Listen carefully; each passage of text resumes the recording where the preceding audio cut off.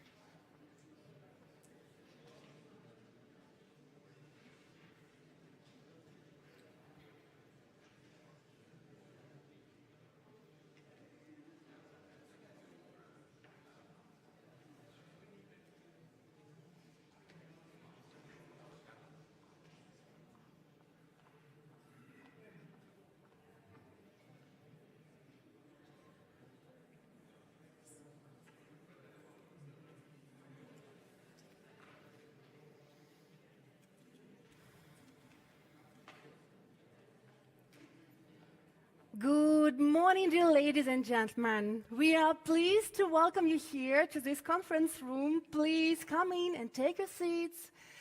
We are going to start in a few minutes, so now it's just high time to take your seats.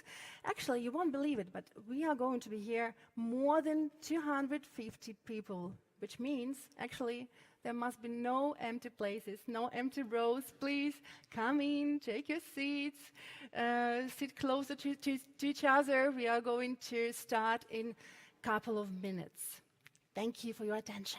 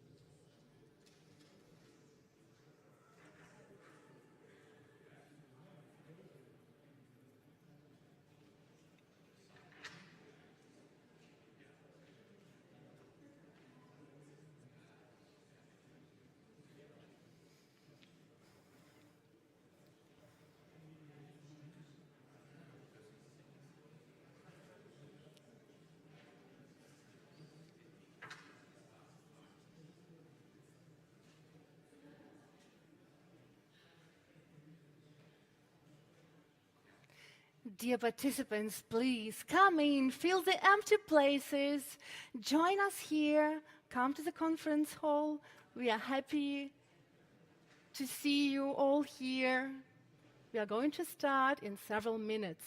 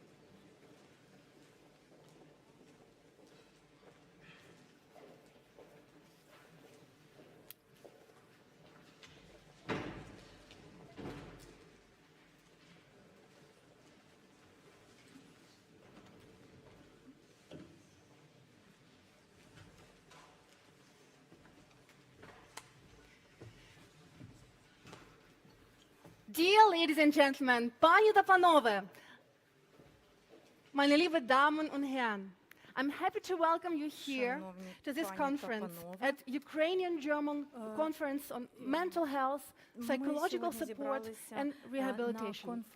3 points which are very important for all Ukrainians suffering during these 2 horrible years of war. My name is Katja Theise and I'm moderator. I'm happy to guide you through this day today. And I already collected some information. How was the day yesterday? And you know what? I found out that actually the first day of the conference was a great success. All the participants had a very intense and fruitful exchange on the main topics of this event. And actually, participants were quite a big company of 150 persons. Thank you all for your active, danke für eure aktive Teilnahme, würde ich auf Deutsch sagen.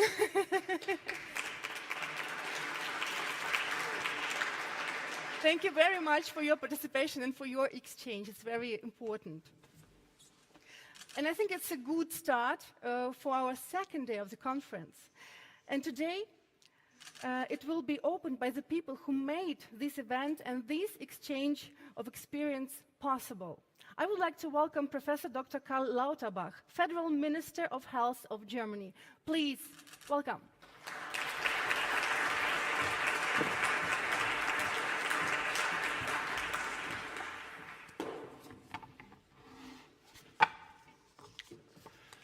Mrs. Svenja, Mrs. Büdenbender, dear Elke, Minister Liashko, dear Viktor, dear Minister Svenja Schulze, dear Svenja, Ambassador, ladies and gentlemen, distinguished guests. I'm proud to be welcoming you today to our Ukrainian-German Conference on Mental Health, Psychosocial Support and Rehabilitation. It's an honor to me, Mrs. Zelenska and Minister Liashko, to have you here as guests in our Ministry of Health, in our Federal Ministry of Health. This month, sadly, it will have been 2 years since the beginning of Russia's full-scale war of aggression against the Ukraine, in violation of international law and also in violation of all existing human rights. The people of the Ukraine have experienced untold suffering over the past 2 years on the front lines as refugees in their hometowns that are still attacked by Putin. Many have lost their lives and relatives mourn their loved ones. At the same time, you and your compatriots, dear Mrs. Zelenska, dear Mr. Liashko, sincerely impress us with your courage and resilience. Despite additional new crises, such as in Israel, and with the situation worldwide also having become more dynamic, standing with Ukrainians will continue to be our first priority. During today's conference, we want to talk about what this solidarity may look like in the field of healthcare. What steps are necessary in the future and in what way can we support the Ukrainian healthcare system? Thus far, 1,500 attacks on healthcare facilities have been documented, an astounding and yet tragic number. Attacking healthcare facilities is the most mean that can happen in any war, and let me clearly express my dismay and disgust for this action. The fact that basic healthcare needs of the Ukrainian people can still be met for the most part is due to the great resilience and also to your leadership, Viktor, which I would like to express my thank you. I have great admiration for my colleague, Viktor Liashko, who in spite of the ongoing war and the challenges still strives to make improvements to policies and regulations towards innovation, efficiency, and also EU integration. And we are very relieved and pleased for yesterday's leaders' decision to support the Ukraine with another 50 billion euros, money that is badly needed, money that the Ukraine deserves and receives on time.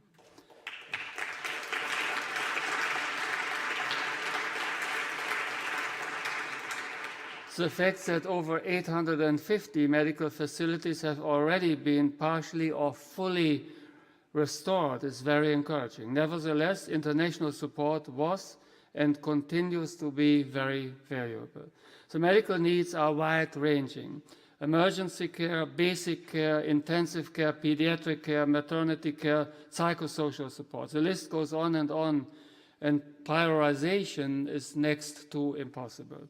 Germany and my ministry have been a reliable partner to Ukraine since independence in 1991.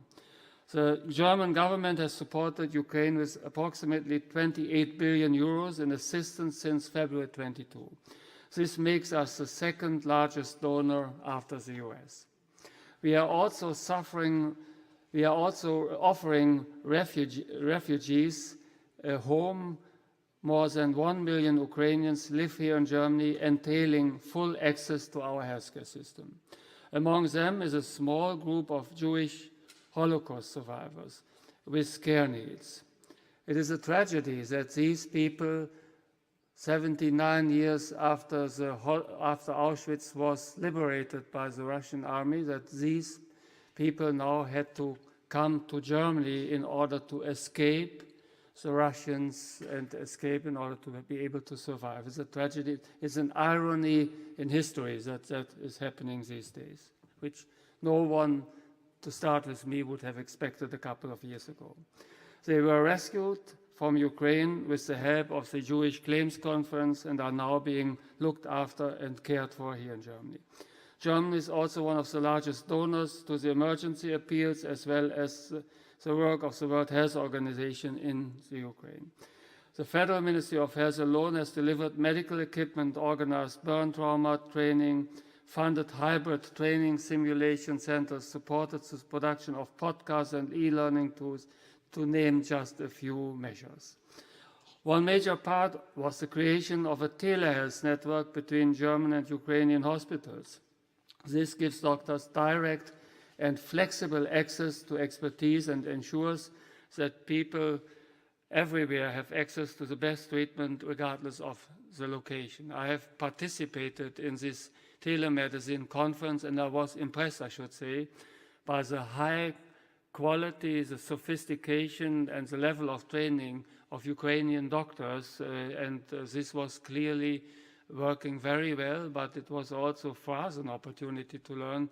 As a matter of fact, the level of treatment is extraordinary. I should mention at that point here.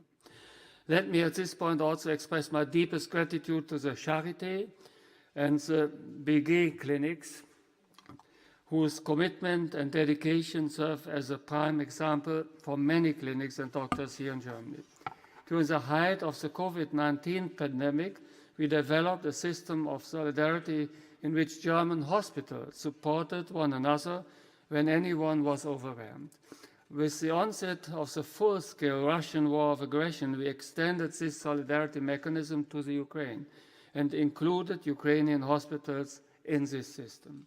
When Ukrainian colleagues request assistance, the patient is evacuated to Germany and treated here by German colleagues. At the same time, we also offer a medical repatriation service to Ukraine. This solidarity is a concrete example of the hands-on cooperation between the Ukrainian and the German healthcare system. Through this process, we have already treated 980 patients today, the largest number of Ukrainian wounded soldiers and patients by far compared with other countries.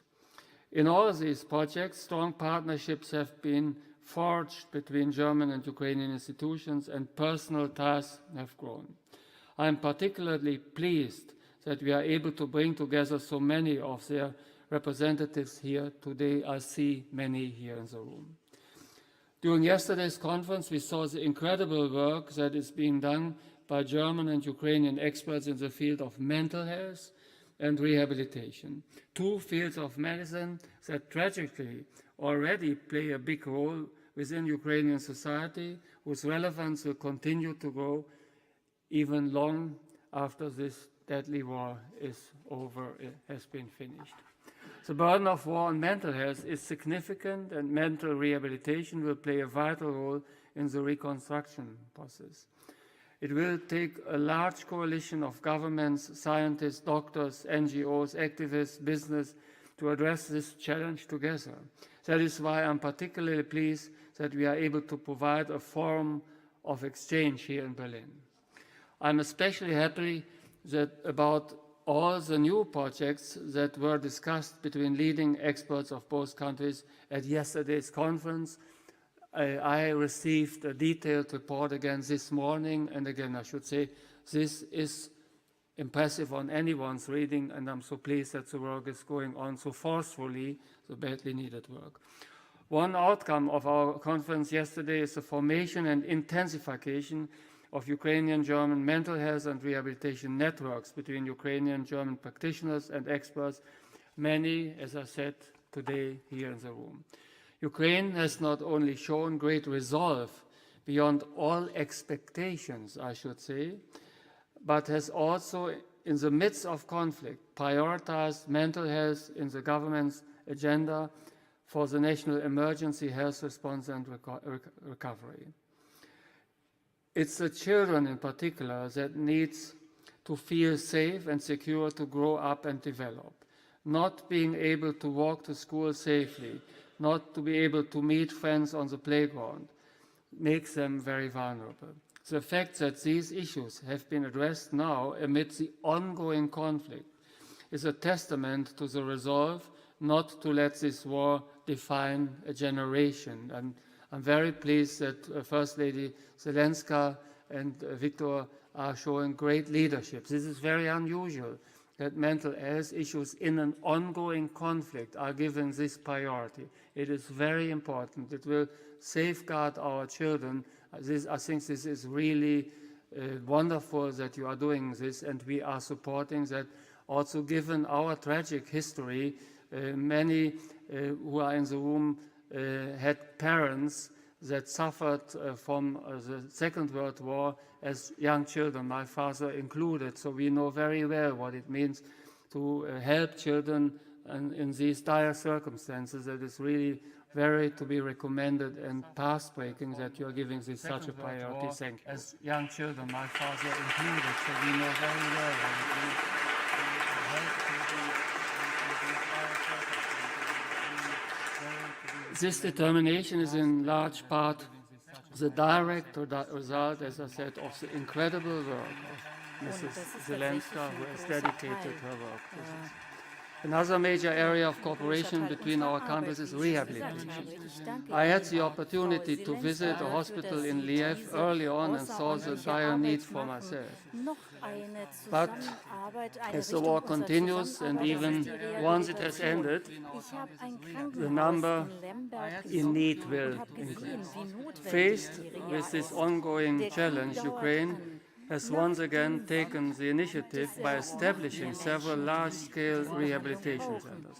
I'm pleased to see representatives from Unbroken and Superhumans here with us today, with whom we will have been working closely in the past. Building up local capacities to provide care to people without the need for long travel is a key focus. Reflecting on these accomplishments, I see it makes our task continuous to support this work. I'm particularly pleased that together with my colleague, Minister Liashko, we will be renewing our joint commitment to cooperating by signing a new joint declaration of intent today.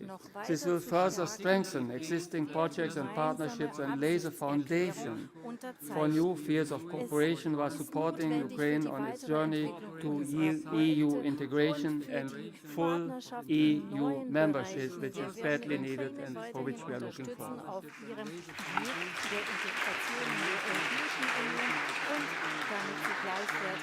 The joint declaration between our ministries is not only intended to bring our governments closer together, but also injects momentum for NGOs, industry, academia, or scientists to work closer together. I'm very delighted that we are able to agree on the Ukraine facility at European level yesterday. This 50 billion euro facility is a major step towards supporting Ukraine's reconstruction effort and guarantees longest-term planning security. festgemacht haben. In June, Und dass die Unterstützung many für of us 15 will gather Milliarden again Euro for the Ukraine freigemacht Recovery wurde für die Ukraine. Das Conference ist here in wichtige Berlin Unterstützung. to Im discuss Juni many important sehen wir, issues sehen on wir a uns wieder much viele level, von uns kommen on a zur much larger Recovery-Konferenz scale. zum Wiederaufbau. International multilateral cooperation must be at the heart of all recovery and reconstruction efforts. We welcome the coordinating role that the World Health Organization and the European Commission have taken on with the government of Ukraine. Multilateral cooperation is also at the heart of the European Civil Protection Mechanism, which facilitates much of our assistance. The integration of Ukraine was one of the first major steps towards Ukraine's perspective in the European Union, culminating in the opening accession talks about a month ago. I want to reaffirm that our support for Ukraine and the Ukrainian people will continue for as long as it needed, for as long as it takes. I look forward to the discussions today and to the expanding and intensifying our existing partnerships. Thank you for coming and thank you for the wonderful, thank you for the great work.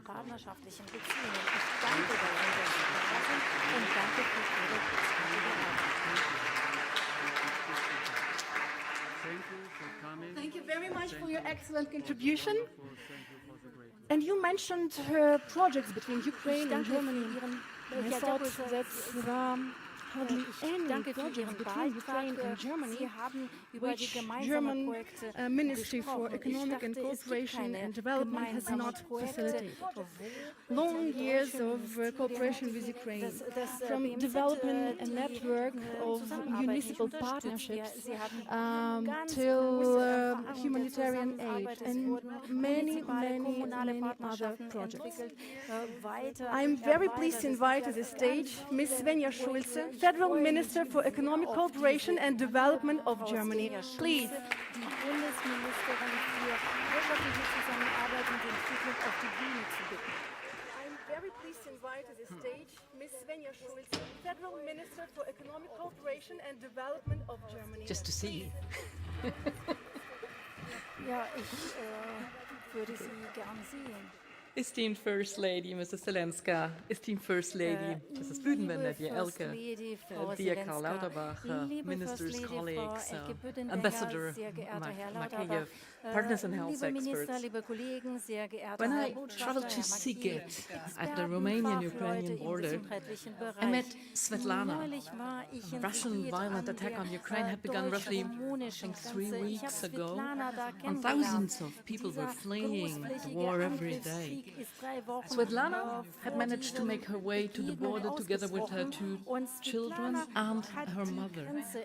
And the children told me about the horrible nights spent in bomb shelters.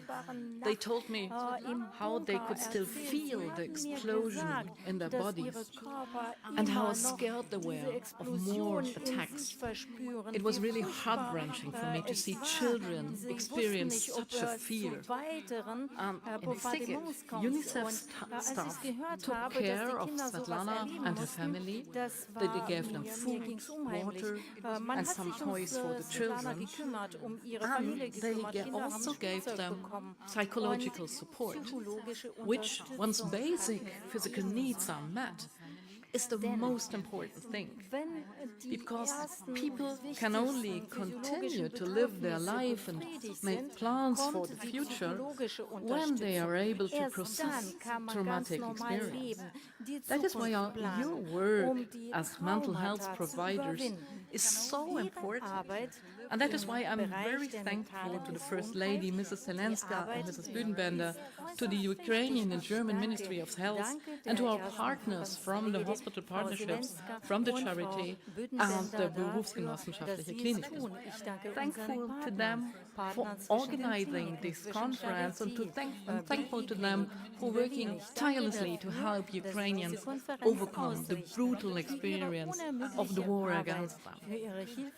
Ladies and gentlemen, today's conference focuses on 2 areas, mental health and psychosocial support and rehabilitation. And we know that around 10% of people who experience traumatic events will have serious mental health problems later in life.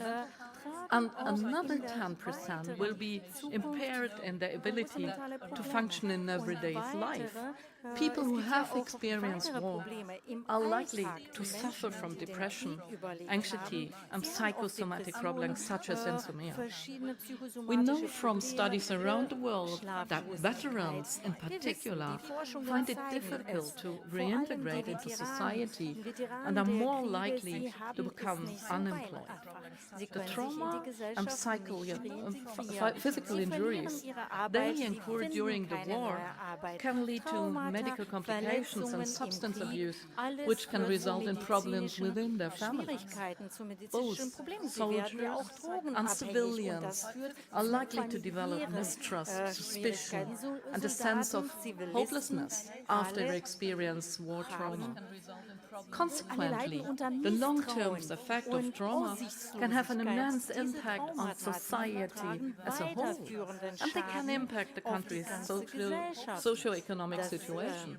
However, if these traumas are dealt with, the society will even grow stronger. And that is why Mrs. Zelenska's initiative, which focuses on the mental health of all people in Ukraine, is so important, not only in the current situation, but also for the social recovery and reconstruction of the country. And I firmly believe that when Ukrainians have the chance to heal from the physical and mental wounds of war, they can become even more resilient. So, how is Germany supporting Ukraine in withstanding the pressures of war and providing much-needed health care? Since the beginning of Russia's war of aggression, we have extended our support both for securing basic medical care and for long-term health care. We are working with partners such as UNICEF, IOM, and civil society organizations to develop training courses on counseling and therapy. And we are supporting the setting up of care structures at the local, the regional, and the national level.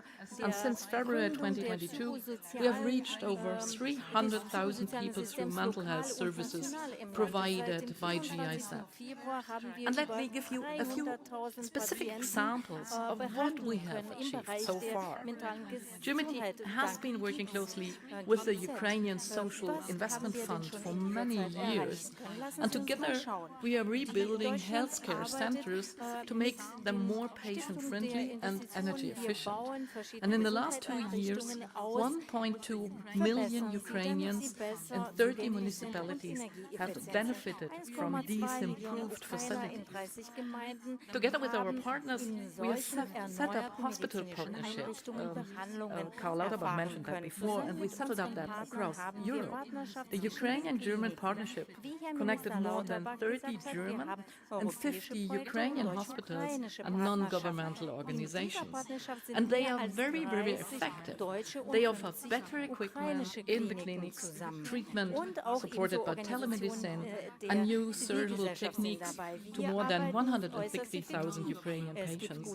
And they are providing training to more than 3,600 mental health experts, laboratory staff, doctors, and nurses. And they also focus on children by training school psychologists, parents, and teachers. And my ministry also supports the rehabilitation of veterans. In Lviv's Unbroken Center, we are funding, among other things, a workshop for manufacturing prostheses and training of healthcare professionals. And these examples show what European and international solidarity is all about. But these are only the first steps. Ukrainian supporters want to use this conference and the upcoming Ukrainian Recovery Conference in Berlin to join forces for even stronger and more united support for Ukraine. Let us leverage our networks, scale up initiatives, and use key events such as the World World Bank's spring meeting. Together, we can support Ukraine in overcoming these major challenges. And together, we can increase the resilience of people like Svetlana and her family. Together, we can build a free European Ukraine. And last but not least, I want to make one thing very clear, especially to the Russian aggressors. Ukraine and its people can count on the EU support for as long as necessary. That is sure for all of us. Thank you very much.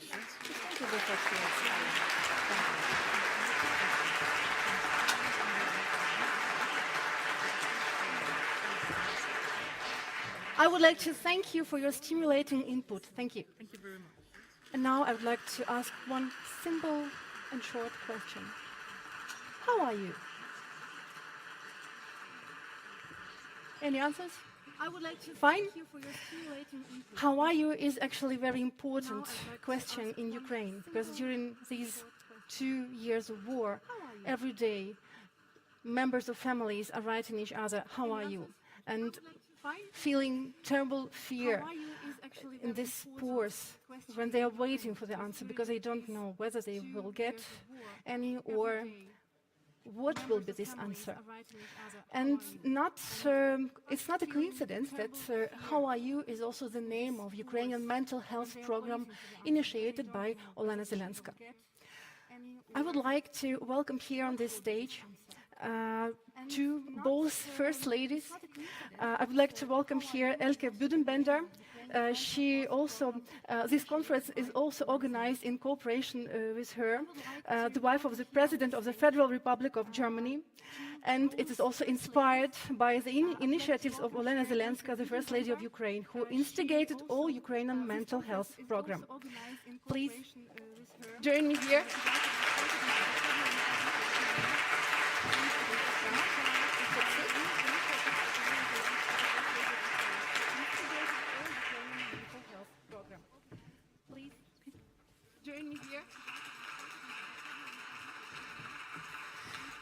I'm very honored to have this opportunity to interview these great women. And actually, we were talking here English, but now we are going to bring some more authentic to our conference and speak both Ukrainian and German languages.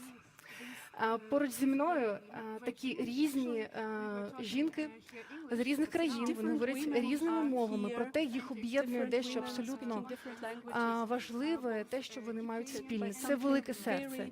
Вони не можуть бути спостерігаючи за чужою бідою. Тобто немає чужої біди. Це, власне, те, що об'єднує їх в їхніх зусиллях зробити все можливе для того, щоб ментальне здоров'я чужою бідою. Тобто немає чужої біди. Це, власне, те, що об'єднує їх в їхніх зусиллях зробити все можливе для того, щоб ментальне здоров'я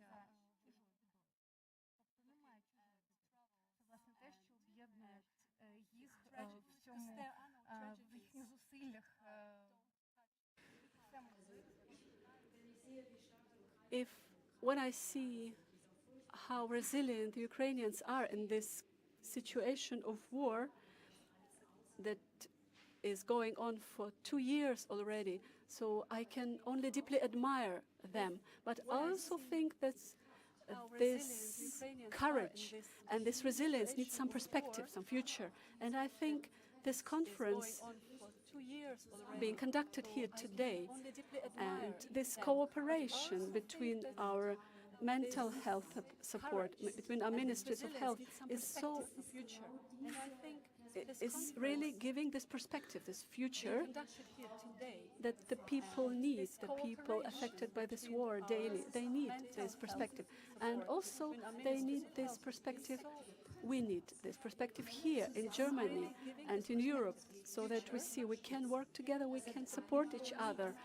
And this is, on one hand, the initiative of the civil society And I count the big clinics and hospitals as civil society, and because they were so quick to treat Ukrainian children, to welcome them here in cooperation with Ukrainian doctors. Of course, it was Charité and BG clinics, the big network, and the governments have understood so quickly that we need structures, we need good organization for the support. And this is,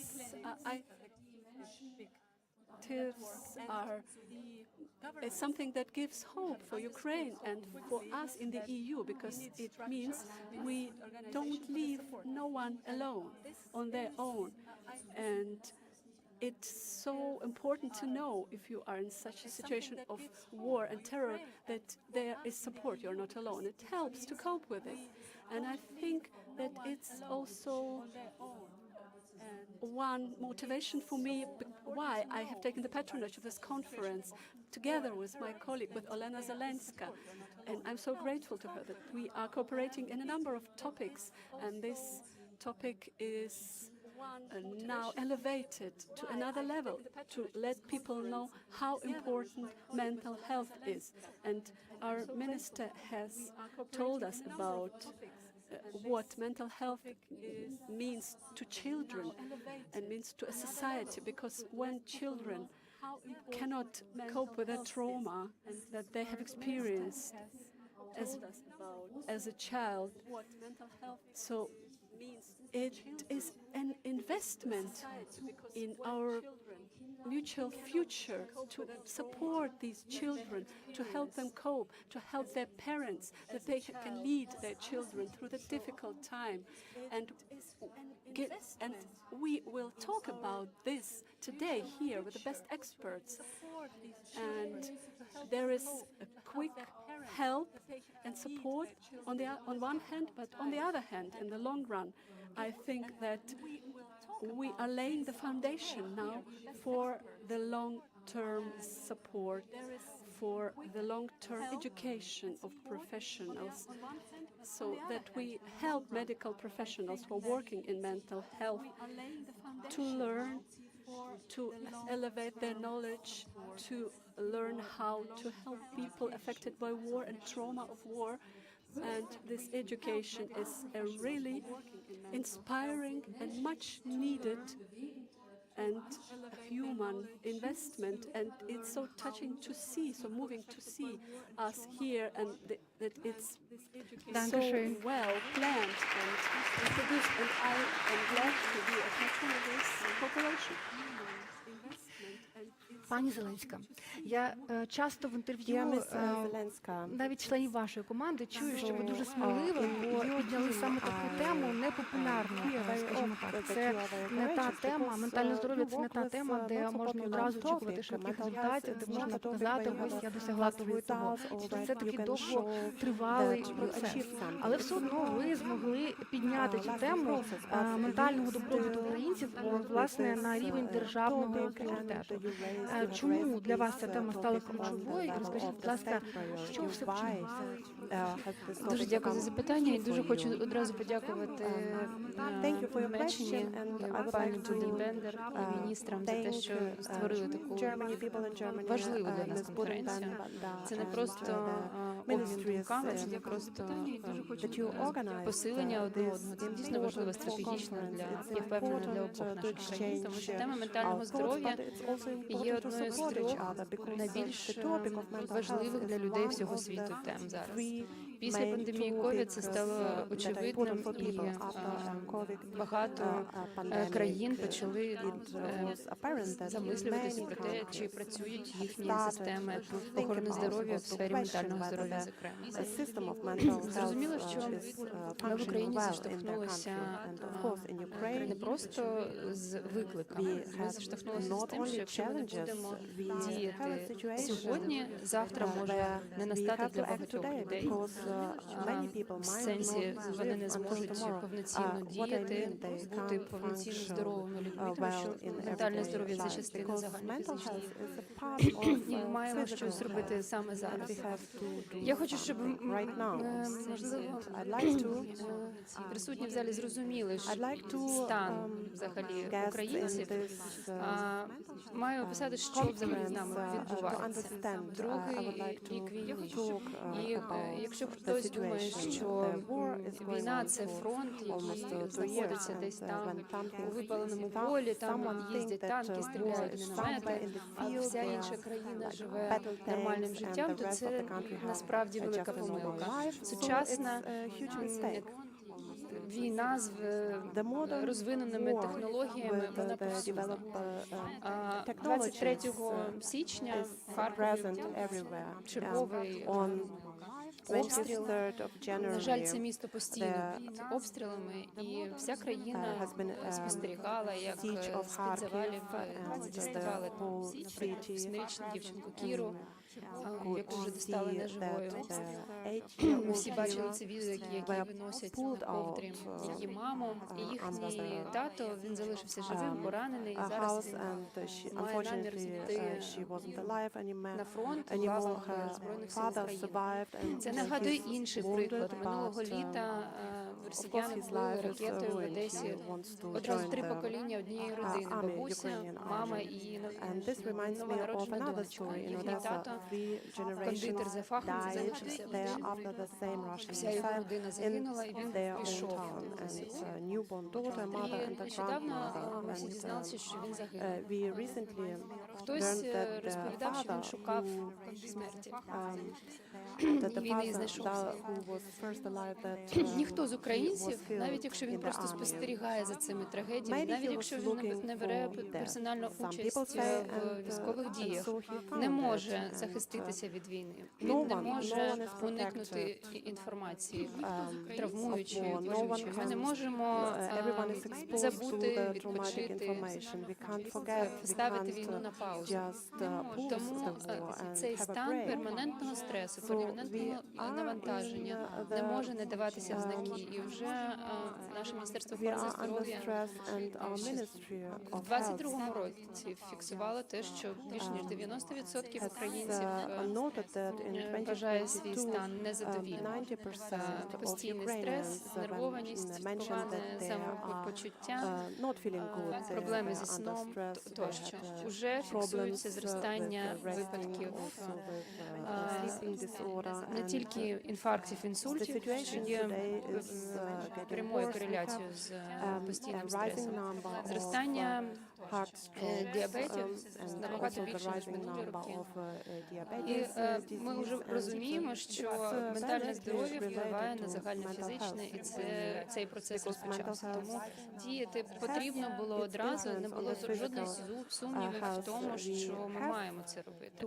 Я тільки вдячна всім тим, хто бере участь у всеукраїнській програмі ментального здоров'я. Всі, до кого ми зверталися на перших етапах з закликом «давайте щось робити разом», ніхто не сказав, це не на часі, це не цікаво. І зараз створений координаційний центр всеукраїнської програми ментального здоров'я при Кабінеті міністрів, в якого є чудова керівниця, вона тут сьогодні буде виступати далі. І він координує повністю всі міністерства, координує регіони, він координує експертну допомогу, донорську допомогу. І насправді стільки людей залучено в цю систему, що ми можемо пишатися тим, що дійсно вся країна стала в одному з однією ціллю розробити цю всеукраїнську програму ментального здоров'я. Хотіла додати ще один аспект важливий, тому що є речі тактичні, і ми їх маємо робити.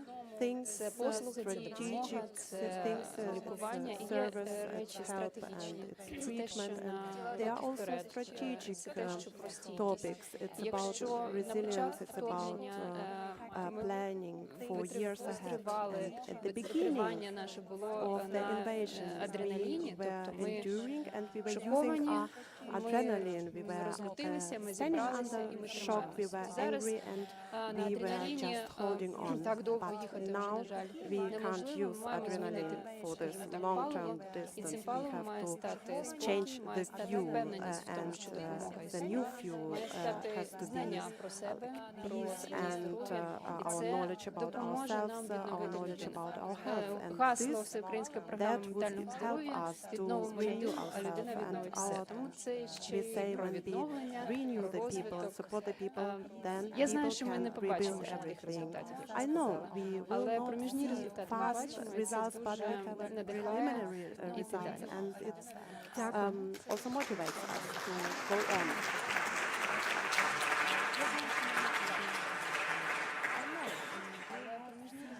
Wir reden heute ganz viel über den Austausch und gemeinsames Lernen. Sehen Sie etwas, was auch Deutschland von diesen Initiativen lernen kann? Чому може навчитися Німеччина з цієї ініціативи? А тут чому може навчитися Німеччина з цієї ініціативи? Чому може навчитися Німеччина з цієї? Nicht so ganz schwierig. Sorry. Ich kann später vielleicht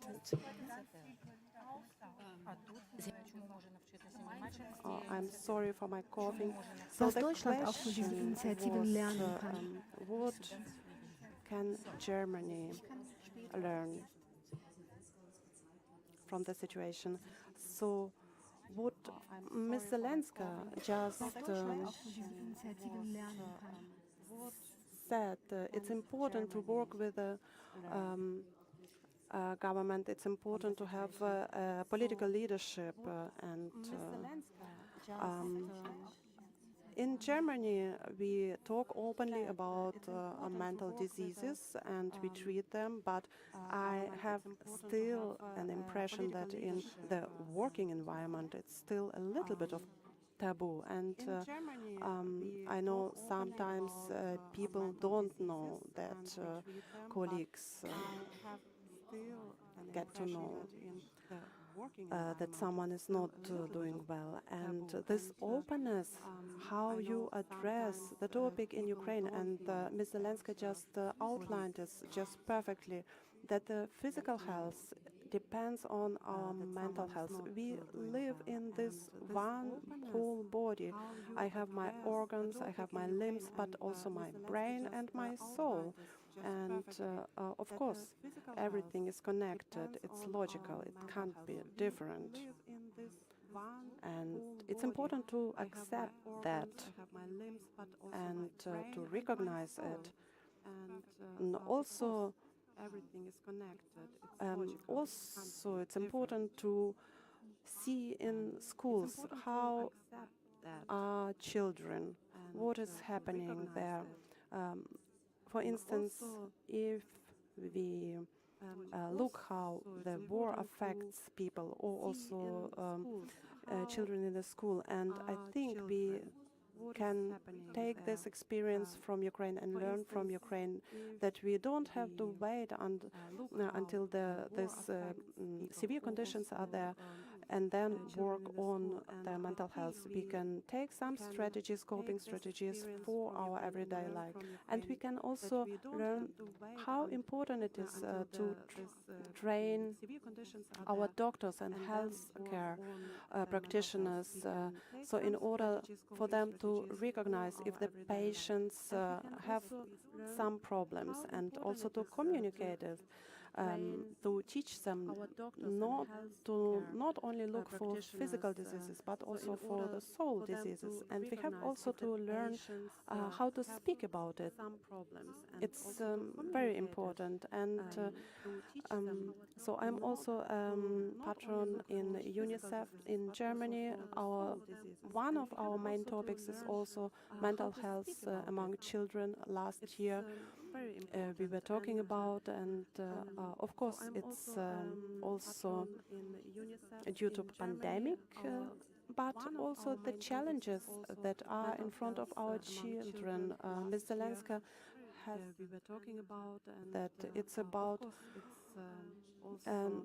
people that maybe happens on a physical level, but it's also a war that happens in our head and also in social media. It's not only on a physical level. And for instance, in ministry and in the media, I would say it's a fifth power, or and we have to recognize when our children are overwhelmed with the situation. And this is a point that it's really monitored in the Ukraine. Yesterday in the evening, we were talking about the society and disparities in society. So how it influences the children and something that they believe in. And I think this is also one of the takeaways for us. The mental health, it's not something for every person. It's not about healing one person. It's also a question how we will live together as a society. We have to strengthen our children. Children should learn how to react on this overwhelming information that they receive, because maybe if it will be too much, that the people just don't take in anymore, or maybe they mistrust the world. And it's something that we can learn from Ukraine. Also, how important the topic of mental health for children, for adolescents, but also for other groups, for parents and for adults. We see on our video how really small children react to air raids. The first reaction, they are looking for their mothers. So, of course, we have also to take care about parents, and I think for the parents, it's also parents are also happy when they see that the children are being taken care of.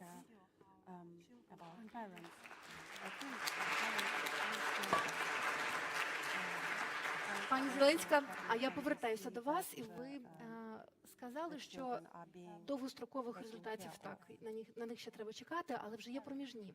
Так от хочеться запитати у вас, який головний результат ви бачите через рік після впровадження програми ментального здоров'я в Україні? Дякую. Я б розділила нашу роботу на два великих кластери. Перший – це розбудова системи сервісів, послуг, і в цьому є свої проміжні результати. І другий етап, який я вважаю другий кластер не менш важливим – це едукація, це інформація, це привчення українських людей до того, щоб ментальне здоров'я – це річ, про яку треба подумати, і не треба цього боятися. На жаль, українці не звикли загалом звертатися за допомогою до психолога. З різних причин. Є історичні наслідки радянської каральної психіатрії, є просто недовіра, у когось уявлення, що це прояв слабкості, хтось не хоче показувати свої проблеми через те, що боїться, що у нього там в колективі погіршаться стосунки, що будуть менше йому довіряти, що будуть вважати, що він слабкий, знову ж таки. Хтось вважає, що психолог – це така людина з американського фільму, яка кладе тебе на кушетку і розмовляє з тобою. Тому тих багато легенд і стигм, їх всі потрібно зламати і людям дати зрозуміти, що проста психологічна допомога – це річ. Тому тих багато різним способом, і не обов'язково, до речі, йти до психолога або психотерапевта. В першу чергу це знання про себе і правила самодопомоги. Коли ти можеш опанувати себе, ти можеш допомогти тому, хто поруч. Друге, вже ж це дуже важливо, це сервіси. І я впевнена, що цього року система зробила не просто крок, а багато кроків назустріч людині. Зараз проходять навчання ті, кому люди найбільше довіряють. Це сімейні лікарі. У нас вже кілька тисяч сімейних лікарів пройшли навчання за програмою Всесвітньої організації охорони здоров'я.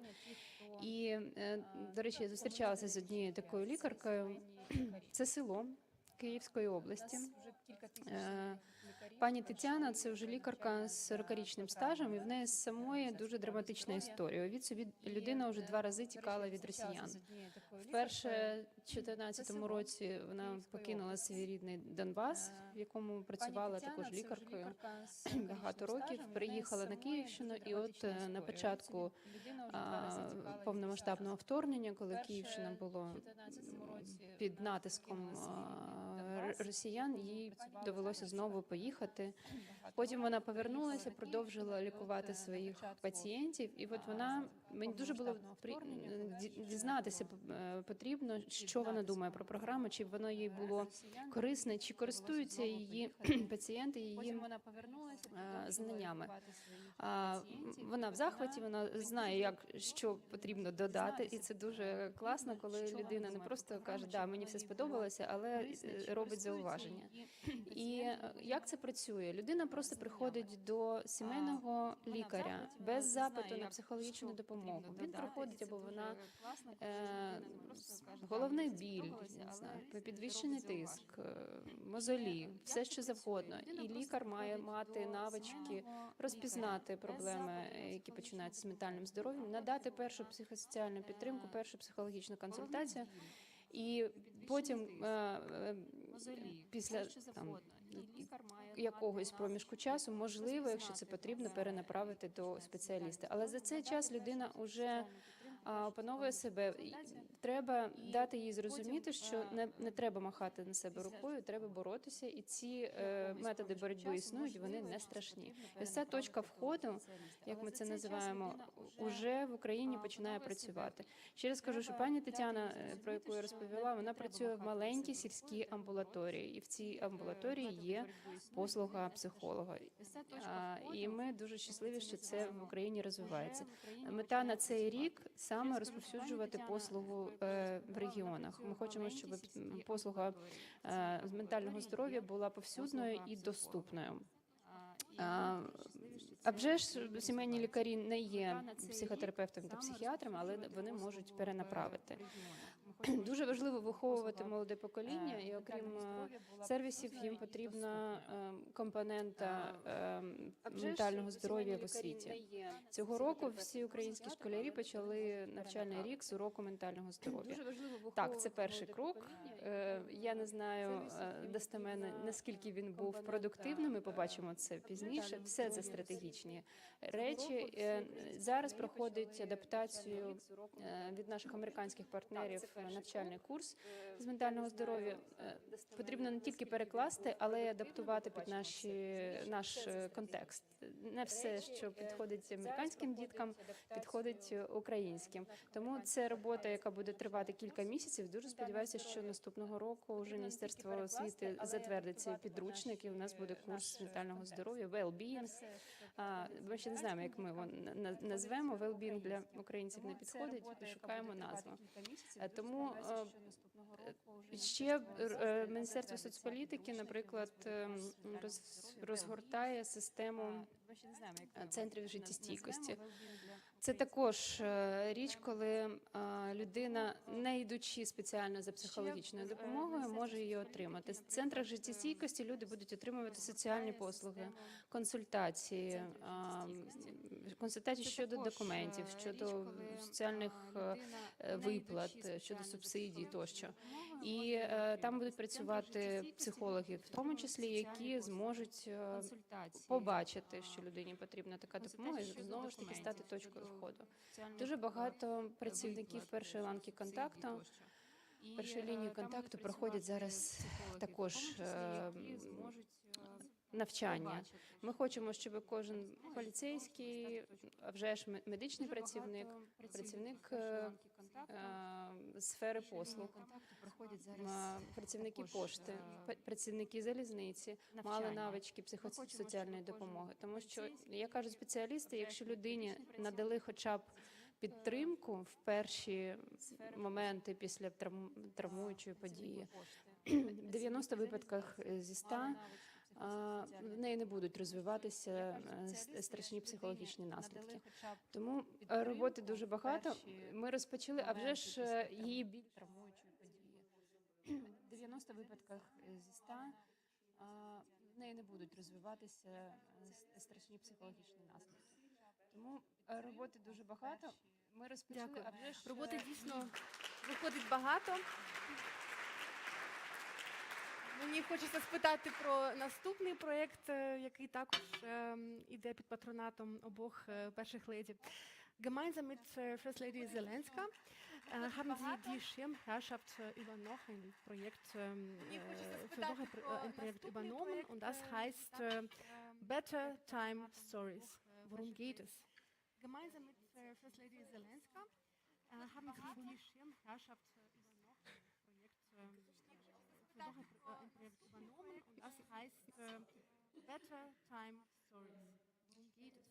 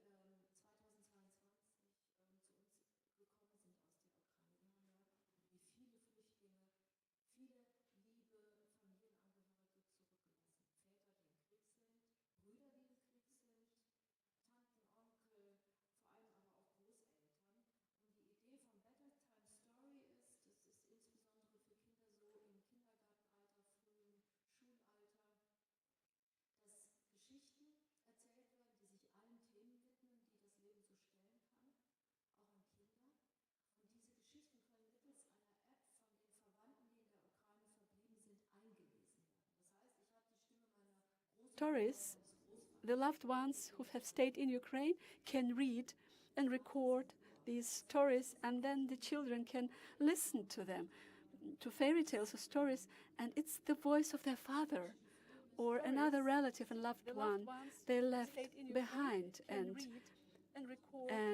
we are welcoming all the refugees, and I think not only the authorities but also people in Germany are doing so much that our Ukrainian refugees to make them feel at home, but it's not home, and that's why we wanted to help them to have a piece of their home, and this direct contact is missing.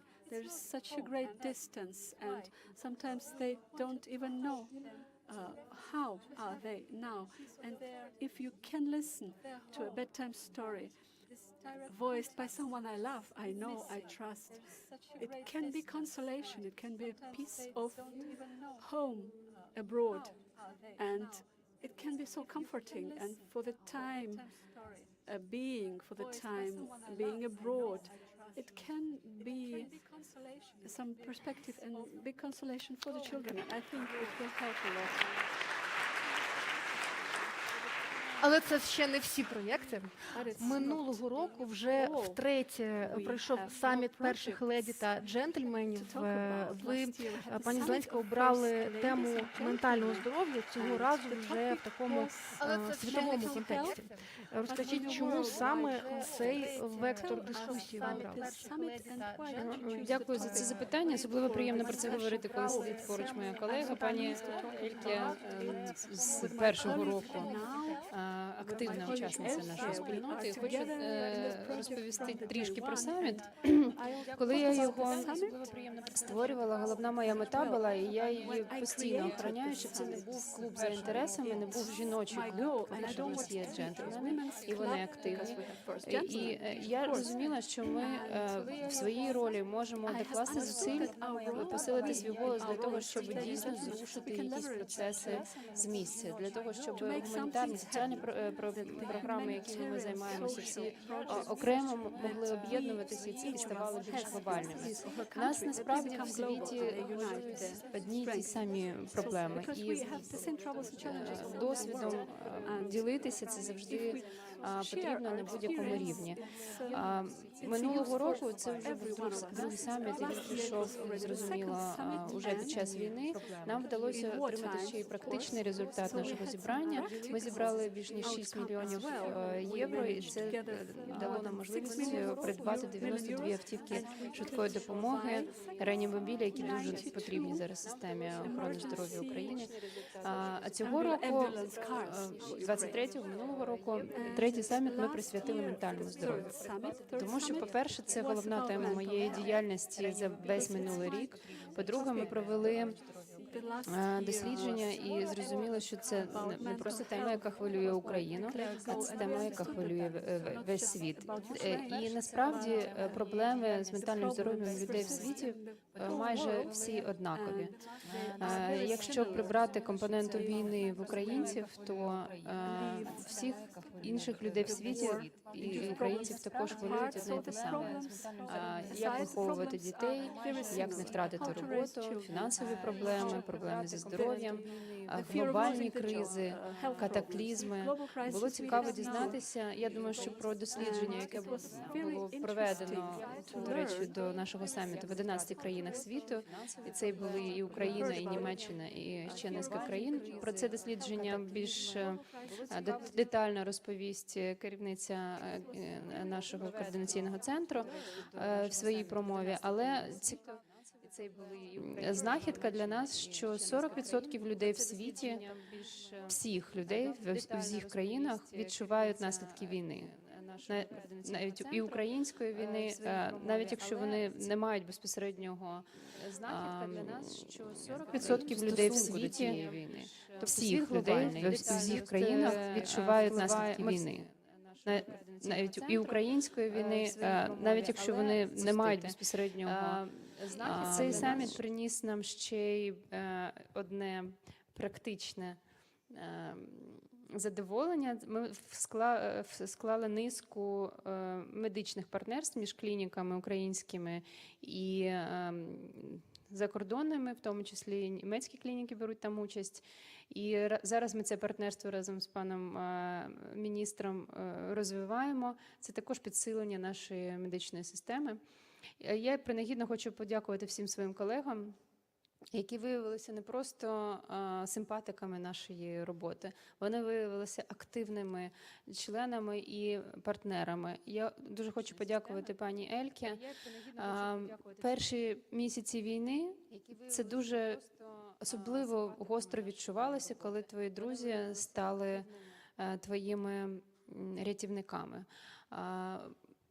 Дуже важливий був продіяний для нас проєкт – це евакуація, медична евакуація онкохворих дітей з України, які не могли продовжувати своє складне лікування в умовах війни. І саме пані Ельке і пані Агата Дуда, перша леді Польщі, разом зі мною, з нашими експертами, колегами, з медиками створили коридор життя, по якому діти перевозилися. Кілька сотень дітей перевезлися спочатку до Львова, потім до Польщі, потім були розподілені по різним клінікам світу. Це, чесно кажучи, був такий шлях порятунку. Я дуже вдячна своїм колегам за те, що наші теплі, дружні стосунки, вони перетворюються в дійсно важливі речі, які рятують життя. Дякую.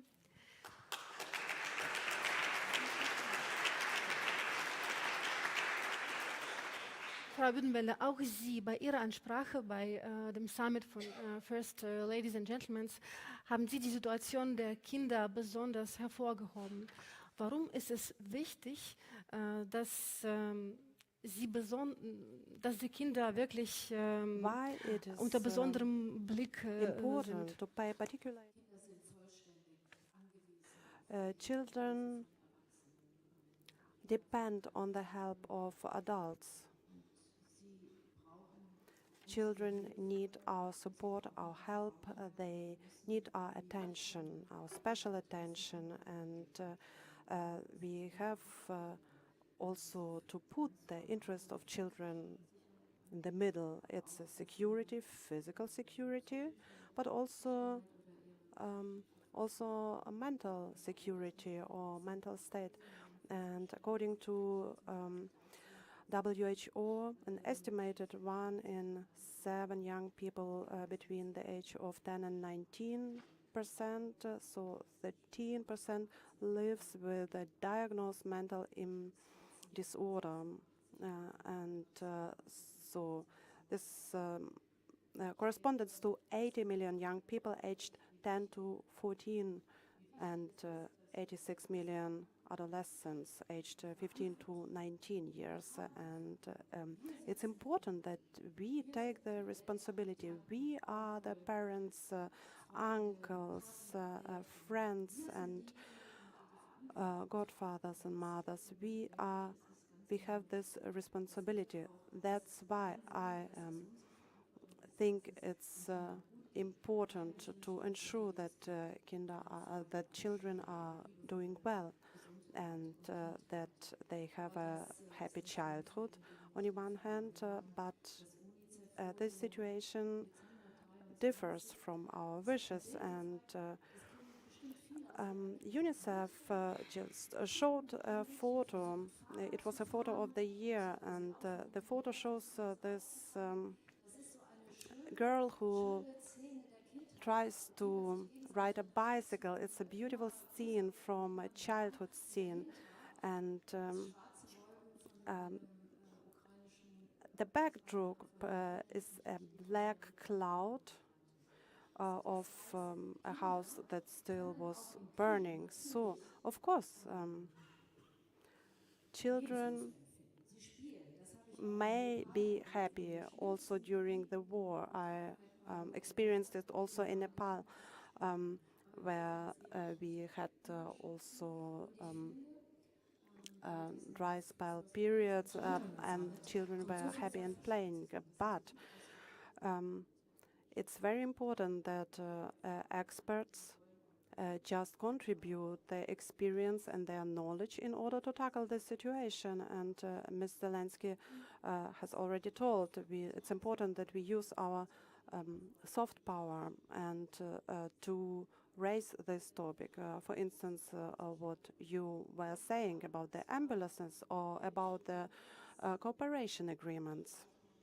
So Agata and me, we could rescue children, and for me it's also a huge present, because I see that I can actually change something in my role.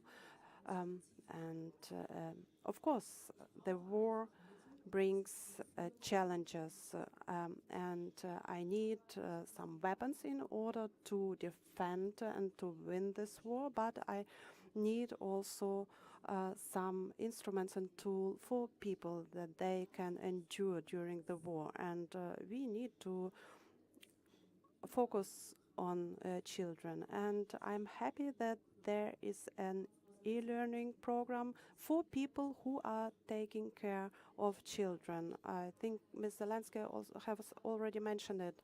So people don't have to be a therapist or psychologist, but they can just learn how to recognize the first signs of possible disorder.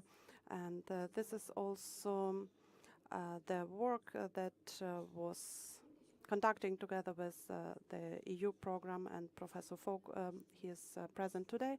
And it's also important that the rights of children are written in our constitution. Children are people that have special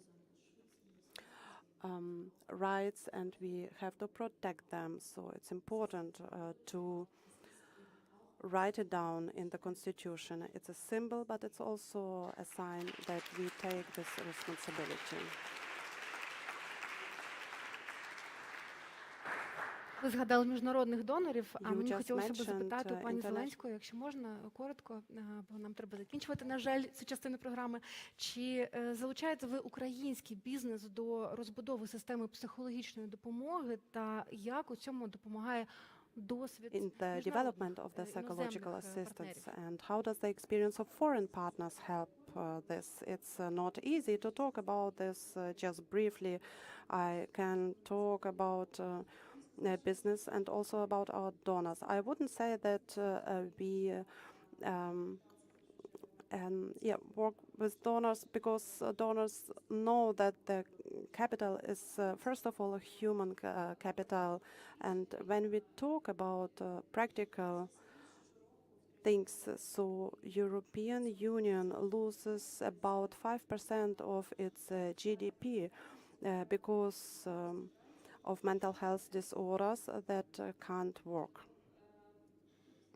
of people who can't work, and we can't overestimate the importance of the fact that people work better if they feel better and also contribute more to the business where they are working. And Ukrainian banks, for instance, who opens their branches in the occupied territories, they understand that people come not only to have a financial transaction, they come also to have some human interaction, to have this possibility to interact. So that's why the banks are aware that they have to teach their personnel not take care of themselves and not to burn out, but also they have to teach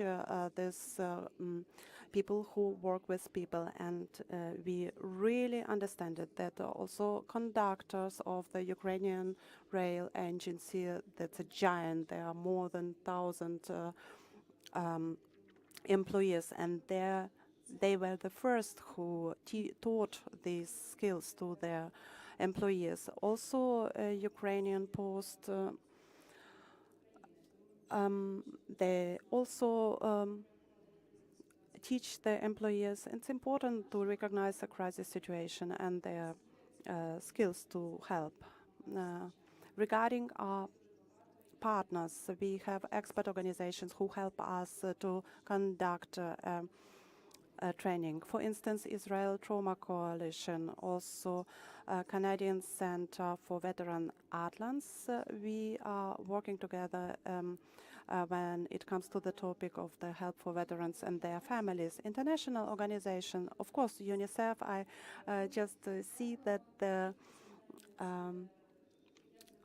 colleagues are here in this venues. I am very grateful because they cover a lot of our needs. Also, World Health Organization is coordinating our project, and we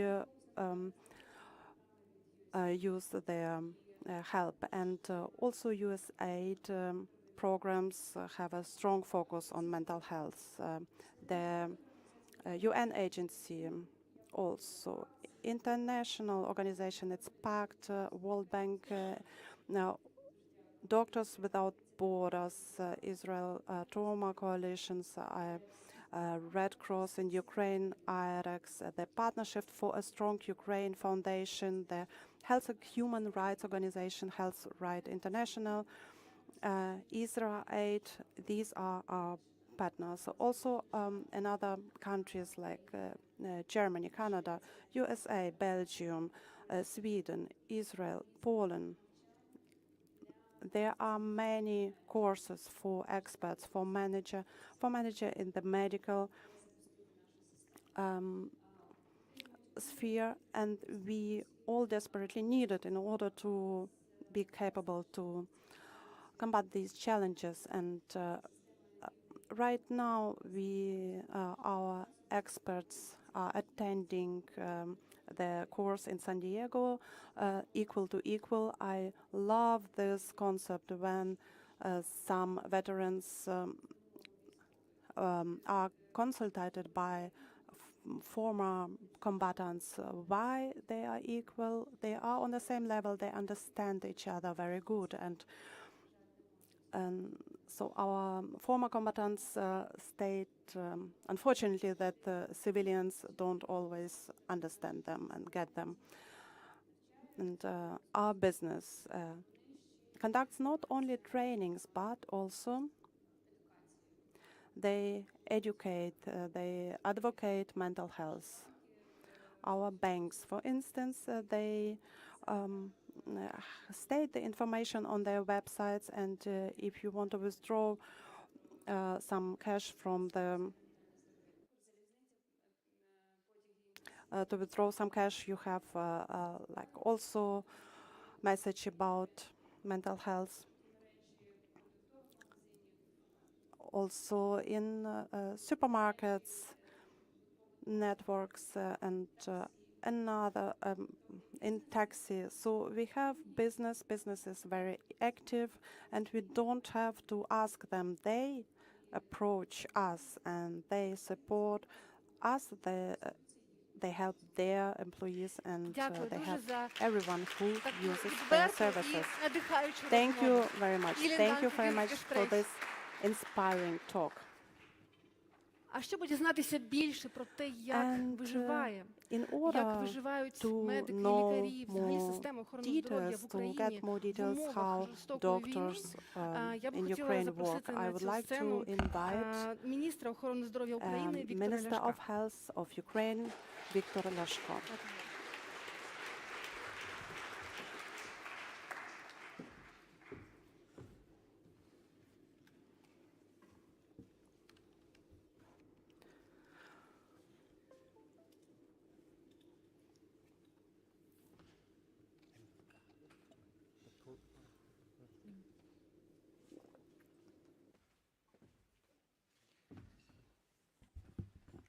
Шановні перші леді, шановні міністри, Dear First Ladies, шановні колеги, Ministers, я розпочну свій dear виступ colleagues, зі I слів would like to вдячності begin всім тим, хто my speech, допомагає and I Україні would like to протистояти російській агресії. thank everyone Всім тим, and all of хто you who допомагає helped Україні Ukraine to утримувати медичну систему, stand through this яка Russian допомагає aggression, триматись to Україні. all of you who helped Зараз я to попрошу вас support the передивитись коротеньке Ukrainian відео. healthcare system. And now we will see a short video if everything works out.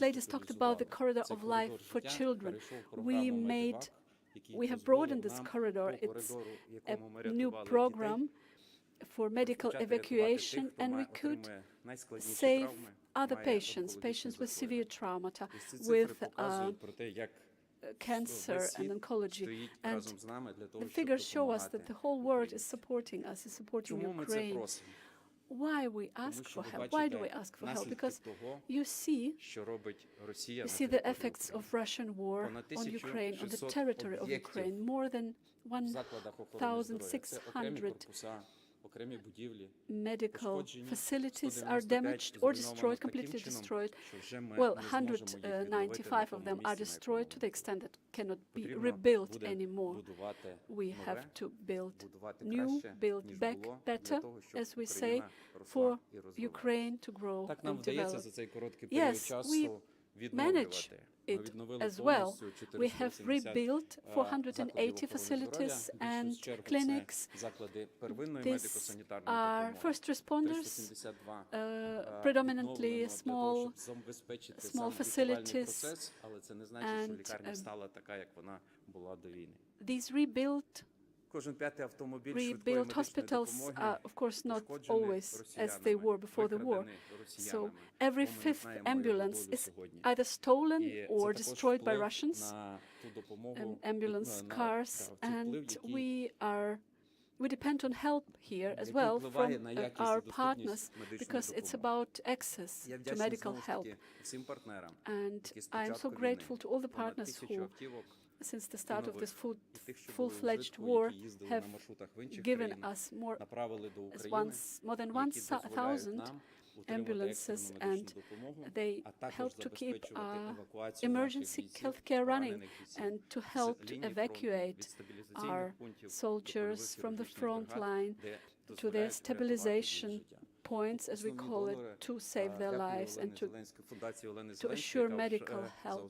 And Olena Zelenska Foundation is among the leaders of providing us with healthcare ambulances and vehicles. And I have never thought that I, as healthcare minister, will be looking for armed vehicles all over the world for my service, so that I will know about every new model of personal protection equipment, and for our medical professionals who are working on the front line or near the front line. So bulletproof vests and so on. And I'm so grateful to our doctors and medical professionals who are working, continue working. Believe me, the most difficult part of what is happening since the 24th of February for me as manager, is that you have to take decisions immediately, on the spot. Every manager can normally pause, can weigh pros and contras, think about, discuss it with colleagues, and then make a decision. But now, every doctor, every medical director, chief surgeon, and me included, we had to make immediate decisions because we had no time to discuss anything, no time to wait, because it was about human lives. And I'm so grateful to every medical professional that were in their workplace on the 24th of February.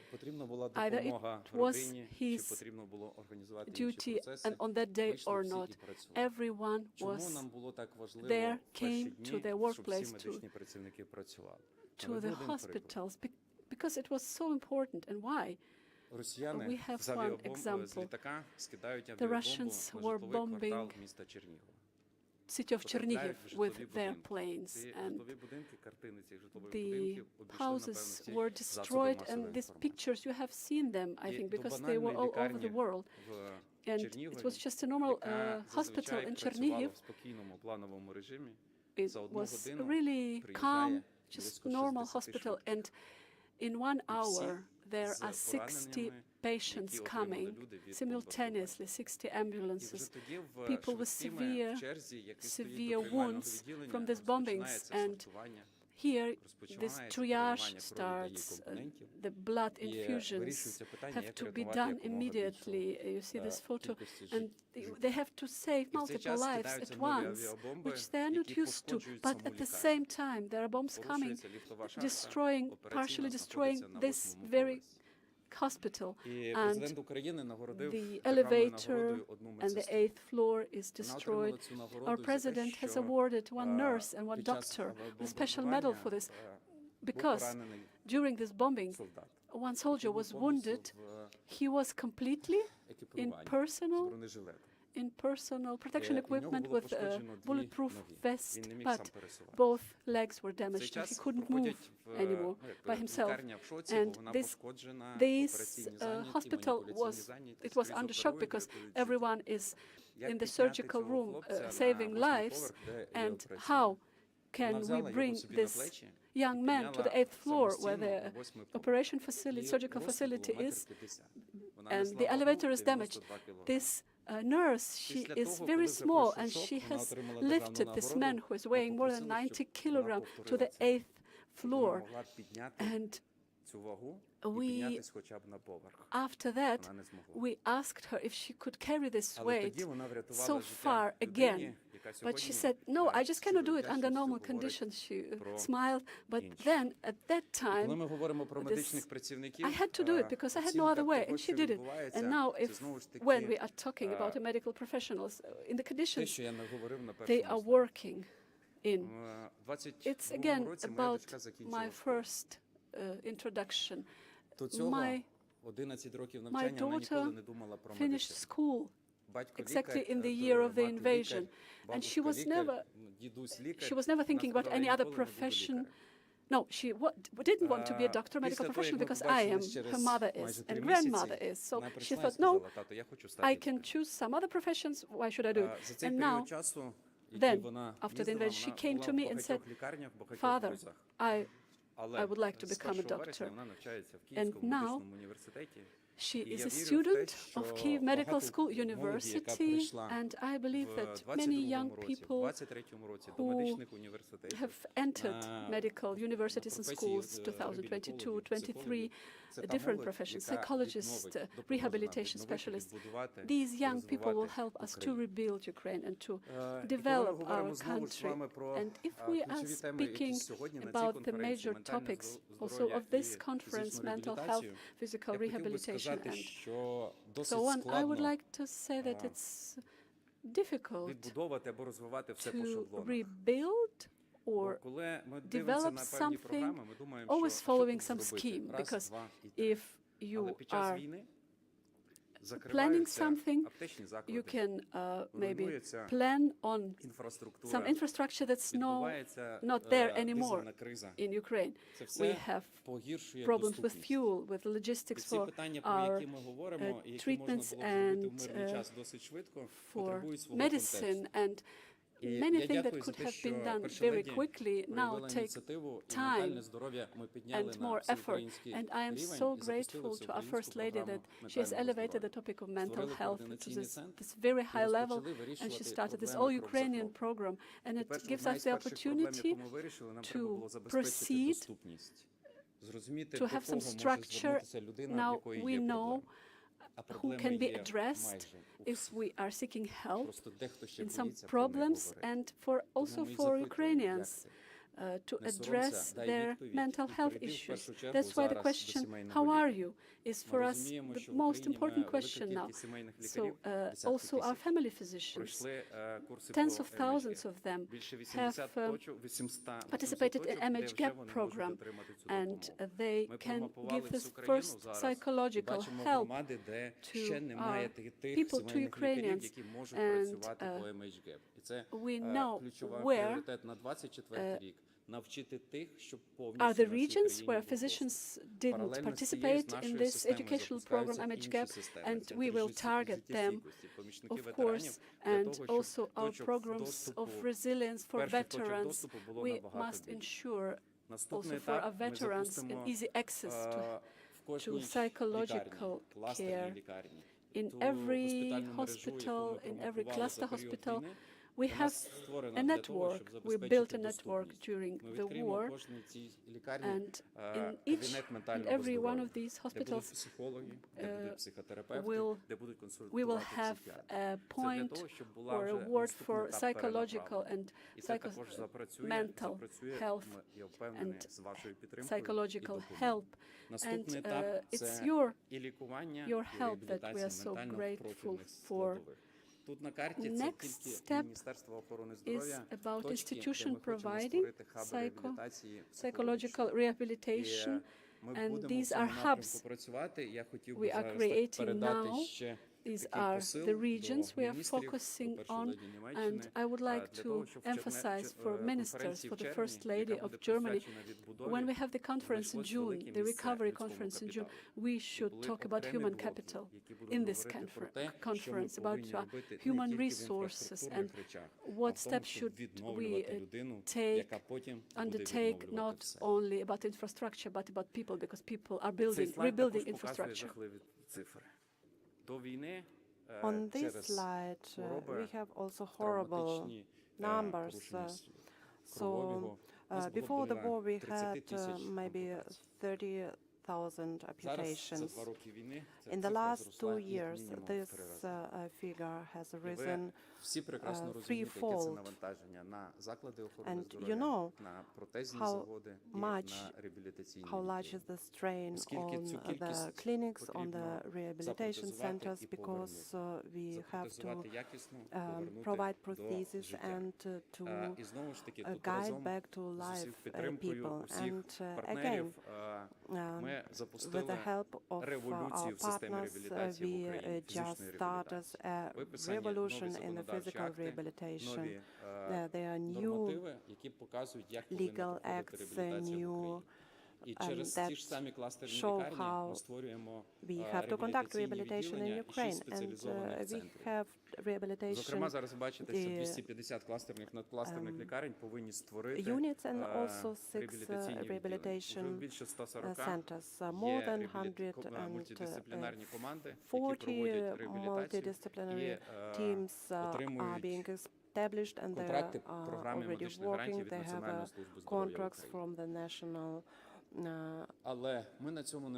Agency of Health of Ukraine, but we don't stop here, and it's important that we move on, that we continue our work.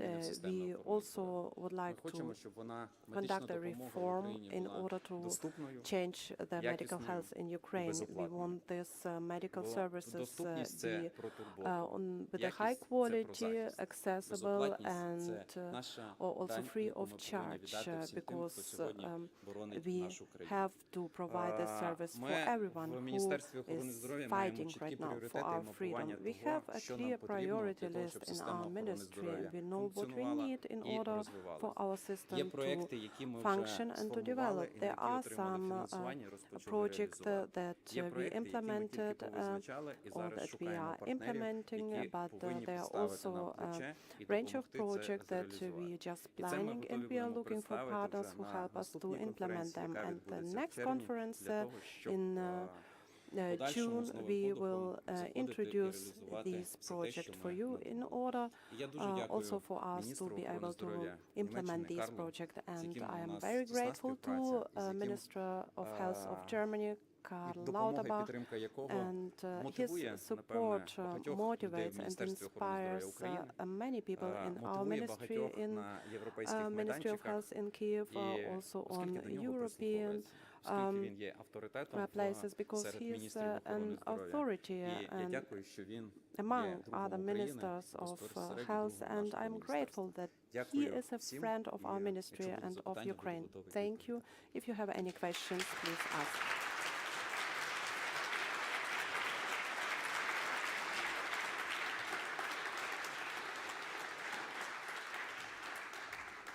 Дякуємо вам, пане міністре. Дякуємо за те, що показали і розповіли про те, як працюють медики в Україні. that you provided us with announcement. information how Both German Ukrainian ministers Health Minister had to leave to Bundestag for works. compulsory meeting. It's a compulsory appointment, but they will come back soon and attend a press conference. So we will see them again. А зараз мені хочеться надати слово людині, яка дуже часто піднімає важливу тему. Називається так, двома словами. Ціна нероблення. Я хочу надати слово Оксані Збітній, керівниці Координаційного центру з психічного здоров'я при Кабінеті міністрів України про психічне здоров'я, як головний пріоритет вона розповість висновки глобального дослідження, проведеного спеціально для третього саміту перших леді та джентльменів. Вам слово. Дякую дуже. Thank you. Шановна перша леді Німеччини, перша леді України, представники уряду, пані та панове. Я не буду показувати відео, бо я просто збережу ваш емоційний стан, бо після наших відео говорити майже неможливо. Але я вам буду сьогодні показувати багато цифр, бо базуючись на них, ми можемо спільно напрацьовувати те, що буде нашою відповіддю на величезний виклик. Дослідження, яке було проведено для саміту перших леді і джентльменів, який, як вже зазначалося, був присвячений темі ментального здоров'я, ми пройдемося і по цифрам, і по інсайтам. Отже, низка криз, через які проходить людство протягом останніх років та місяців, актуалізували питання ментального здоров'я. Не лише у аспекті зростання кількості розладів, що є безперечно важливо, а й як шанс знайти формулу ментальної антиприхвості та стійкості, здатності переплавити колективну травму у посттравматичне зростання.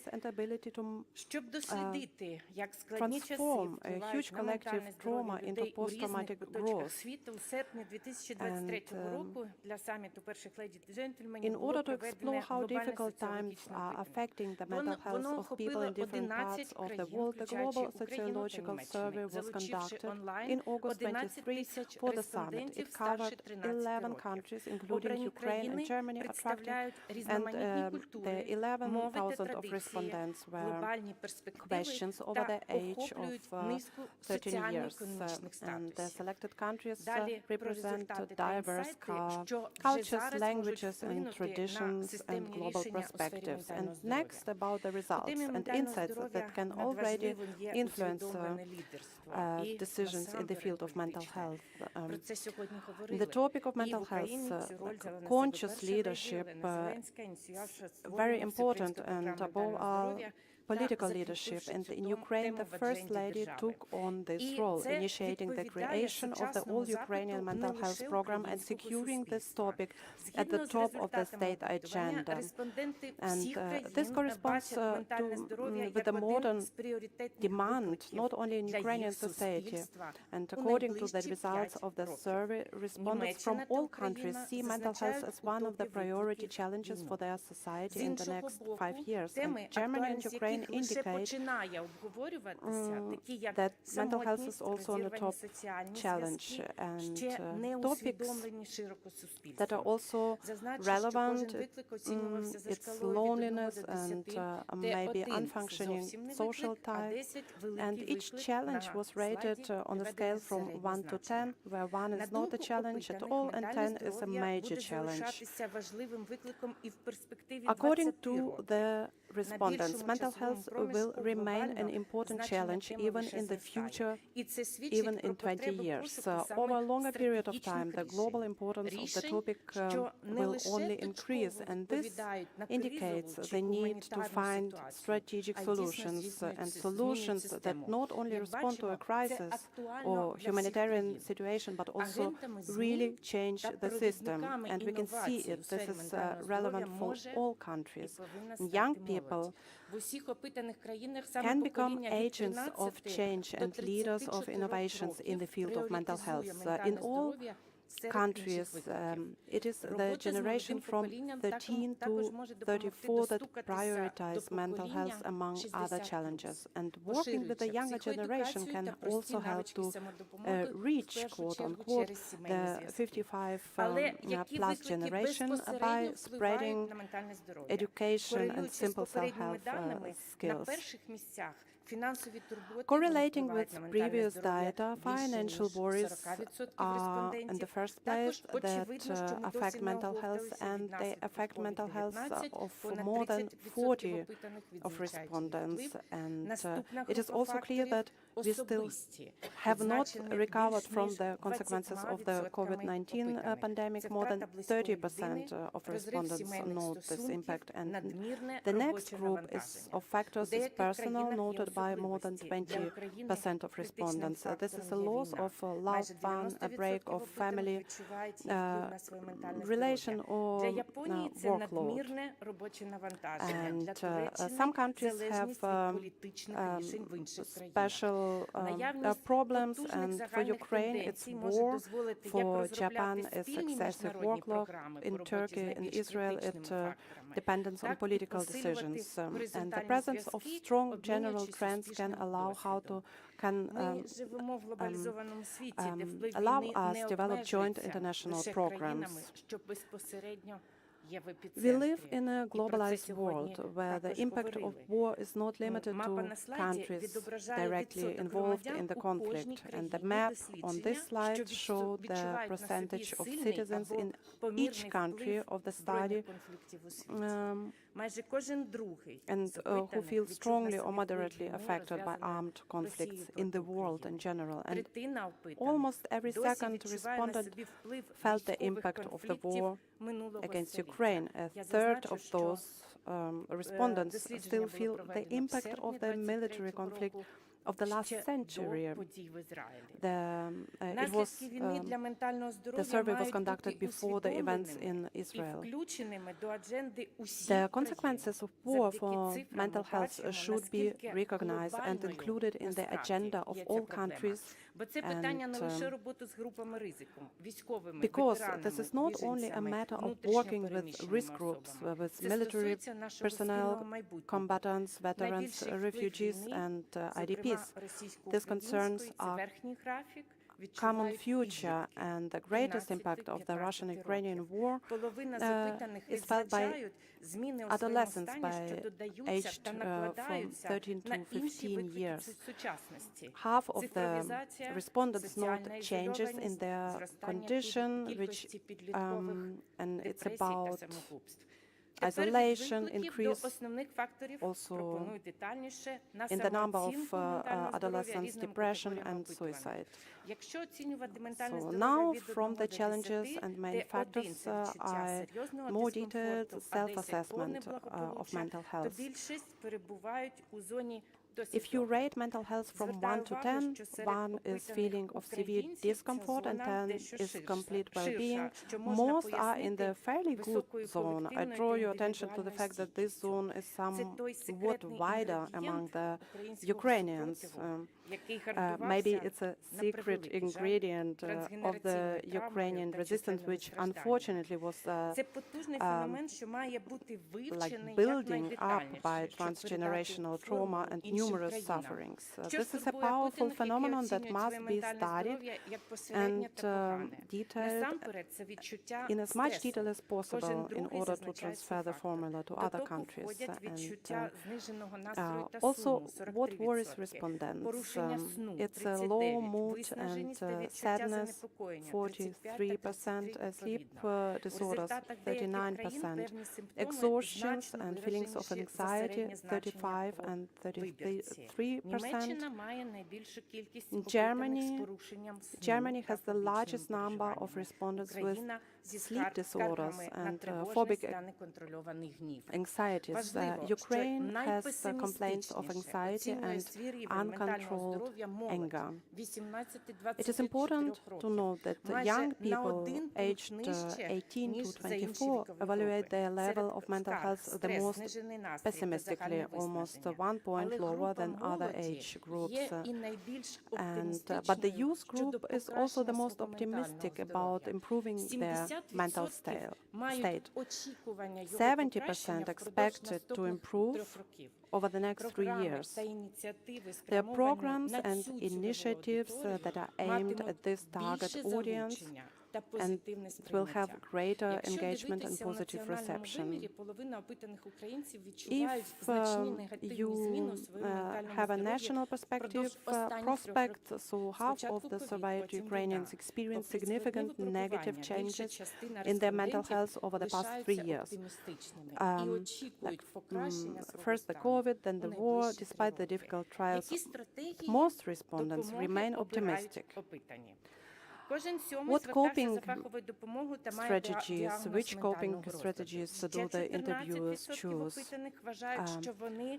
Every seventh person has sought professional help and has a diagnosis of a mental disorder. Another 14% of respondents believe that they have a mental health disorder. But the level of diagnosis varies between countries. In Germany, Great Britain and USA, 25% of respondents reported their diagnosis, while in Ukraine only 2%.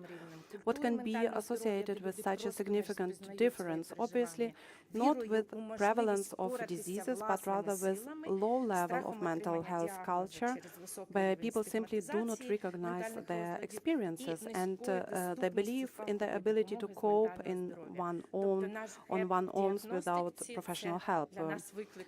So our gap in diagnosis is our foremost challenge.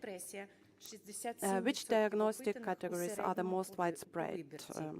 So first of all, it's depression. 67% of respondents on average. In Germany, 73%, and second place, anxiety disorders, more than 50% of respondents, and third place, it's acute reaction to stress. PTSD has a prevalence of 13%, in Ukraine only 4%. So this ratio corresponds to the data of epidemiological studies and also refutes populist thesis about PTSD, that every second person will have it. And to sum up, it is important to focus on high-quality mass mental health services, first of all at the primary care outpatient level. And to combine these services with the psychosocial component through networking. After all, according to the research, among the most helpful strategies are self-care, socialization, and professional help. So if you look at these numbers from the point of view of services and the combination of medical, social, and leisure resources, activities, also community will give a powerful synergetic effect. So among the practices, important practices are playing sports, spending time with other people, walking in nature, hobbies, traveling, and recreation. More than half of the surveyed Ukrainians know the importance of the social factor of their mental recovery, especially online. The given results once again confirm the importance of a multidisciplinary, integrated approach to mental health. It's going beyond the boundaries of only providing medical services. The level of coverage of the services of psychotherapists, psychiatrists, and other specialists is not high in general, but among respondents from Germany, 1 in 4 received psychotherapy or counseling, and 1 in 5 received treatment. Professional help is an integral part of mental health care, and we need to increase its availability. The German system obviously has effective practices in this direction, which we should study and try to adapt to our conditions. But even the best services, the most powerful networks of psychosocial service will not fulfill their function if mental health remains an invisible and unwanted component of our social life. Проблемі боротьби зі стигмою присвячено багато комунікаційних кампаній в світі. Stigma, this problem of changing this stigma is in many countries, is prevalent in many countries. In Great Britain, it took over 30 years. The British time to change was lasted more than 30 years. And the all-Ukrainian communication campaign, How Are You?, launched in March 2023 at the initiative of the First Lady, aims to create a new culture through psychoeducation. And now we see that already almost 80% of Ukrainians understand that the spheres of physical and mental health are of equal value. And these figures are even higher than the average results in the world. But at the same time, the consequences of the punitive psychiatry and the stereotypical perception of a person with mental disorders as irresponsible, weak, and even dangerous that we have inherited from the past, and this still prevails among the surveyed Ukrainians. A positive, inclusive perception of people with mental disorders as honest, brave, open, and strong in the fight against their own illness. This is something we can learn from the world, and Germany in particular. German respondents must often choose positive categories when interviewing people with mental disorders, and also have the least prejudice about the neighborhood, work, or romantic relationships with such people. And once again, we can confirm the thesis of the importance of work with the younger generation, because they are most tolerant and open. They are among most open of all age groups. They are true ambassadors for changing our narrative in the field of mental health. By starting this difficult dialogue on all platforms, in the media, social network, or in their own families, because the numbers show us talking about your mental health is still an uncomfortable topic, even if it's a confidential conversation with a professional. But why? Every second respondent will feel ashamed. They state they will feel ashamed that they share experiences about their mental health. Almost every third person worries about possible job loss if they learn. The colleagues learn about the diagnosis. More than 30% respondents worry about their own reputation and how they will look in the eyes of loved ones if they find out about the presence of these problems. And despite generating more positive and open attitude to this topic, now young people aged 13 till 24 have the lowest rates of willingness to seek professional help. And here it's important to understand that this crisis is connected not least with the fact that the teenage audience often falls out of the focus of services that provide this psychological support. Adolescents are no longer children whose psychological state depends significantly on their parents, but they are also not yet adults who can fully take responsibility for their mental health. But, however, it's teenagers who will form the economic potential in the nearest future, will build, rebuild, and support the world that we are handing over to them. So it's clear that it is necessary to work with the stigma and look for evidence-based and effective strategies. But a good clue can be a request from the citizens themselves. And here, the respondents of all countries have a common position. Firstly, there is a demand for increased access to services and in the field of mental health. Respondents also consider psychoeducation at all levels and platforms to be an important direction, be it online platform trainings and courses for adults, implementation of special programs in schools and universities, and to talk more about the experience of people who manage to cope with mental problems and difficulties is very important as well.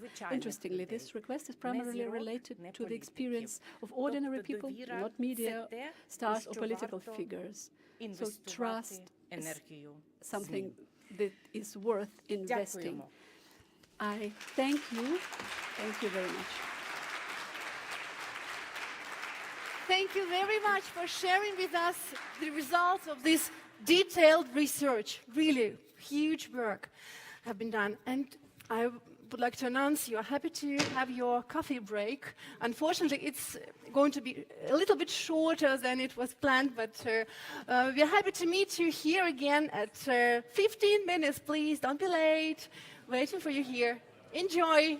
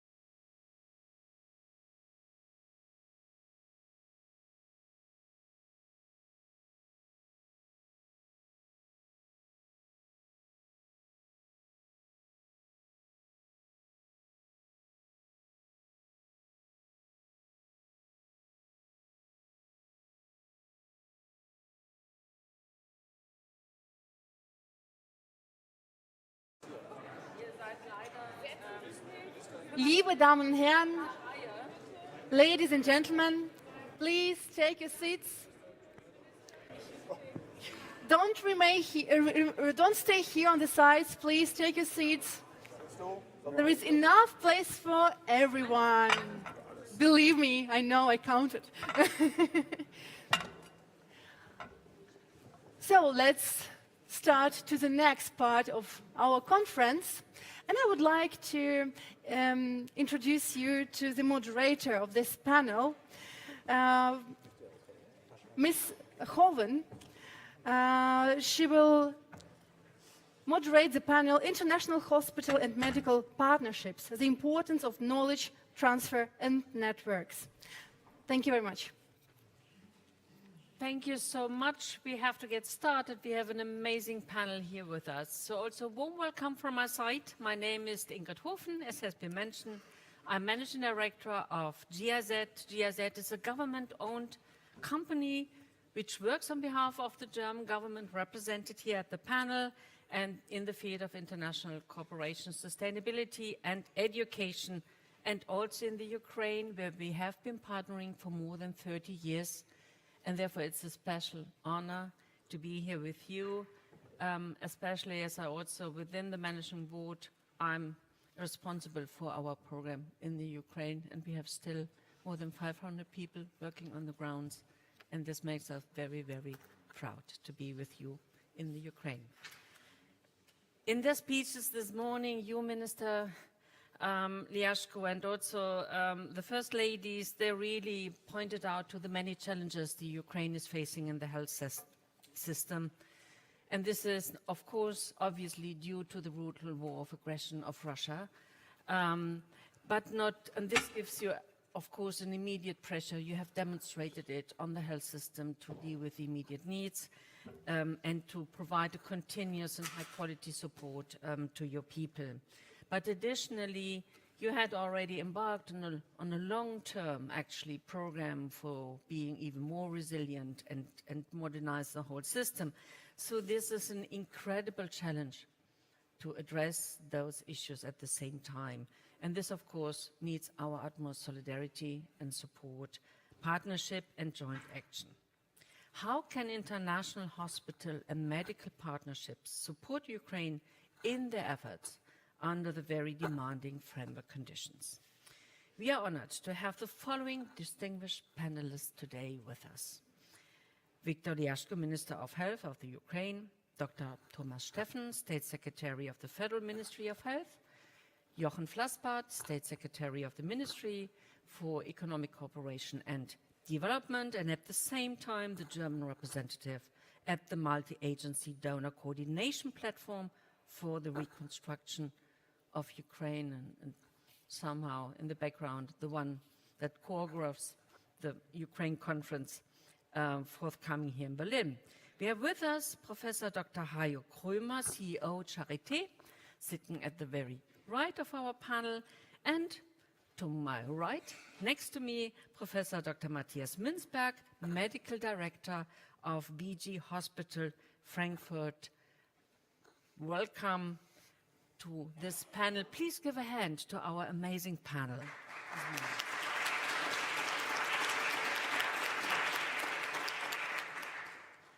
What do we want to discuss? Let us zoom in a bit into this very important topic. How can international actors, for example, clinics, support the Ukrainian health system in this current situation? Which are the most successful instruments? Do we already see them, have them already at hand, or are they still to be developed? And how could these best practices be scaled up? And how, finally, but very important as well, and how could potentially the Ukraine Recovery Conference in June here in Berlin give to all this endeavor a big, big boost? So let us perhaps come to the first block of questions that I'm going to raise with you, and I'm going to start with you, Minister Liashko, and this is mainly on partnerships in the international, in the health sector. You mentioned it this morning, Minister, but I want to repeat it. Besides being a Minister of Health, you are also a physician. and former chief state sanitary doctor of the Ukraine. And you have, of course, many, many years of experiences as a practitioner, and you see really how a system works and what it needs. So what is actually, from your perspective, why is this close cooperation between Germany and the Ukraine, and additionally with the European actors that you have actually put on the screen this morning, why is this so crucial at this very point in time for the reconstruction and the medium-term recovery of the Ukraine? To you, Minister Liashko. Дуже дякую за запитання. Thank you very much for this question. Why is this international medical partnership so important? As we're talking about crisis, emerging crisis in the world, we can only react if we are quick. If we are following the bureaucratical mechanisms, it will be no use because we have a crisis and our ministry has more than 2,500 facilities and hospitals. They have questions, they have problems every day that have to be solved. So we have to install a mechanism how to put these problems, make them a topic on the highest level. So we have to communicate with our colleagues in Germany, in German ministry.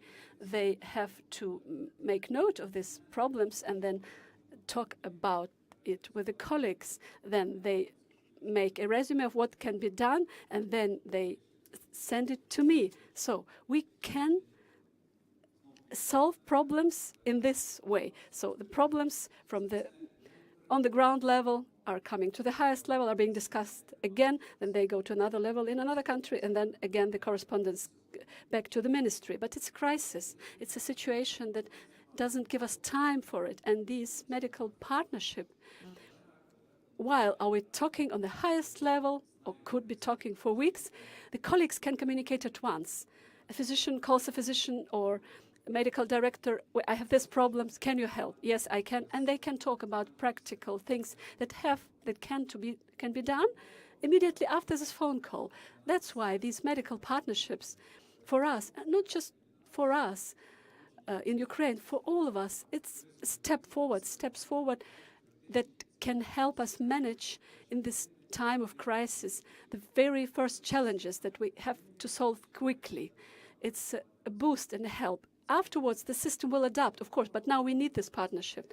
And this is one point. The next point is about the partnerships, is exchange of knowledge exchange and transfer. And, for example, cases that are rare and where the experience is not enough here or there, and it's important.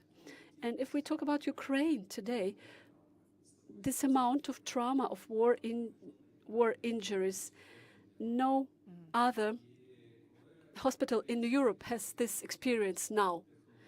And our Ukrainian physicians and surgeons are developing new technologies, are having this experience in triage, in help, in treatment, and they can also share their experience that they are getting now under these severe circumstances, and also evacuation, stabilization. We have amassed this experience in these 2 years, what can be done to save life and to bring people back to community. So these partnerships should be a spider web covering the whole world, as a system of veins, so to speak, that every hospital in the world has a partner somewhere else, a partner who can help, who can counsel, who can react to some crisis, and it's vice versa.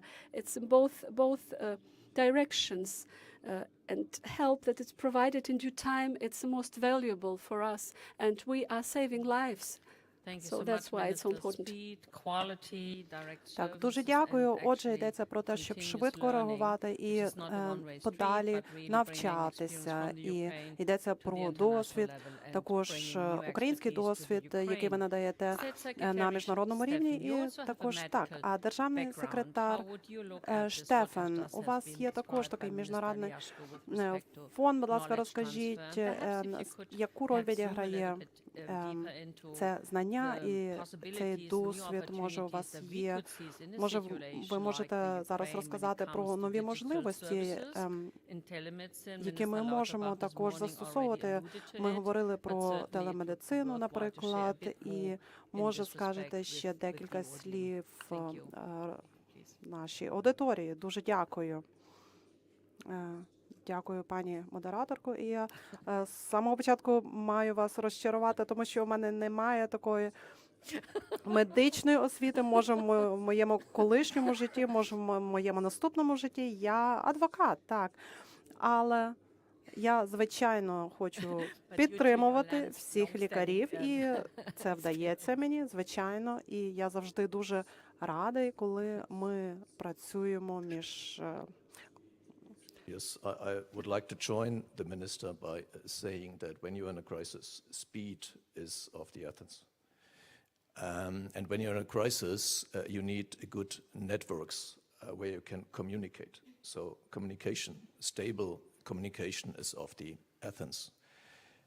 And since the war in Ukraine, I guess we had to build up both at the same time, networks, communication, speedy communication, and this is still ongoing. And we are very satisfied with today's outcome in the sense that we have our Ukrainian colleagues and friends with us. The cooperation works, and it works even better on a daily basis. So, of course, we are still all in a learning curve. And this is all about transfer of knowledge. And this is all about, as you said, using digital tools.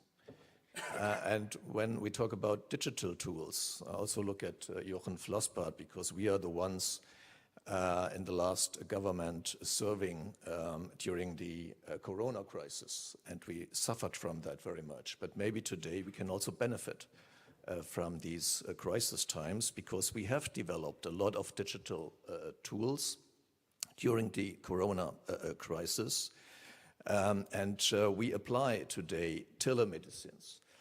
We apply simulation exercises. I just joined the Ernst von Bergmann Clinic in Potsdam and participate in a simulation exercise together with Kiev on the treatment of children. And this, for me, as a non-medical doctor, it was very, very impressive how this works and how the communication works on a very practical term, and not just on a theoretical term. This was so impressing to me. This is my first point I would like to stress. My second point is that the communication will not only work between governments. I think it would be a pure illusion to think that the German government and the Ukrainian government can overcome that situation. We need a solid private-public partnership. And that is why we are so grateful to all the private players, the medical doctors, the clinics, also joining us today to work together with the governments on this kind of communication.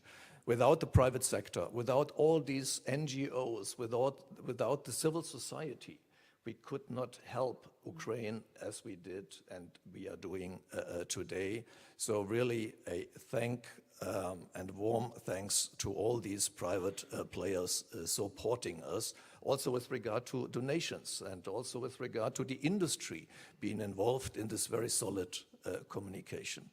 And my brief third point, if I may, is about communication not only between two countries and between public and private players, but, you know, since the year 1950, we have built up solid communication and networks within the European Union. And you would like to join the European Union, and we very much support you on this goal and objective. I guess what we also have to do today is to use our European network to help Ukraine. So it's not just about bilateral talks and bilateral digital tools to be applied. It's also something that we have to do in the European frame, and to have our European friends and colleagues with us to join us in helping Ukraine. Together we are strong, and when we have our French colleagues, our Italian colleagues, our Estonian colleagues in the boat to help Ukraine and have that kind of networking in future times even stronger than in the past. And it's only also a job that we as Germans have to do, to talk to our colleagues in the European Union, to more and more help Ukraine. Then I guess we will overcome the situation. Thank you. Thank you so much, State Secretary Steffen.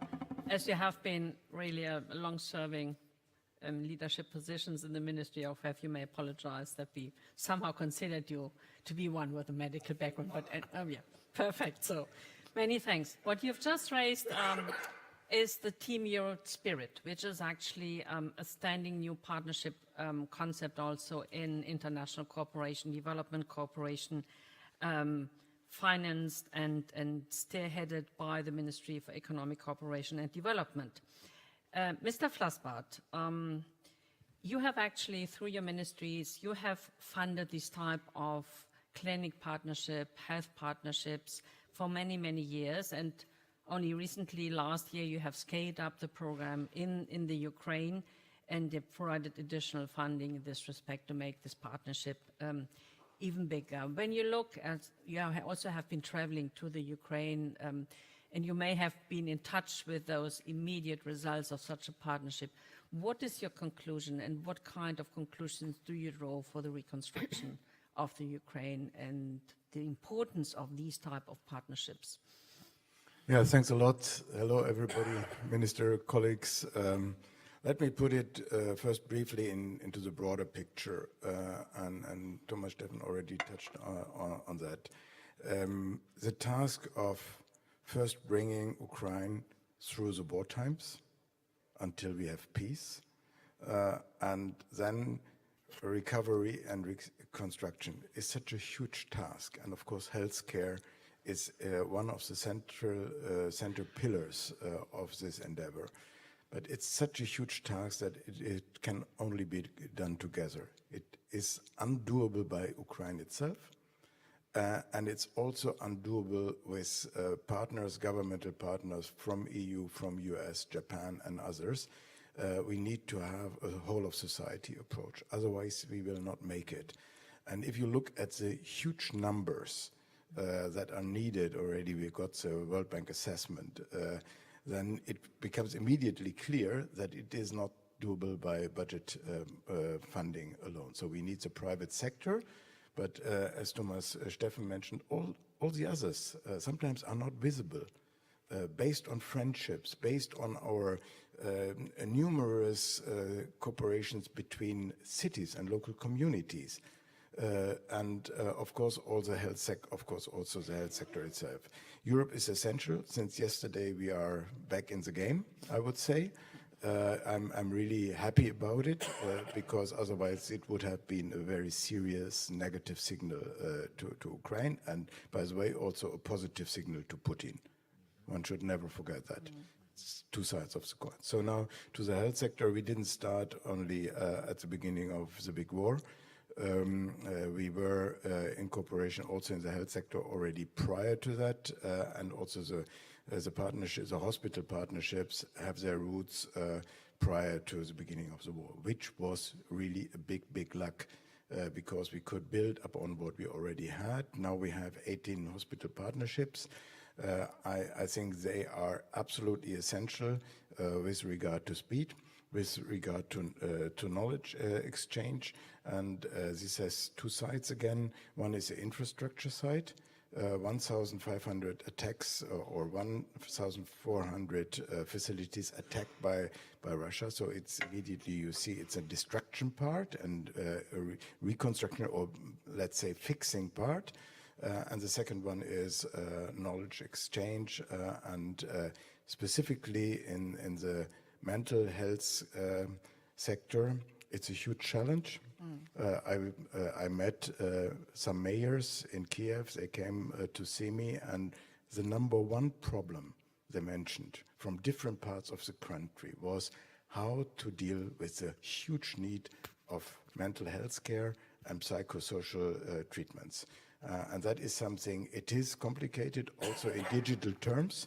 It's what we have. We can build upon what we have also from the Corona crisis, but specifically in the mental and psychosocial healthcare. Everybody can imagine that it is much more desirable to have a face-to-face meeting, to can speak about problems, and we saw it in the presentations that people also have to overcome some obstacles to make use out of the help that is provided. So I think wonderful, and a big thank you to all in the room who are part of the hospital partnerships. I think that is a backbone of the health cooperation between Germany and Ukraine.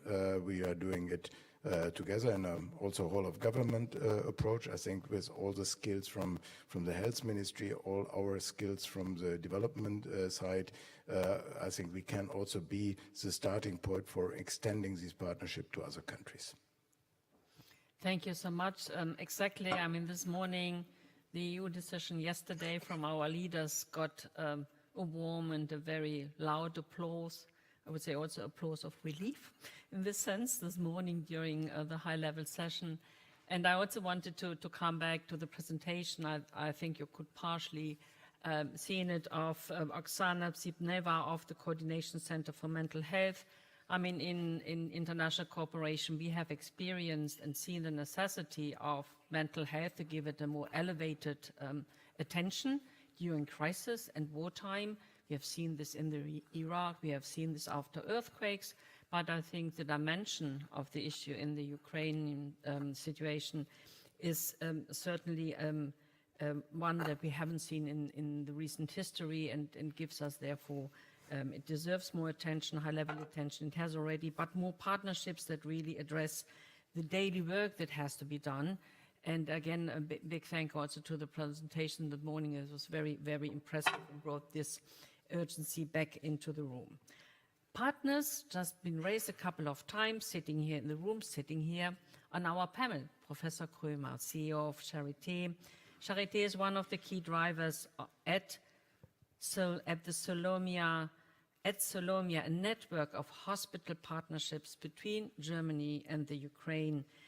And could you share a couple of existing bilateral hospital partnerships examples, and how you have strengthened actually the cooperation on mental health, for instance, between Ukrainian and German German hospitals, and perhaps, as these already have been raised, the European level, the international G7 level, we have to bring in new partners. What kind of perspective do you see for the internationalization of this doing? Please to you, Mr. Krömer. Well, thank you for this complex question, and I would like to address it in a kind of a practical manner to give you an idea about the size of the interaction between Charité and Ukraine. So far, we have treated about 3,100 patients from Ukraine.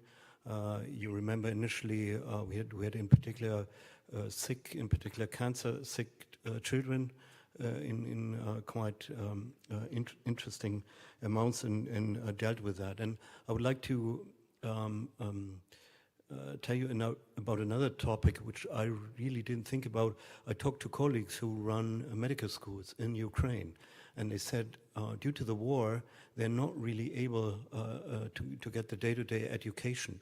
And we thought about what to do about that, and so we decided to have Ukrainian students at Charité. So a total we have 54 students in our medical faculty to give the opportunity to train in wartime, because the physician shortage will be one of the major problems of Ukraine. And coming back to your question, I think this Solomia network, which goes to the credit of Professor Bashbush, who sits in the first row, is really a huge thing in mental health. Again, I would like to give you an idea about the size. They have been provided mental health care to more than 30,000 people, developed more than 1,000 trainers, and so there are also, I think, particularly important in war times, digital tools to address the entire mental health issue. And you can imagine that if you are under continuous stress of a war, there's mental health issues will raise during time. And one thing which is really important to me is that it's not, for us, it's not a unidirectional experience, but it's clearly a bidirectional experience, because we learn a lot from the colleagues in Ukraine, how they deal with this pressure, how they can cope with these entire mental health issue. And from that, I think it's pretty clear, like the Secretary of State mentioned, to go into networks of excellence, which we have here, and which we could add Ukraine to, because we would be able to connect the most important Ukrainian hospitals with the German institutions, have a network of hospital partnerships here to, as I said, treat patients, educate students, and also train healthcare professionals. On the other hand, it's really important for me that we learn a lot through this business, because the physicians at our place have been confronted with situations they've never been in before. And so I think the idea of an excellent network, including the colleagues from Ukraine, is something we will really follow up.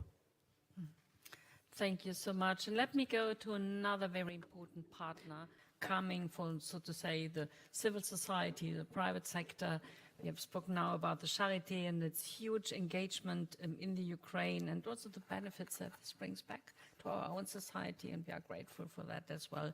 Minister, Professor Münzberg, another, well, don't want to say big player, but an important player, because you make a difference with the BG clinics and with the so-called Aurora project. And we would like to learn a bit more about what you do in terms of mental health, rehabilitation, and what Aurora actually brings concretely, additionally, to the beneficiaries. Well, thank you very much for this question. It's the same complex as the Charité question, but I would like to start, Minister, you remember our visit, I think 1.5 years with Professor Lauterbach in Lviv, and this was so impressive, I think, of all of us. And I remember the visit at the rehabilitation center in Lviv, and we discussed so much things about, and this was an old system, that rehabilitation was a solid hospital, a solid system, and very soon, and I think it was back in the plane, we flew back to Berlin, we discussed what can we do, and the first thing was, of course, we need networks and we need the transfer, the exchange. But then we said, okay, it's more. And I was really happy to meet Professor Baschbusch, and this is like we are more or less twins now, because you have to understand that it is not rehabilitation, it is trauma, it is mental health, so it is more a multi-professional way.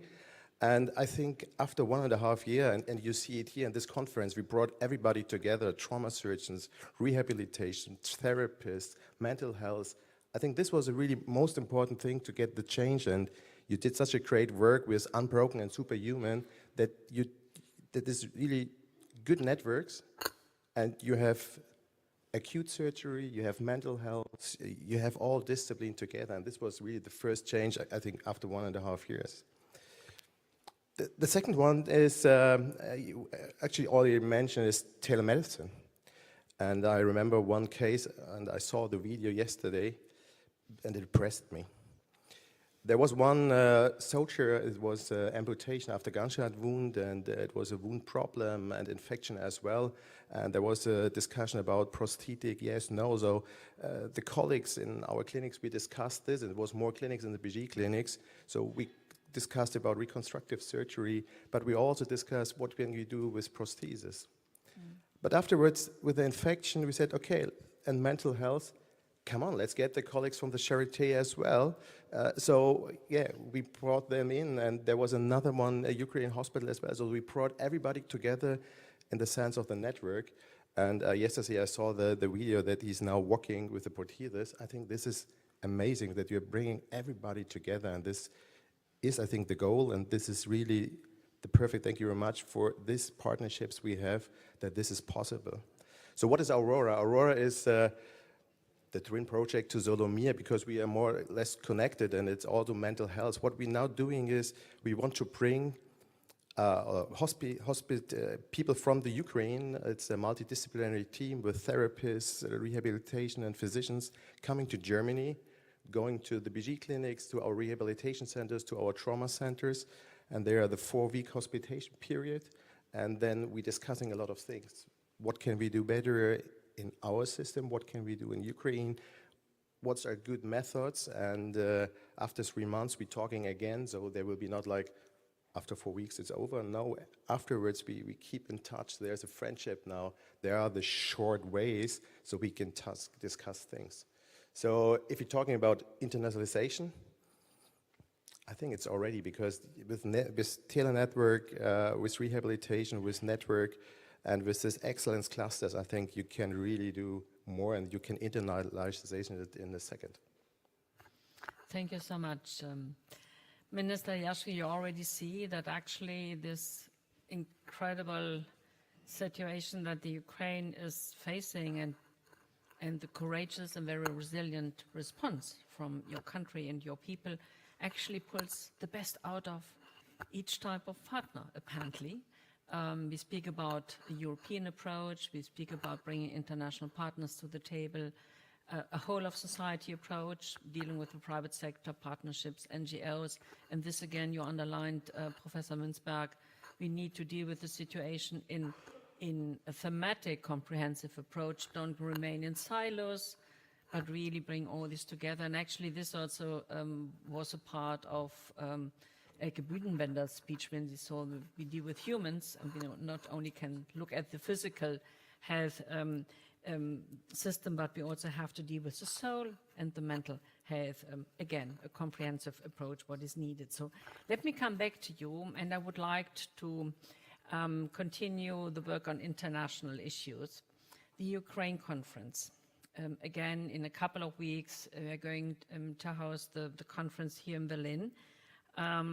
What would you expect? I mean, from your perspective, you have actually in your presentation this morning addressed the complexity and the challenge that you are facing. It's going to be there a bit more than for another couple of weeks until the UN conference, although we are actually hoping and praying that the situation may end as soon as it can.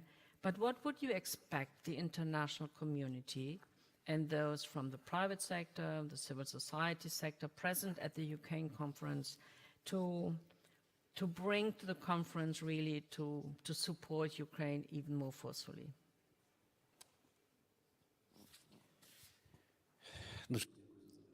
Thank you very much for this question.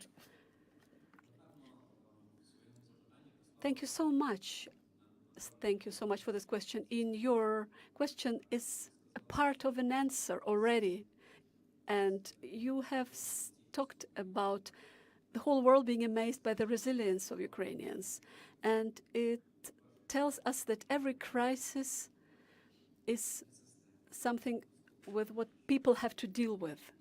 Not the system, but primarily people. It's about people who are responding to a crisis, and then it's the state. And now, if we're talking about the conference that's coming in June, so I would expect from the conference everything that would be discussed that we looked at it through the prism of human capital, of our people. So if we're talking about our Ministry of Health, or our physicians, we know now that we have a forecast of lack of medical professionals for 2024. It's obvious now, we know it, so we have to prepare for it and we have to deal with it now. So WHO is now leading the way here, and they are developing a manual for us and strategies. What can we do here? So we recall now the corona crisis, corona pandemic, so 2020, and then it was the moment we understood that crisis and diseases have no borders. And when we talk about international partnerships, about human capital, about human resources, so we also have to draw our conclusions from the corona crisis. And so that we also now understand that we have to learn lessons, that the health care has no borders. I had 2 crises in my personal life as a minister. I became minister, or I came to the ministry during the corona pandemic. And then we had a war as there was a second wave of Omicron virus in Europe. And it was not easy for me to ask the ministers of health in Europe to help us deal with our crisis because of the invasion of Russia. So, but at the same time, we knew that the ministers are dealing with their healthcare systems, and this additional burden through Omicron. And yes, and we were also, after 3 years of pandemic, almost of 2 years, we were exhausted. The people were not content with these restrictions. They didn't know if the vaccination would go on, about the distribution of the vaccination. There was so much discontent in all of the countries. And then there comes this crisis. And if we talk about recovery, there is no recovery without people, without recovering our people. It's not just for the report we are doing this. We are doing this for the people. So every recovery and rebuilding is for our people to feel safe, that theirs will still be here today. And for this, people must understand that the medical healthcare system is prepared. And I want to always ask all the colleagues, all the ministers, wherever I go, no healthcare system alone is able to meet the challenges we have in today's world and in the future. So even if we are considering the possibility of war, no hospital, however big and modern it is, cannot cope with the war if it really comes to your doorstep. And so we need cooperation in every aspect. And this medical partnership is about us for every country, because now we understand how important people are, human resources. And if we are saving people, we are doing a step for saving and rebuilding everything else, because we are expecting the future. We are preparing us for the future. So my pledge is to see everything that's being discussed in this conference through the prism of human resources of our people. Thank you. We still have a couple of minutes left, but only a couple of minutes. So I apologize if you see me looking at my watch from time to time, but I was asked really to close this panel sharp by 12:10. But we still have a couple of minutes left. And I know that, of course, we could continue for hours because there's so much more to discuss. State Secretary Flassbart, in view of your role in organizing the Ukraine conference here in Berlin, what kind of role will the health issue play? You also alluded to the World Bank assessment that has been finalized quite recently. And with respect to the mentioning of the internationalization of partnerships, because, for instance, mental health is not only an issue in Europe or in the Ukraine, but we have seen that it also has an impact in Argentina, in Brazil, in other regions of the world. Actually, the study that was presented this morning was conducted before the war in the Gaza Strip. And what can the Ukraine conference possibly deliver in order to strengthen this type of international partnership and networks? Yeah, thanks for raising this issue. And there we have the 11th and the 12th of June, the URC here in Berlin. And we will build up on what has been achieved by our UK friends together with Ukraine last year in London. That had a focus on the private sector, and that is also relevant for the healthcare system, but we want to extend it. And we are in consultation with our Ukrainian colleagues. I think we will add the local communities, the communal level to the URC discussions, and also the whole of society, the civil society part. Thematically, the health system will be a very important and a relevant part. I think we have agreed that already between Kiev and Germany, and also on the German government side. Foreign Office is also involved. As we are short of time, just let me add to what the minister said. I think it's absolutely essential, and there the URC and the multi-donor platform can make a difference. It's not only about infrastructure. The whole reconstruction issue is not only about concrete, about streets and railways and harbors. It's about people. And the human resources issue will be the bottleneck for the reconstruction of Ukraine. You lost many, many people in this horrible war. Many died, but many left the country. They are in our country, in other countries. They enjoy the hospitality here, and we enjoy their skills. But there is a need to bring as much as possible, as many as possible from them back to Ukraine to be helpful there. So number one is we have to enforce everybody, health-wise, to be part of the reconstruction process. We cannot afford to lose one. And secondly, we need to give incentives to go back to Ukraine. And we know from several studies, in the center of the question for people to come back to Ukraine, or also in other parts in the world, is there a good education system and is there a good health system? So I think these are the two angles, and we are in close cooperation with our partners to ensure that this will not be an obstacle but an incentive. Yeah, that's very important really to put this, the health sector, into the bigger picture and the ongoing reconstruction efforts and the European future of the Ukraine. State Secretary Stefan, Europe, this was actually a point that you have raised forcefully in your first statement. We have to bring more European partners into the play, reach out to other countries that could be helpful, and you already start with this. Actually, the minister spoke about the EU civil protection mechanism in his opening speech. How could this be done concretely? What would be what you expect, or what your ministry could actually put into play in the forthcoming months to make this even, I mean, this Europeanization of the partnership even stronger? Yes, thank you. It's I'll take the other one, perhaps. Jochens is working. Thank you. It's an important question to have that kind of holistic approach in a broader frame of the European Union. And let me first also join what Jochen said on the next conference. The next conference will not solve each and everything. It's a milestone, and it will be followed by further milestones, always with a quantitative side and with a qualitative side. The quantitative side is funding, and the qualitative side is what our UK friends sometimes not just call build back, but build back better. And this is why we have to learn from each other in favor of the future Ukrainian system to build it back better. And this is what always surprises me and astonishing me, that our Ukrainian colleagues and friends are not just discussing with us how to overcome the current war situation, but they are far in the future to build back better their health system in the future times. And this is what I very much admire. And this is why we have to also bring in the expertise from our European colleagues and friends.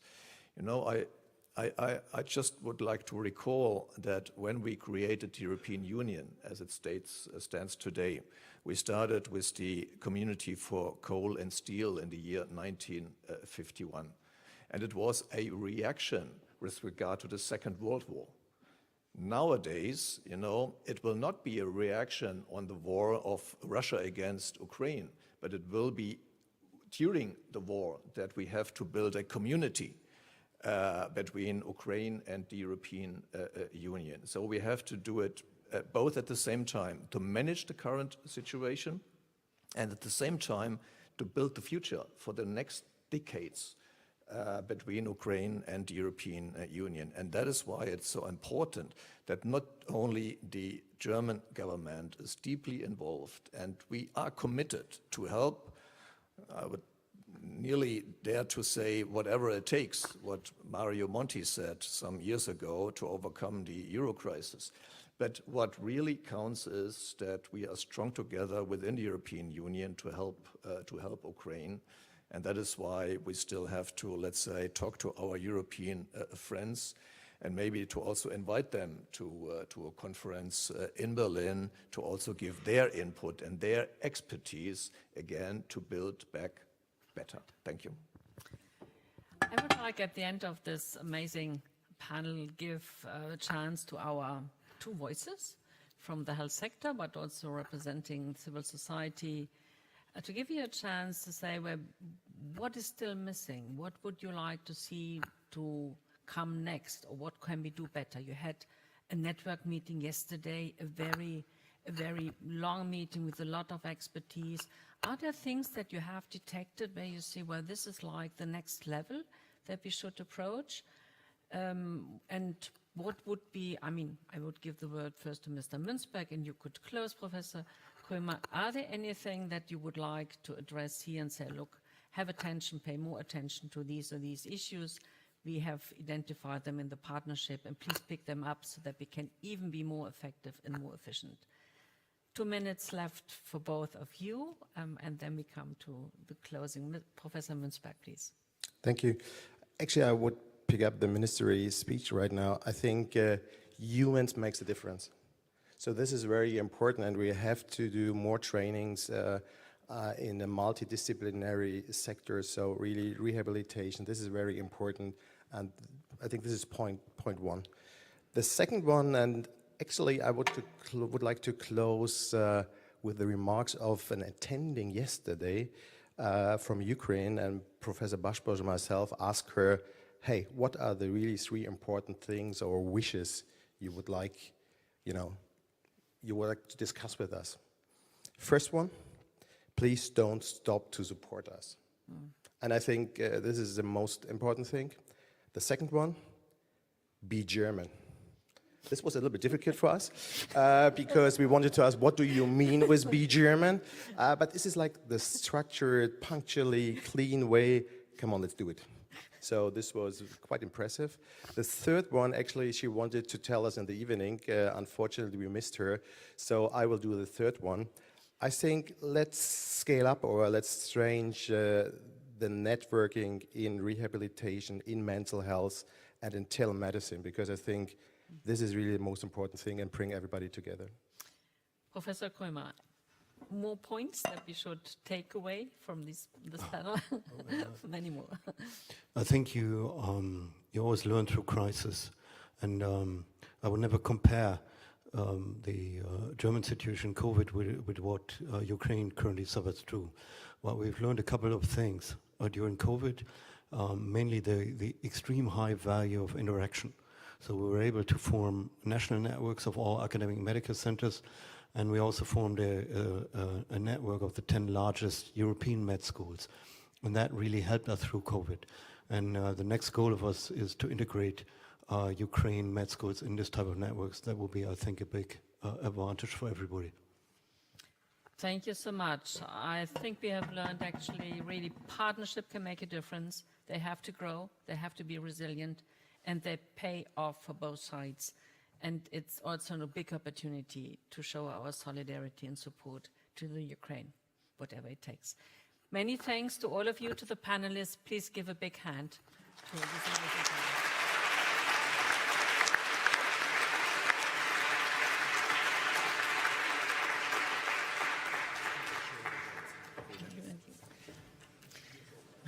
Thank you very much for this really interesting discussion.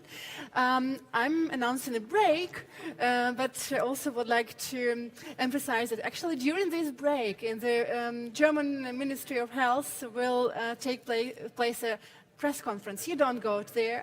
Press is already there, but still I think it's an interesting fact with ongoing signing of joint declaration between Germany and Ukraine, which is great, and I think it's worth an applause. Yeah. So enjoy your break, and let's see you at 1 o'clock. Please don't be late. We'll proceed with our panel discussions.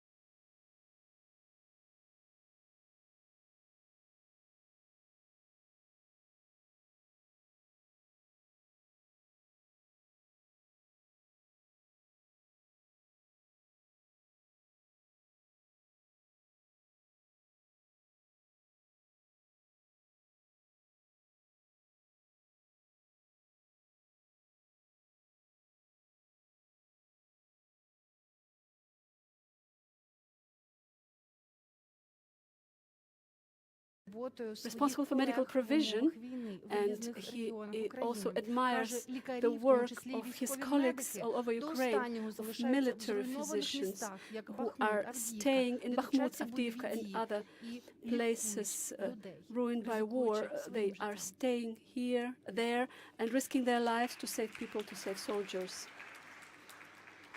I would like to welcome here Anke Feldhusen.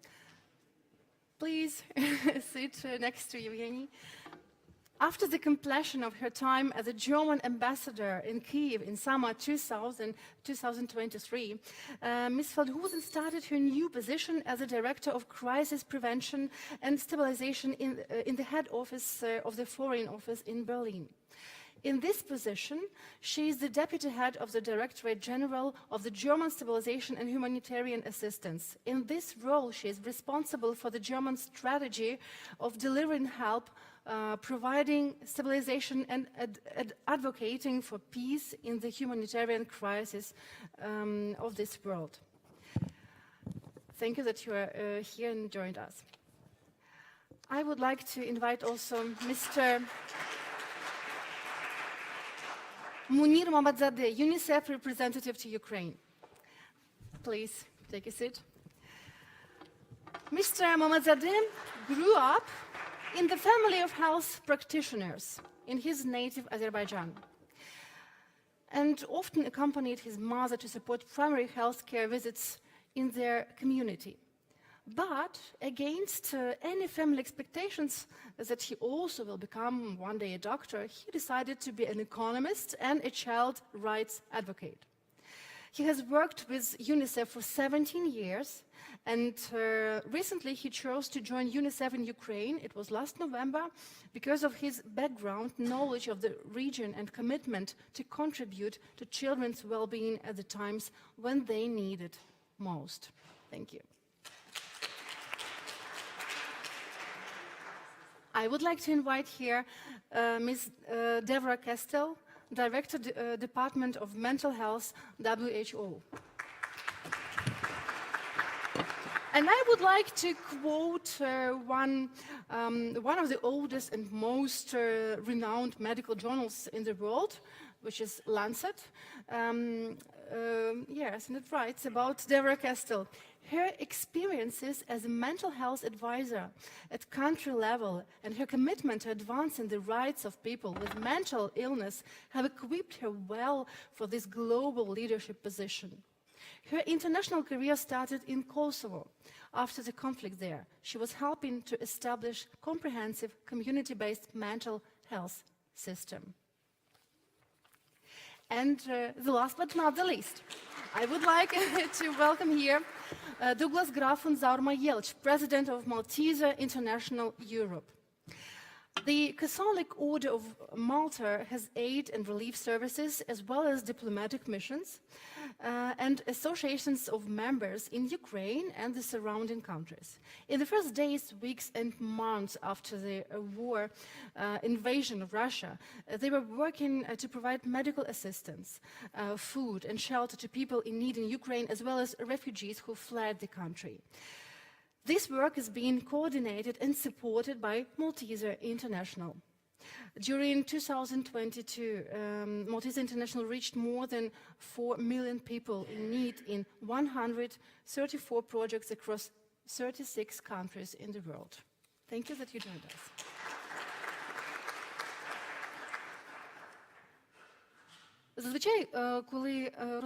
Normally, when we're starting such a discussion, so you have to give some input. But after the video that Minister Liashko has shown us, my words just have no sense. So I suggest that we just think and recall the pictures we saw in this video today in the morning. And then I start directly with questions, and I ask our esteemed representative of Ukraine, Mr. Lanchar. The Ukrainian health care system is every day under attack from the Russian terrorists. And despite all the risks, the system still stands and is adapting to these severe conditions. What are the biggest challenges now, and how the international partners can help here? I thank you so much I would like to start with my perspective as representative of the ministry. So we have major problems in financing and equipment supply, and all this healthcare system and the social welfare as a whole is being financed thanks to our international partners, German help and help from abroad, because all the taxes flow into the military sphere, to our armed forces, and the rest we try to cover thanks to our international partners. And since the first days of aggression, we are forced to find the best decision with the least money available. So to be rational and efficient as we can, to relocate and use financial resources. So also the wages of more than 100,000 doctors, 500,000 nurses are also being financed thanks to the help from abroad.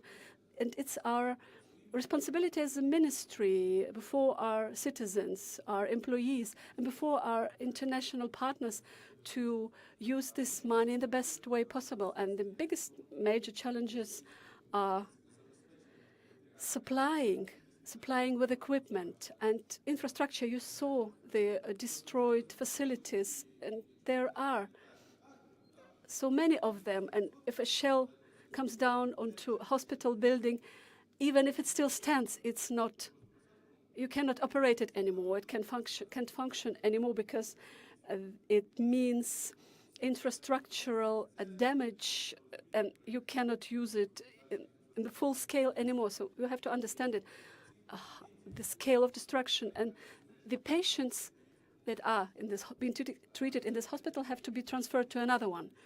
And our local governments, local administrations in the communities are responsible for that, and they are doing this job. So another major challenge, or challenges we had in the first month, it was supply of medicine needed to treat our people, because lots of patients after the start of the invasion, it was a run to the pharmacies because people wanted to stock on their drugs that they're using day to day for treatment of their diseases. Insulin was a major problem in these days for the people with diabetes and other chronic illnesses, and it was just they just bought everything they could, and then the pharmacies were empty. It was a problem. Some storage facilities for medicines were also destroyed, but now we managed to solve this problem. It was not a catastrophe, but it was somewhere near. It was a very difficult situation, and thanks to our international partners, we could withstand here. But yes, well, the situation is very dire, and so it is a challenge for us, and we must think about what would happen if this crisis would imply many countries and not just one country, because we are so dependent on producers and providers from Asia, pharmaceutical companies. For example, what would happen when? Because we have to think about it. All medical examination gloves come from a few Asian countries, the majority of them. So we have these dependencies. We have to think about it. We had major help because it was one country we were affected. But what is if the catastrophe has a bigger scale? And last year, the biggest challenges were also the energetic supply of energy, because you know the energy infrastructure was targeted by Russians. And for you to better understand, I've seen the figures. 2022 alone, in 2022, Ukraine received more than 350,000 generators to compensate for the electricity. equals one nuclear reactor in capacity. Just imagine this scale, and we were able to withstand again, thanks to this help, despite the major destruction of our infrastructure, and of course air defense being supplied from our partners.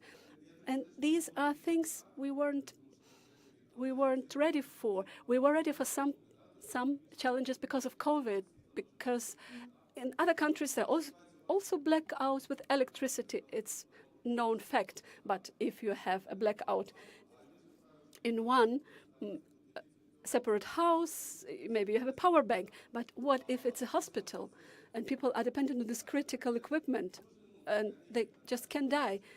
It's quite simply spoken. So everyone is also used, for example, to mobile communication. And if one small city or bigger city is cut off from this mobile communication, there is no cell phone connection anymore. It's paralyzed. It's paralyzed because in Ukraine, the drivers and the staff of ambulances, they don't use these telecommunication devices, but they just use simple phones. And it's a major threat. And I encourage all the countries to make their healthcare systems more resilient against the possible crisis. So, because we know what could happen. For us is now the question of war is a predominant question. For you, it was COVID, this major trial that you went through, and everyone went through. And so I just want to encourage everyone to be prepared for multiple crises that can happen or could happen, because sometimes it's just not enough financing. It's understandable, because one could say, well, all the hospitals should stock up for 1 year every medication they need, and then we're done. Then it's everything set. But no, it's not possible. Of course, we cannot afford it. Maybe it's possible somewhere in the world, but not in Ukraine. So we have these questions every day on the agenda, how to find solutions with the least cost possible that will bring us the most efficient solutions. Yes, thank you. You were mentioning also mobile communication and also energy infrastructure, but this year the big cities were better protected, but still this question of the threat from the sky is still remaining very acute. After 4 years in her work, as she was in Ukraine as a German ambassador, and Ms. Feldhusen is now Commissioner for Civilian Crisis Prevention and Stabilization. These topics are crucial for her, and she also speaks perfectly Ukrainian, and also she talks to doctors and medics in Ukraine. And dear Ms. Feldhusen, you were one of the first diplomats who came back to Kiev after full-scale invasion, and you were staying in Kiev during the ongoing war. And I would like to ask you, which priorities do you see in order to stabilize healthcare system? Thank you very much for this question and for this introduction. Yes, of course, I was in Ukraine. I've been working in Ukraine for 12 years. And sometimes I still think I am there, but my heart for sure, but also in my head. But now I am in Berlin, and I have another tasks. And Tiake, thank you. Listen, Germany has been supporting the medical sector of Ukraine since the beginning of the full-scale war, already with 100 million euros, and we are ready to continue to do this.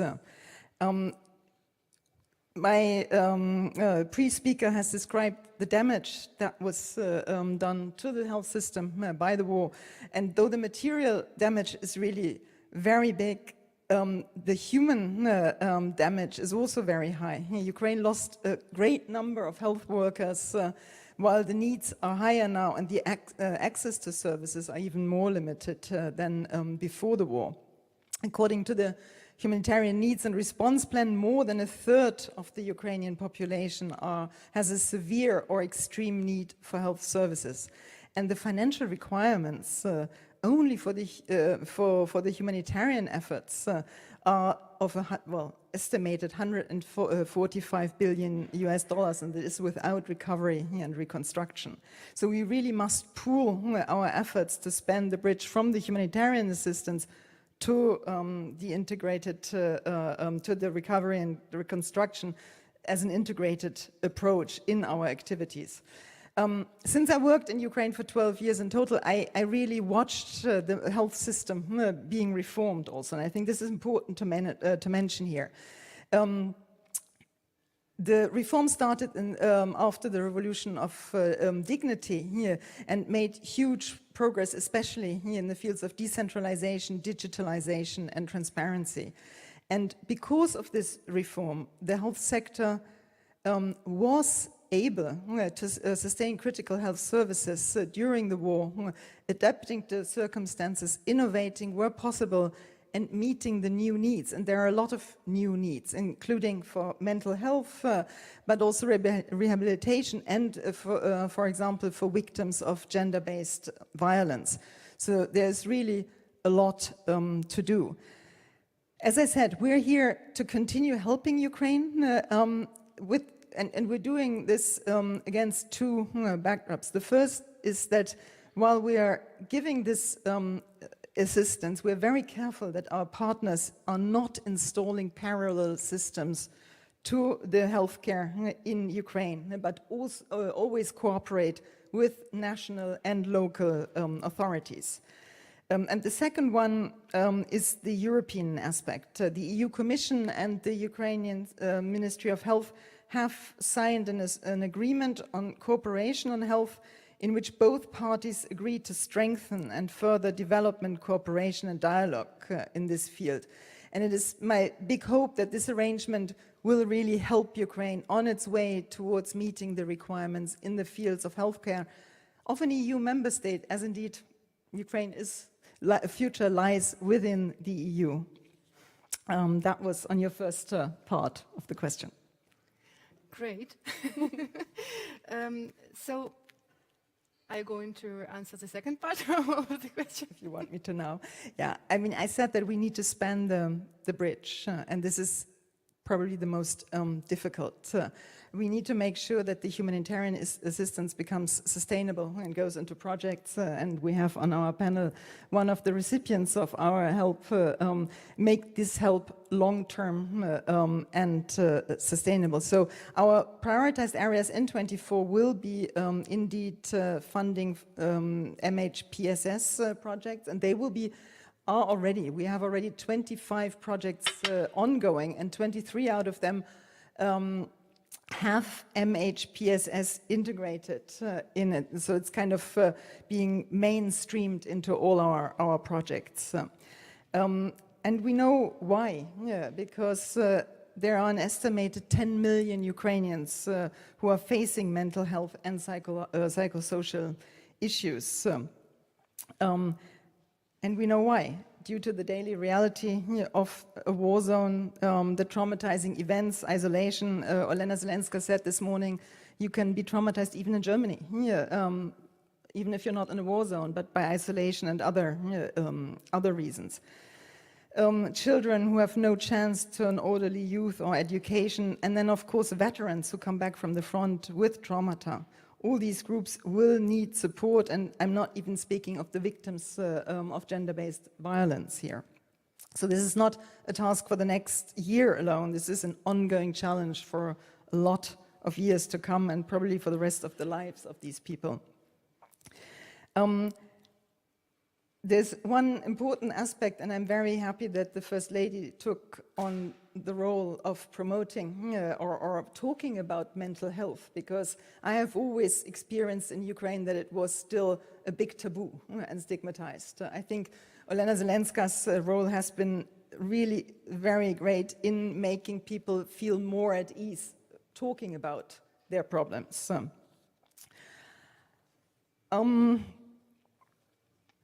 Yeah, I already said one of the issues is that we need longer standing projects, and the project of the Malteser International is one good example that will last over 3 years, and it's one of the first projects where we use this famous nexus. It's co-financed by the Foreign Office and our BMZ. We finance the first part of the project and then BMZ takes over. I think this is very important, and we want to give our partner organizations a longer term perspective and options to use their allocated funds more efficiently. Perhaps one last bit where the part of stabilization really comes in, this is the support of veterans. We provide reintegration support on top of the MHPSS support, because if veterans do not feel their needs properly addressed, that can lead to even more mental health problems, to negative socioeconomic effects, more domestic violence. So this is one of the parts where the stabilization angle of our directorate is really incremental, and we have for the time being 3 projects that addresses this problem.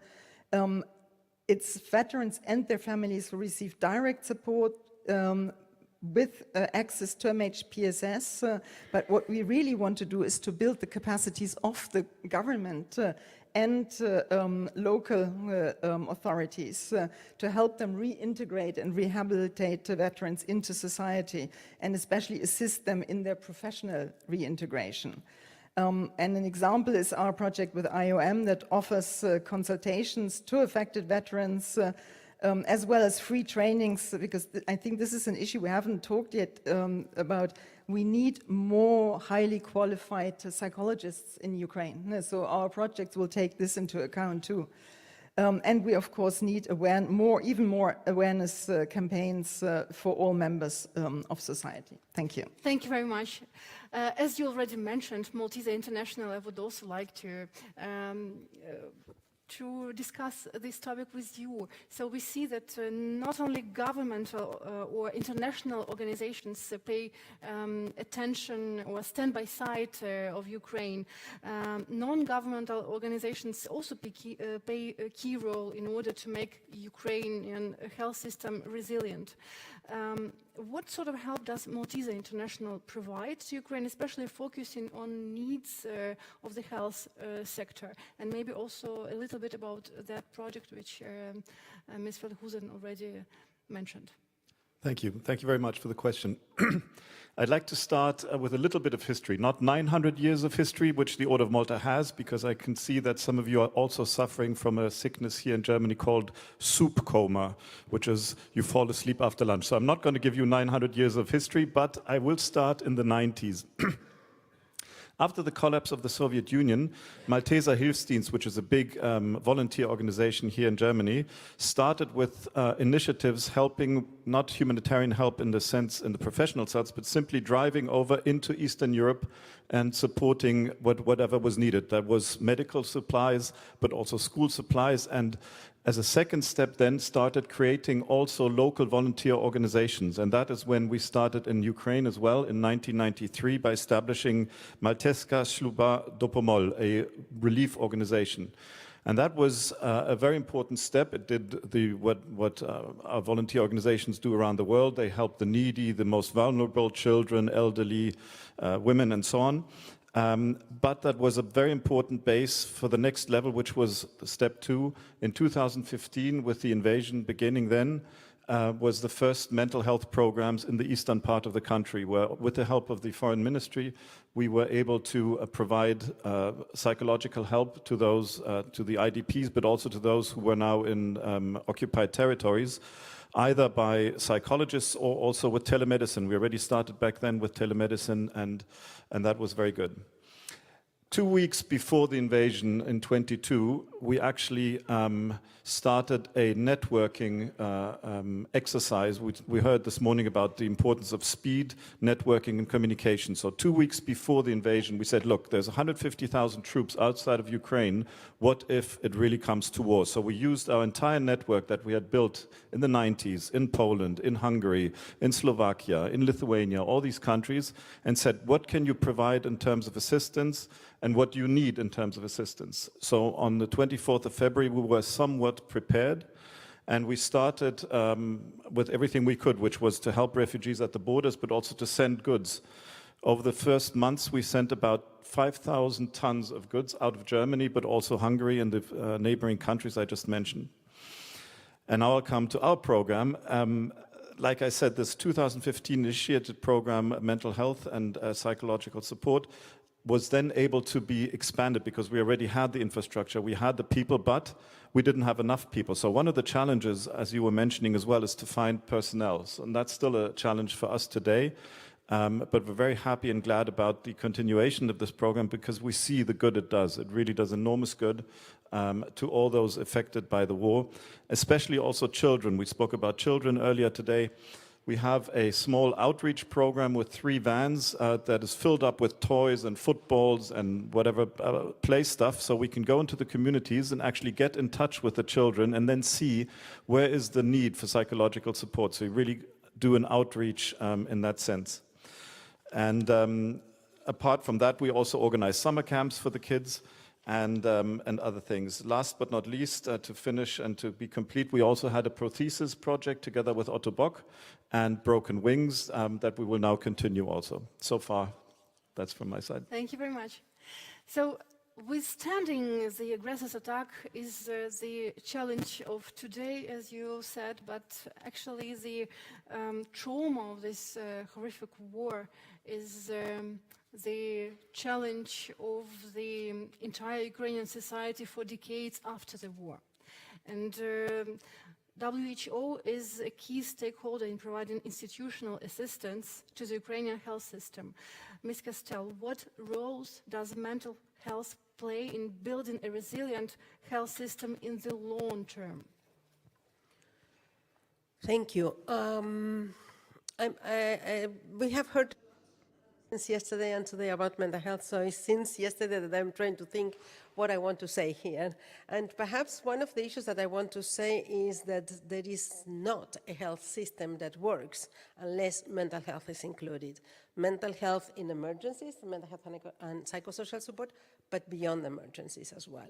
We are talking about 1 billion people suffering from a mental health condition. That means 1 in 7. That means we are here. Conflict or not conflict, we are all part of that. Kids are, among us, right? Yes, yes. And our loved ones and the people we work with, and we have heard a lot about the need for children and the need for the affected populations, of course, to provide mental health to them and to make sure that they have the opportunities to express what they feel and get support from what they are living.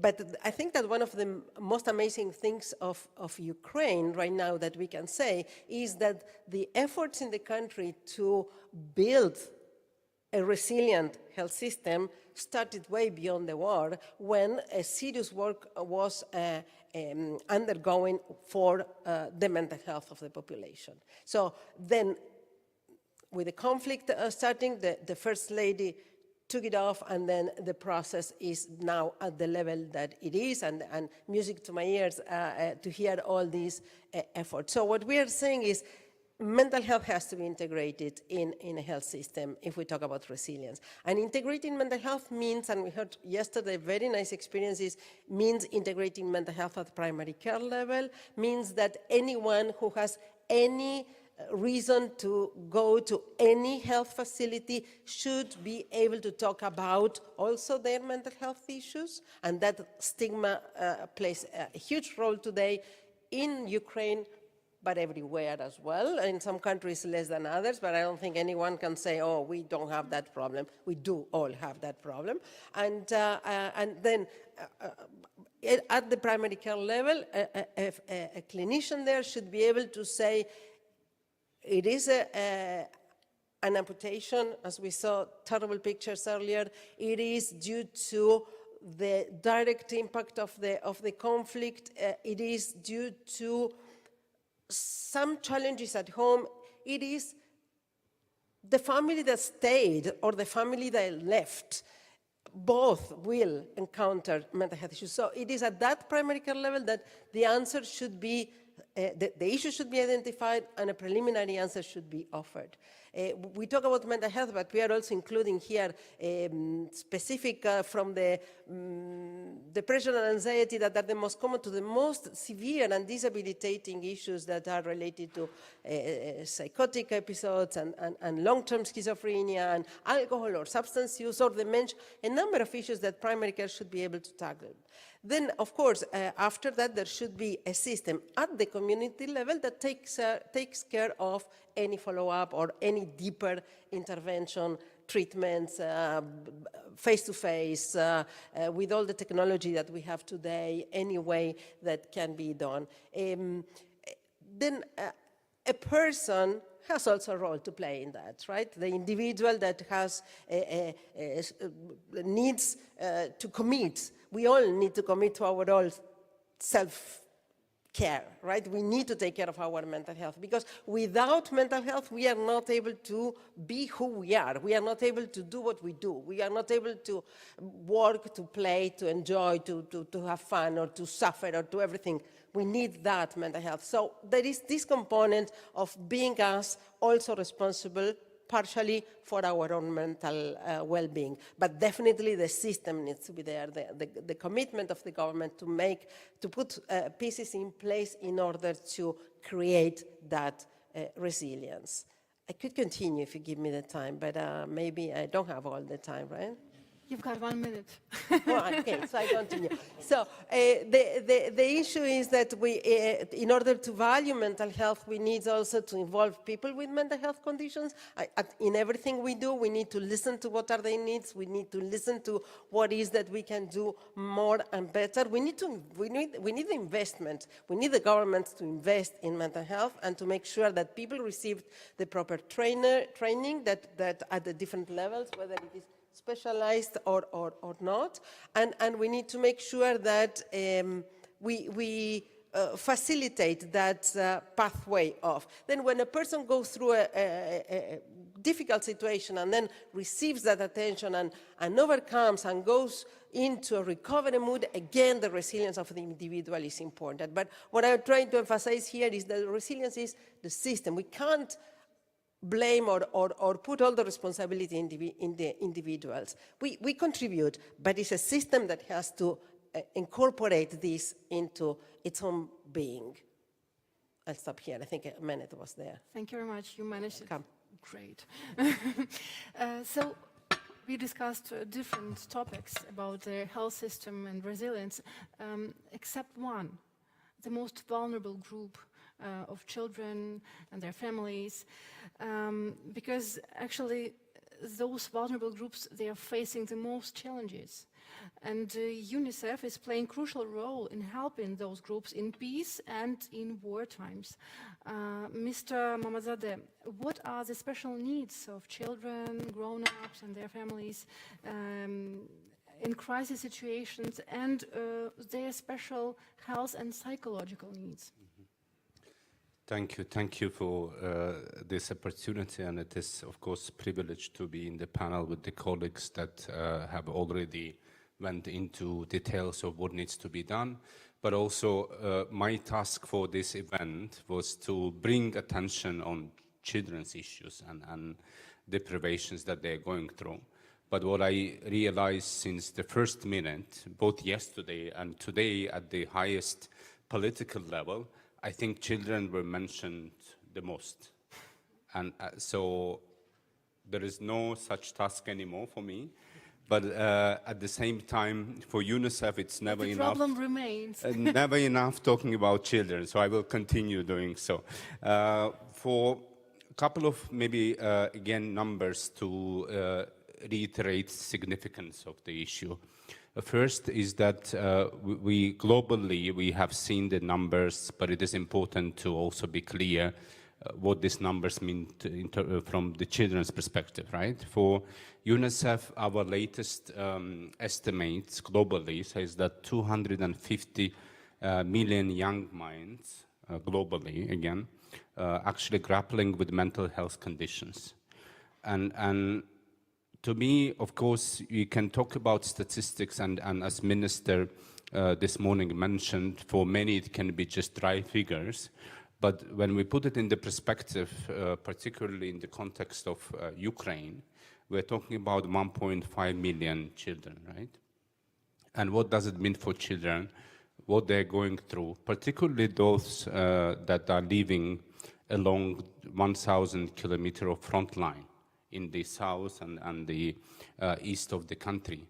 Of course, facing, and also non-governmental control areas, by the way, facing every day actually intense shelling, damaged infrastructure that belongs to them, schools, health infrastructure, their houses, playgrounds, water infrastructure, electricity, etc. So, and when we speak to parents and caregivers, mothers, for example, almost 60% of them are really worried that their children often feel anxious or tense. So what does it mean for us? And when we talk about human capital, I think we need to unpack what it is. When we say human capital, whom we are talking about? Is it capital economically speaking? Is it capital about humans in general? Or is it capital of looking at childhood and adolescence, which is going through actually transformative periods when what is marked actually with constant changes in their bodies, in their minds, in their emotions. And this is critical perspective to factor in when we talk about, again, human capital and how we look into this as opportunity at the same time to shape the future of Ukraine. Because we keep talking about what is the impact right now, which is enormous, but at the same time, we are talking about future, and we have aspirations for Ukraine, one of which is, of course, having war resulted peacefully and for Ukraine get what belongs to it. But also there are hopes around future and children and young people, along with hopes for, of course, EU integration.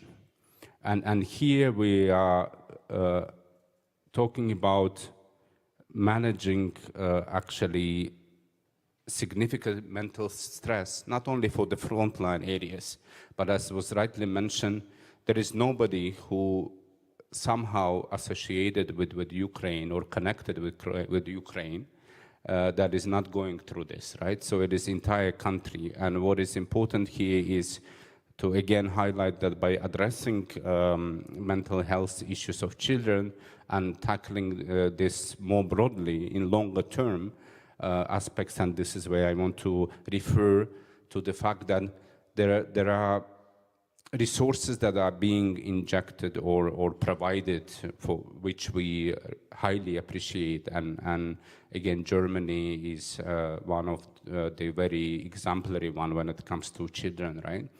But is it only humanitarian, temporary, life-saving measure, or we're talking about mental health that will remain there for decades to come, right? And here we're talking about, again, children that in 10 years' time, perhaps, will be EU citizens, right? We're talking about first generation of EU citizens who will vote for European Parliament or will contribute into shaping European mind and future.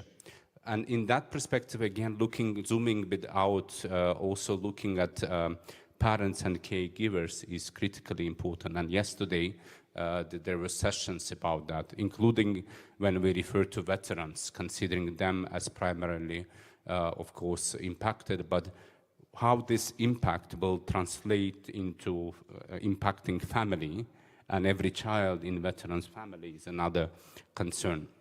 So very briefly, maybe just to tell you what I have seen traveling across Ukraine, for example, in Kharkiv, and my second week in the country. I have been only 2 years, so I cannot give the insights as our colleague here with 12 years of experience, but in my 2.5 months journey in Ukraine, in Kharkiv, I spoke to children that are desperate to meet their classmates, that want to go back and see their class, their teachers. They want to interact. We talk about learning recovery and why education is critical, but at the same time, we all need to be clear that it is not just formal setup where we can learn math or chemistry or other subjects, right?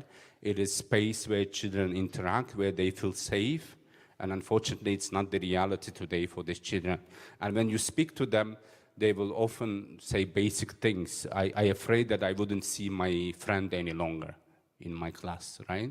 So what does it mean for us, and how we will consider that in terms of longer-term engagement and support? Of course, I'm not going to tell about UNICEF work. It was already mentioned multiple times.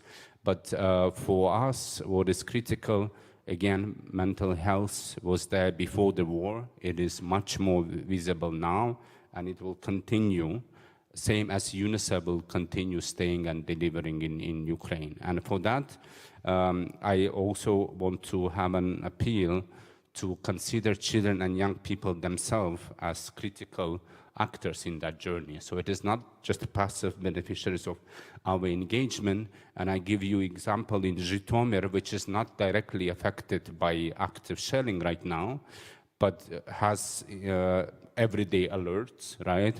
Have shellings or bombs landing time to time in Zhytomyr. But we have been engaged with young people under the program called Upshift, where they themselves trying to bring innovative solutions, how to tackle mental health. And this is what we need to look into and see how we can utilize these resources. And with young lady whose name is Ksenia, who innovated and presented that platform, we need to actually have a critical mass of those young people to be able to help us in that journey, but also to make sure that once we recover or rebuild Ukrainian society and country at large, we have all the required components or systems in place, including health, but not limiting to that. My friend Jarno will speak about linkages with other sectors later in the following session. So how we bring all these systems and sectors around child and family, not the opposite, because quite oftentimes you would end up seeing children and families being referred to different systems and sectors rather than having sectors and systems coming around needs of children, young people and families. And this is, I think, the main message that I wanted to deliver today. Thank you. Thank you very much. It was a great message. And I would like to address my next question to Evgeny. Ще до повномасштабної російської агресії проти України система охорони здоров'я десятиліттями страждала від відсутності критично важливих реформ, спрямованих на, наприклад, перетворення пострадянської системи на більш сучасну та стійку. Хоча війна – це, ймовірно, не найлегший момент для впровадження таких реформ, для проведення структурних змін, але все ж таки, як ви вважаєте, що зараз стоїть на порядку денному з точки зору структурних реформ в українській охороні здоров'я? What do you think? What is important right now? Thank you. Just briefly, I'd like to talk about the health system in Ukraine. So we have approximately 3,000 small and or different clinics in Ukraine. It's also also large hospitals, and they are financed through contracts with the National Service, Health Service of Ukraine. And National Health Service has the financing from the taxes. So we don't have such a system as you have in Germany. And the responsibility of our government lays in the point that we provide the services, and the responsibility of local government is to develop these hospitals and clinics. And we wanted to change this mechanism of financing in order to have a financial stimuli in order to provide better service. And to give financing for the hospitals according to number of patients that they were treating. So it's this system, this whole system is more sustainable in the time of crisis, because everyone can imagine in one country there's a crisis happening, many people lose their jobs and they can't pay taxes, and then government has to come up with a creative decisions. So historically we were lucky because we didn't have any taxes, so taxes were going for financing our army, but we have our mechanisms, our donors who can finance hospitals and clinics. So it's a very important, crucial point. And in the first days or months of the full-scale invasion, we changed the financing. We would pay for hospital at 1/12 of the historical budget. And after some time, and pretty fast, we came to understand that we need to change this principle, because there were some uneven distribution, because there were also hospitals that they wouldn't exist anymore, and other hospitals had like 4 times more patients. So that's why we changed the system, and we would finance hospitals and according to the number of patients that are treated in these hospitals. This is a new system. And I think that maybe it's also because I work on this reform.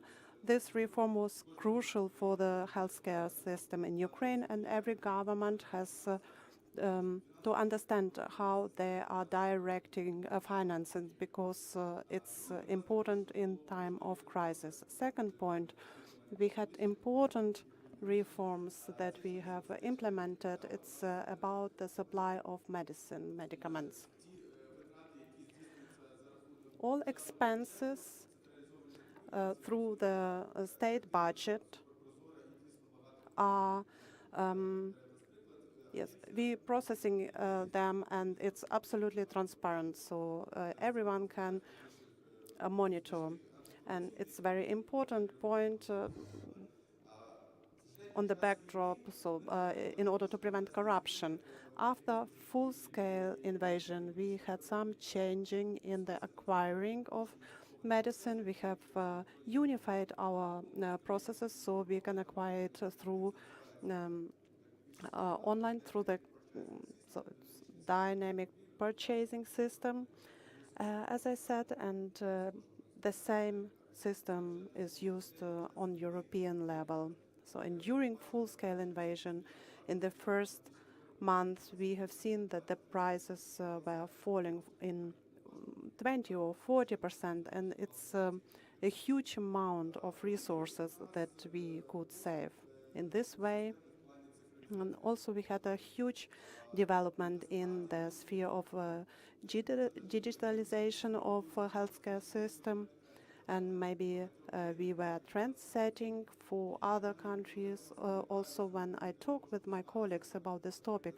And for instance, if I have a question, what is what is the average weight or height of the patients in Ukraine, so I have access to this information within 10 minutes. We have this centralized system, and so we can make decision faster on the level of hospital management, which is also hospitals are better connected, and we can also monitor services. We have also access to a number of medical personnel. And I think that these three pillars were really important, and they support us in our work. So in this direction, we proceed because there's still room And I would like to for proceed improvement. talking about future, because we are now like moving into the future. So my question is to representatives of non-governmental organizations or bigger stakeholders. What are your wishes for future? What do you expect from Ukraine? I would like to listen a short answer. What do you expect maybe from Ukraine in this direction? Can I? Yep. Can I start? What do we expect from Ukraine? I think we've heard so many good initiatives, and the understanding of the importance of mental health, integration to the healthcare system, all of that. I'd like to bring the attention to maybe one aspect that we haven't talked about, which is obviously close to my heart, which is volunteer organizations.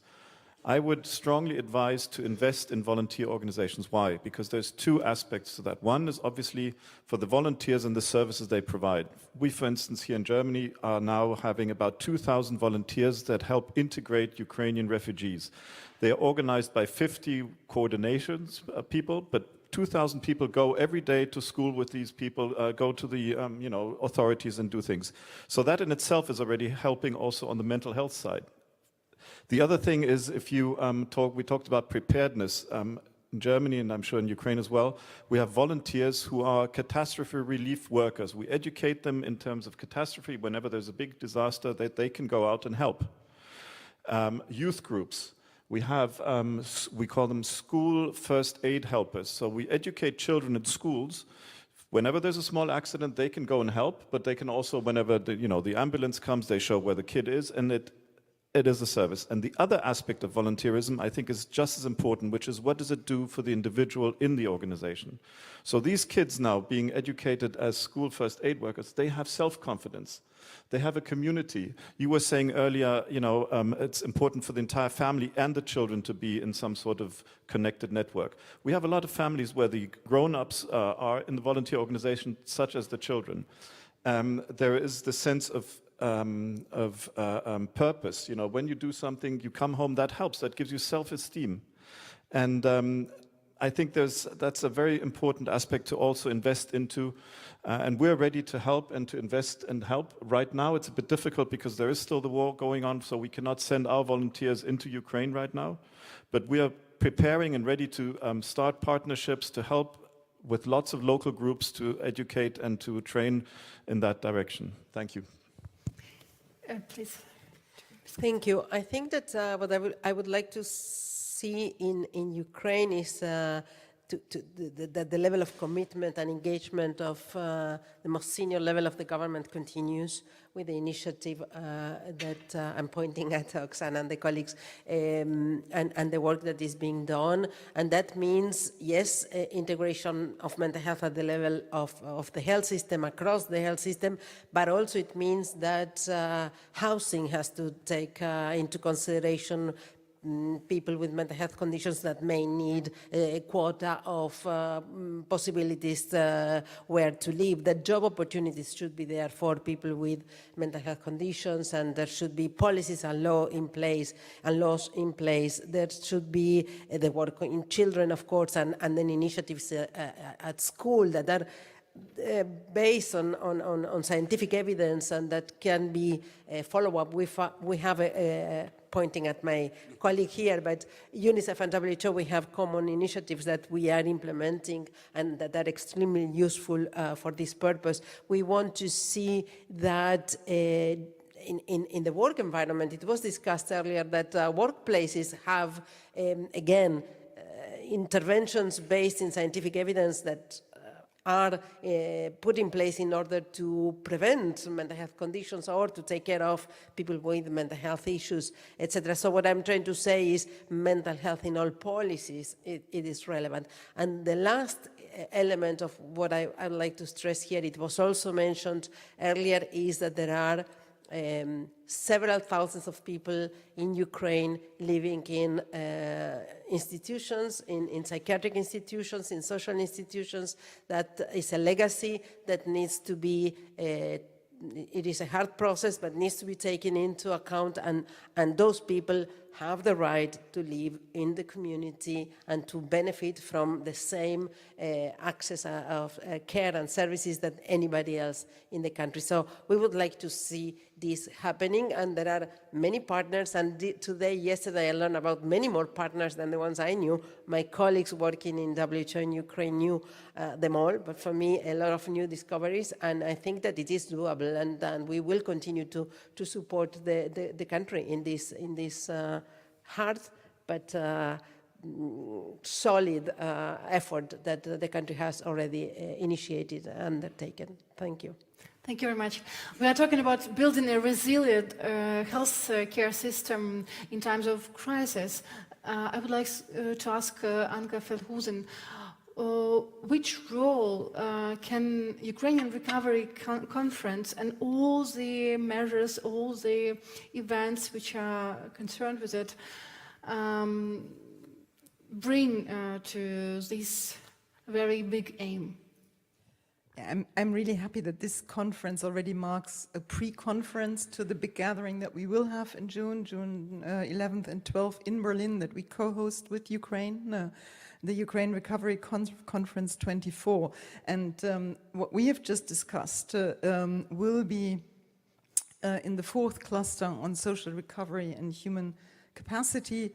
This will be one of the key components of the conference, and we will focus on very diverse fields such as veterans, diaspora, migration, humanitarian mine action, education, cultural heritage, but of course also health issues. And I think what we have just discussed, mental health, psychological support, rehabilitation or telemedicine, they will all feature very prominently during this conference. And I think the biggest challenge will be to bring all the players in the field together. But in the end, this will be only one little step on the big way that we have to go.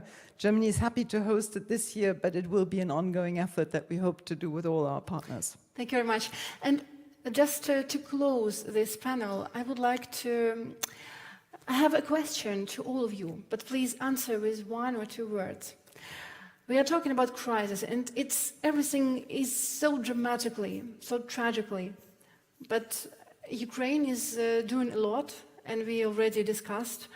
What would you like to bring with you from this conference, like something from Ukrainian experience, which you think is very successful in order to really build a resilient healthcare system? What is, to your mind, very important, what Ukraine already achieved, and what the other countries could learn from Ukraine, maybe? In one word, it's not possible. I had the privilege of being in Kiev last October for the Mental Health Forum, and I was impressed by having in the room 300 plus people heavily committed and working very hard to provide support to the mental health needs of the population. For me, that is what I took with me, and I'm taking over and over, repeating the story again and again. I think that is extremely powerful, and I would like to see it everywhere, not just in Ukraine. Thank you very much. I think it's also very important to all the Ukrainian participants here to know that actually you are doing a great job, and lots of people are learning from you as well. Just don't forget it.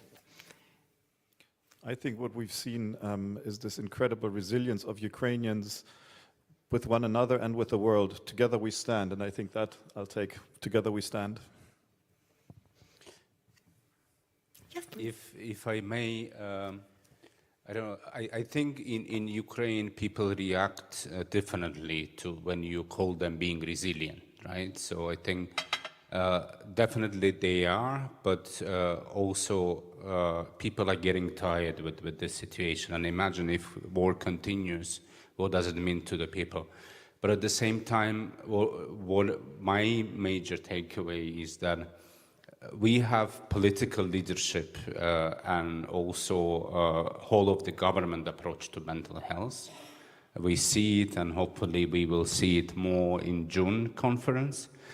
But what I have realized, it was a discovery. I knew that, I traveled, I met many people, but yesterday conference gave a clear evidence that we also have a whole of a society approach. Well, all the practitioners, civil society, and community-based organizations. So I want to thank them, and I think this is what I'm taking with me, and I think this is where investments should go as well. Thank you.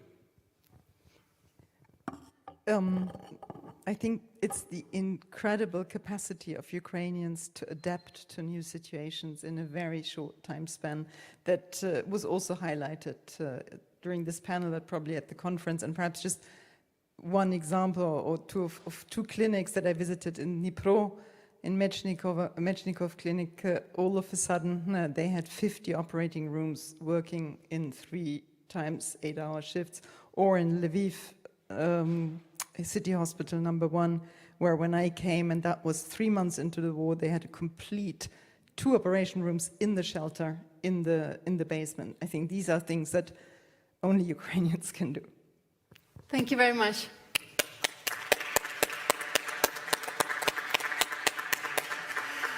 Thank you very much for your participation and for your patience. Thanks, you are having your break, and then we'll meet in almost half an hour. Thank you. Thank you.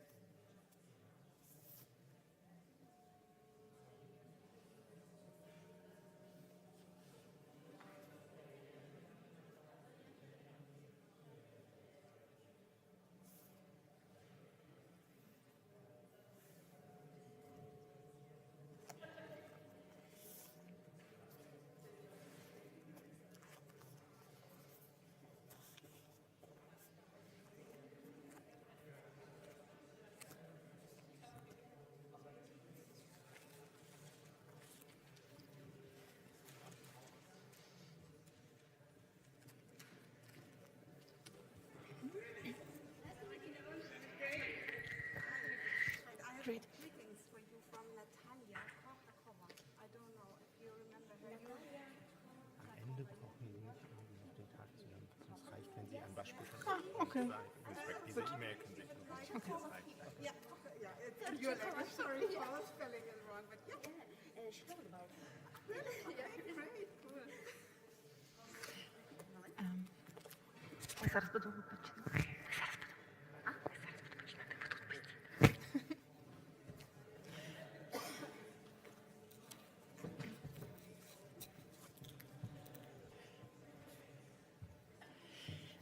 Dear participants, dear ladies and gentlemen, пані та панове, liebe Damen und Herren, herzlich willkommen hier in unserem Saal. Please come here, do not hesitate. We would like to start our last panel. Last but not the least, it's a very important topic.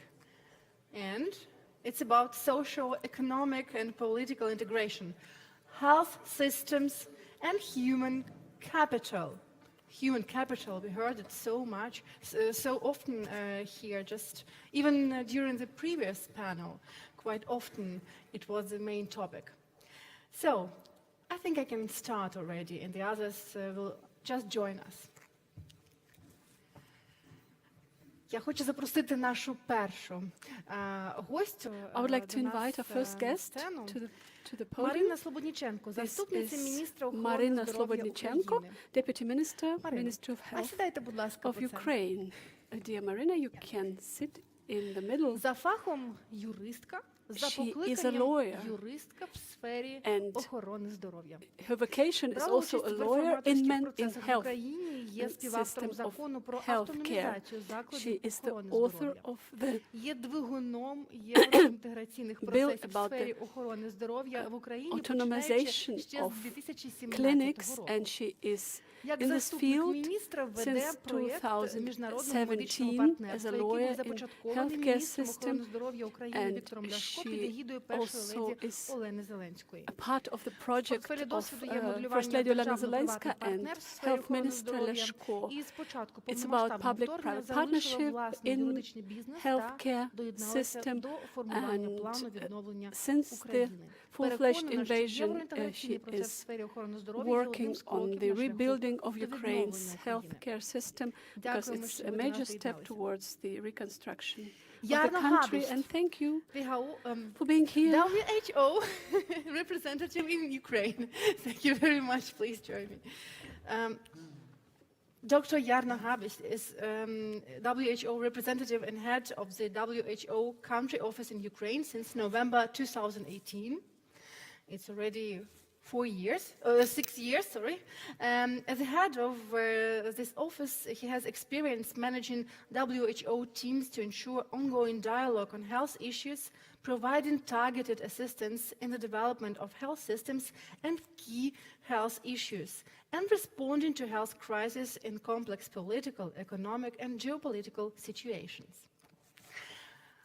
And Martina Unselt.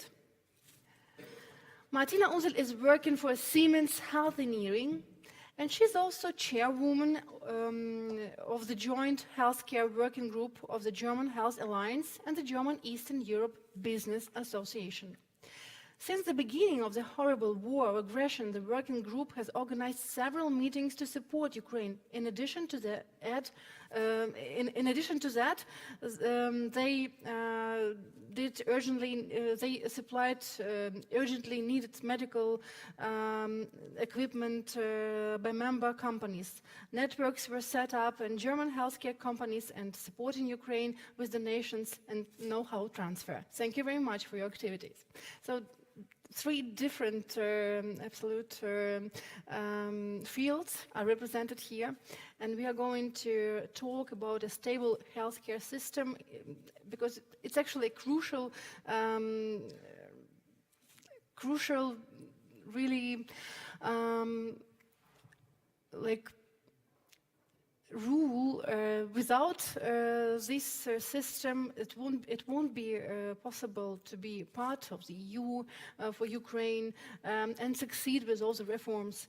So functioning healthcare system is very important for having the necessary human capital for reconstruction, and mental health, prosthetics and rehabilitation play a decisive role in this context.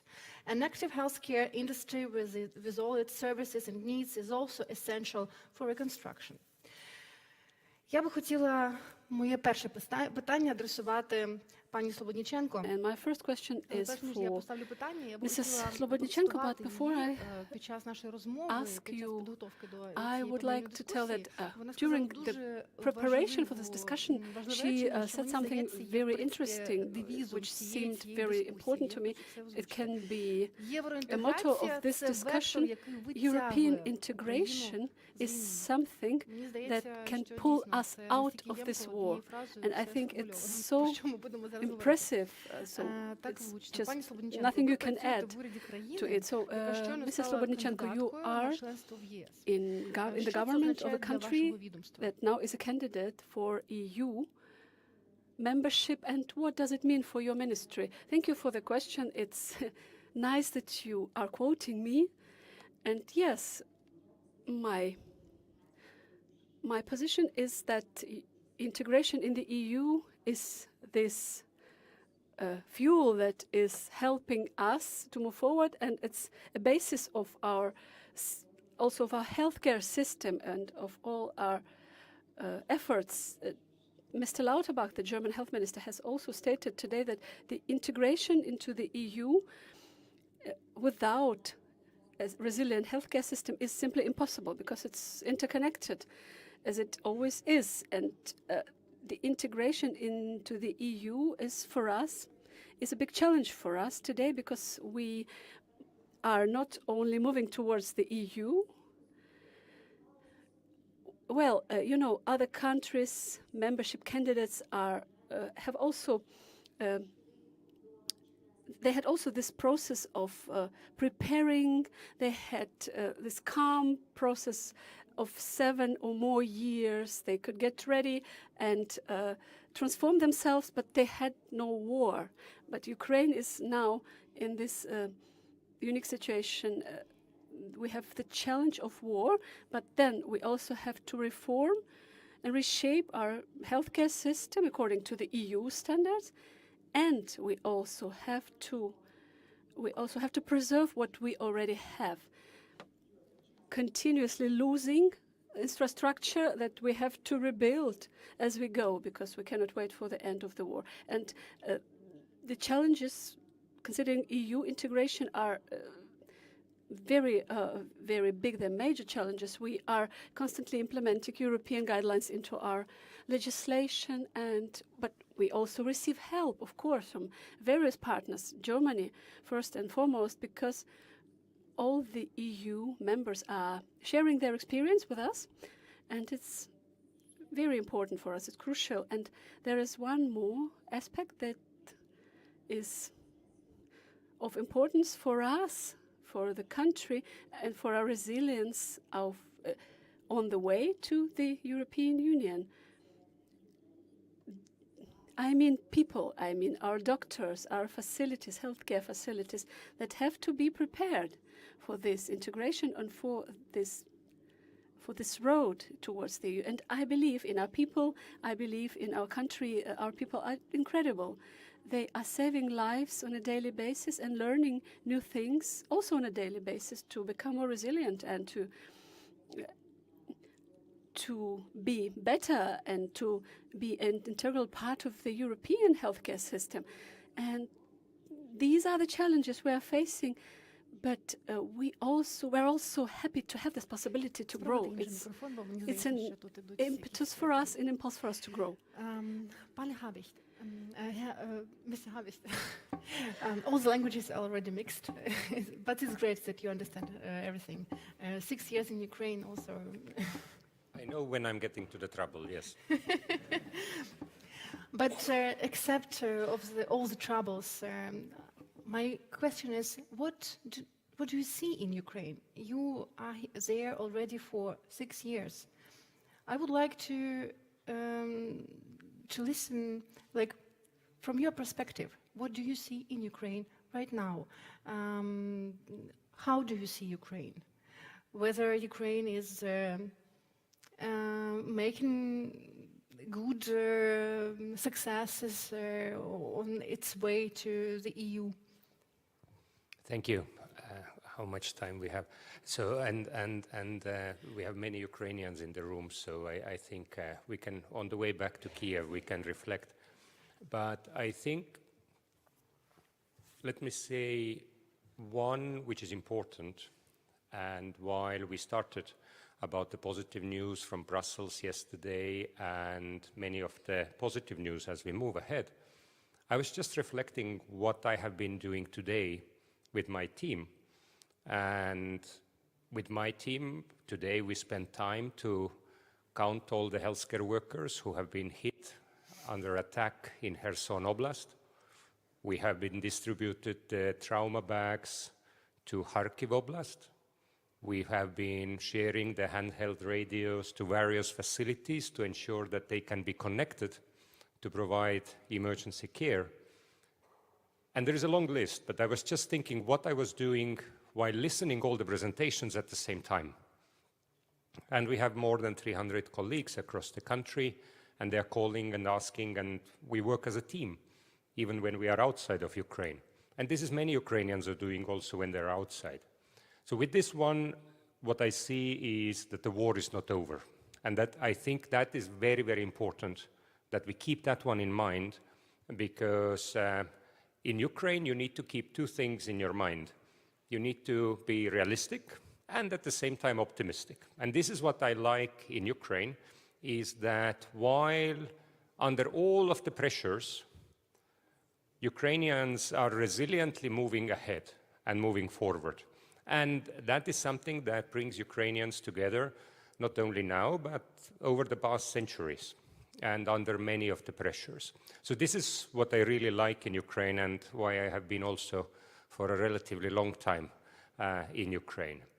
So the other message is what we have learned in WHO over the years, and we're just finalizing also our strategy in Ukraine and how we engage for years to come until 2030, is that we need to work at the same time on emergency response, recovery, and the reforms, including towards the EU integration at the same time.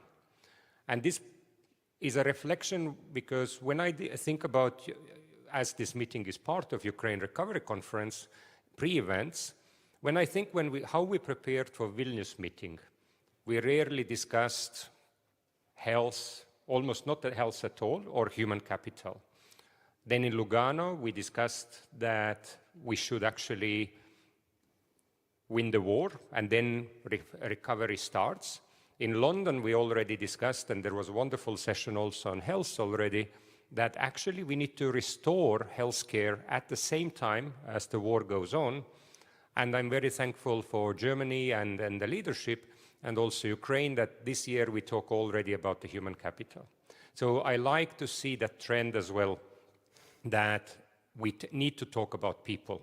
And this is very important because when I was in Liman, which is in Donetsk Oblast, in December, you see the brave healthcare workers who are working there, but also the support is needed.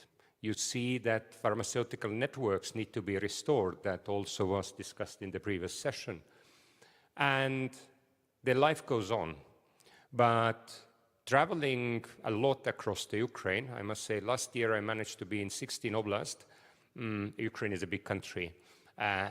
Another aspect I have seen is inequalities, which are increasing. And because this session is also about the socioeconomic factors and all the aspects around that, I think we need to tackle the inequalities, because in the past session, we talked about the children, the adolescents. We have been hinting to the demographic change that Ukraine has, and that all has an impact to the economic growth and development in the future as well.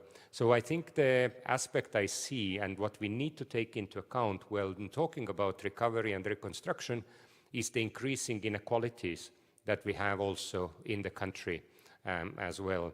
So there are many things to say, and if there is a chance, then the second question, I will reflect more, but I think first message is the war is not over.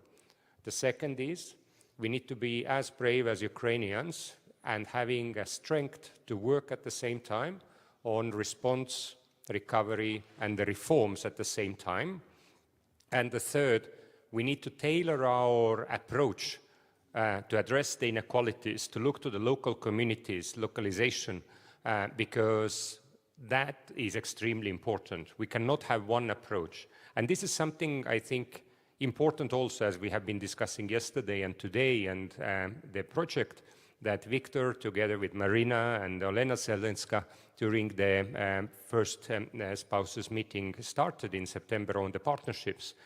I like to just address for those colleagues who are working from Germany or other countries with Ukraine, that we take those inequalities into account, but also that we reach to those communities which are the most vulnerable. So these are the three messages for the first round. Thank you. Thank you very much for your observations and sharing them with us. My next question goes to Ms. Unselt.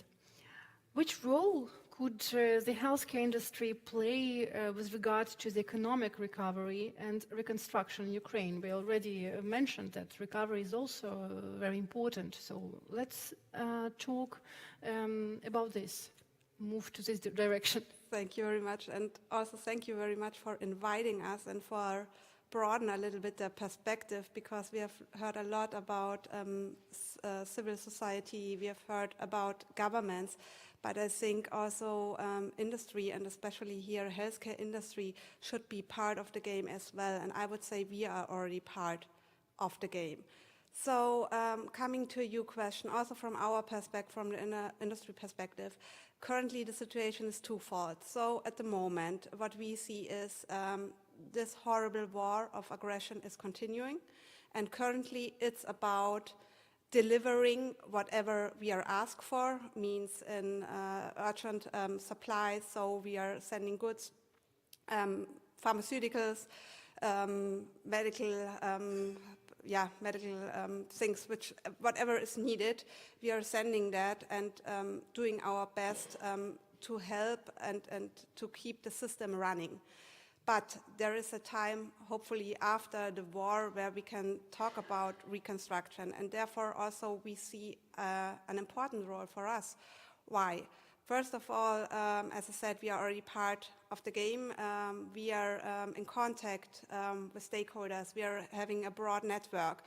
We are asked whenever it comes to the question how to quickly fix problems, and it's about really keeping the system alive currently. It's jumping in whenever it's needed. And also I can tell from my company, we have people there driving to the spaces which are damaged and repairing for example, the CT or MR scanners or whatever we are talking about.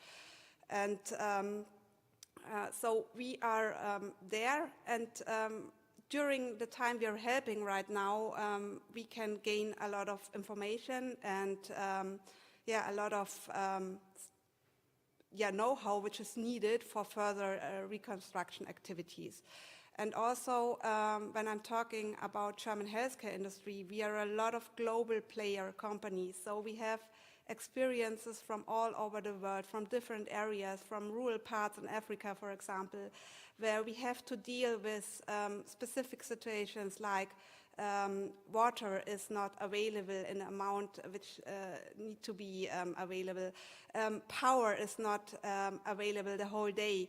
And all these know-how can be brought in to better rebuild the healthcare system. And I really would like to offer to engage us, and we really would love to continue that what we are doing right now. And we have over the past months and years, we have set up a huge network here in Germany of healthcare industry companies. And this is also proven by, for example, we are asked by the Ministry of Health, our association, whenever they get something from the Ukrainian Ministry of Health asking for support in specific areas, then we are circulating, we are asking the member companies who can jump in and who can help. And of course, everyone gets exhausted. It's really, this is quite a long time right now, but then having a look at the people on the ground in the Ukraine and seeing how brave you are, really, and how you're standing that all and going through, then we are motivated again. Thank you very much. Пані Слободниченко, повертаємося до вашого фахового кола. Slobodnichenko, yes, back to your field, your expert field, and let us focus on reforms, because you have to implement reforms right now. Well, so we are not taking a break in implementing reforms, and maybe it's something really special about Ukraine, because you might think, which reforms we can implement because we have a war. But believe me, we are reforming our healthcare systems, but the direction might be slightly different because the priorities are different. The priorities are, first of all, rehabilitation, mental health. And as of today, we have unique programs. They are part of our strategy. It's a reproductive technologies, because we see the demographic crisis. We don't speak about overcoming. We are speaking about how we can lessen the effects of the crisis. So that's why we include the program of reproductive health in the guarantees of healthcare system. And also, we started different program. Another program is policy of veterans, for veterans. Not every country can provide such a sector. There are also different reforms. We have to change a system and the quality of our service, because right now we are on the way into integration into European Union, and we have to raise the quality of our medical system, facilities, and so that's why we are implementing reforms in education and also in the administration. So we just were talking about business, about industry, and when we talk about Euro integration, it's also the regulation in a pharmacy, and so we are also regulating this industry. So that's why,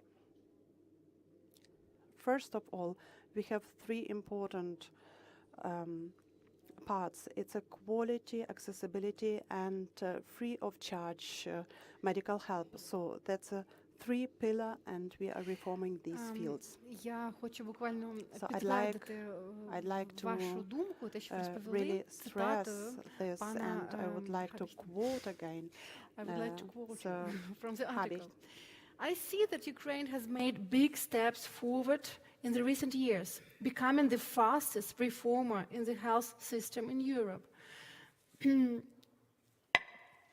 But I have a question.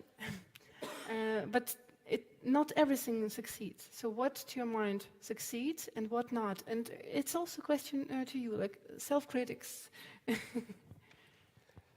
I think what is the biggest success is that Ukraine has continued the reforms, and in the previous session it was also quoted that after the Revolution of Dignity, around 2016 and 17, the major reforms happened and took very systematically things forward. If we now think back the last 7-8 years, we have had 2 years of full-scale war, 10 years of war actually, if we look to Donbass. We have had COVID outbreak. We have had measles outbreak in Ukraine. We have had polio outbreak that is closed just 5 months ago. And against all of those odds, being the disease outbreaks, global or local, full-scale war and invasion by Russian Federation, the reforms continue. But as also Marina was saying, I think they adapt. So you need to be able also to adapt. So I think first is that the reforms continue. The second, what I'm learning is the ways to make the procurement more transparent, the ways to build more on the data, to look to the pooled funding in the National Health Service. So touching all the elements of health system since 2016 has allowed Ukraine to be more resilient. When I look from WHO side, these are fast reforms. Is everything going perfectly? Not yet. And that is another aspect of Ukraine. Ukraine is a big country, decentralized country. So we need to, it takes time until the service reaches really to the person. And that is also where the tensions very often come. So I think if something is agreed in the capital, until it reaches to the village on the border, it takes time. So I think it continues. It has allowed Ukraine to be resilient. But now, as Marina was saying also, there are different priorities. The mental health, rehabilitation. When we look the disease burden in Ukraine, even if the war would finish today, actually we have much more disease burden than before. Also because of delayed care, as here in Germany also we have many who have delayed care at the time of COVID, etc., etc. And at the time of war, you have that even more. So actually what is staying ahead of us, and that's important for the human capital point of view, is we have relatively more aging population because a lot of young people have left Ukraine, and we have also higher disease burden because of chronic diseases and those new needs that Marina was also mentioning, rehabilitation and mental health. So I think ahead of us is that we need to consider how to move the reforms further, but we are also slightly on the crossroads in 2024 and 25, how to adapt. One adaptation is European Union, and in the European Union, as many around here, they know that there are EU competencies and member state competencies, and health is across almost all the chapters of accession that needs adaptation. So it's a huge work ahead of us, but at the same time in Ukraine we have to take care of our people at the site as well. So there is a lot of that needs to move ahead. So we need to work a lot more actually ahead of us related to the EU and to support Ukraine on the human capital side. And I think I want to have one reflection, because probably it's the last time when I get the microphone, is also, I think, the successes and what we have learned and where we need to think and where you help Ukraine, think also how you can create jobs inside of Ukraine. And that is something that we need to consider. What we have seen as a WHO at the COVID time, we didn't bring the mobile laboratories to Ukraine from outside. These have been designed by Ukraine architects and specialists, built in Ukraine, and now they are providing services where they are needed. So I think that is another aspect, is let's think a little bit when we think about growth, how we can create also jobs through the needs of health sector, but inside of Ukraine, because that allows also Ukraine to grow back quicker. So on the human capital, the population, disease burden is much higher. That will make the need for the health reforms even more to be present. Let's create jobs also in Ukraine for healthcare needs, which are in the front line or elsewhere. And that is something that we have been trying to do through the local procurement, and I know many others as well. And finally, I really like to thank the healthcare workers who are putting themselves in front line, and we need to think to how to support them. And I wanted to say thank you for all in Germany who you are working with Ukrainians, because there is one element we should not underestimate when we talk about the human capital. And this is motivation and morale. Actually, you calling to Ukrainian doctors and nurses and talking to them gives them also the strength and to be resilient. When you come to visit them, that shows that the world has not forgotten Ukraine.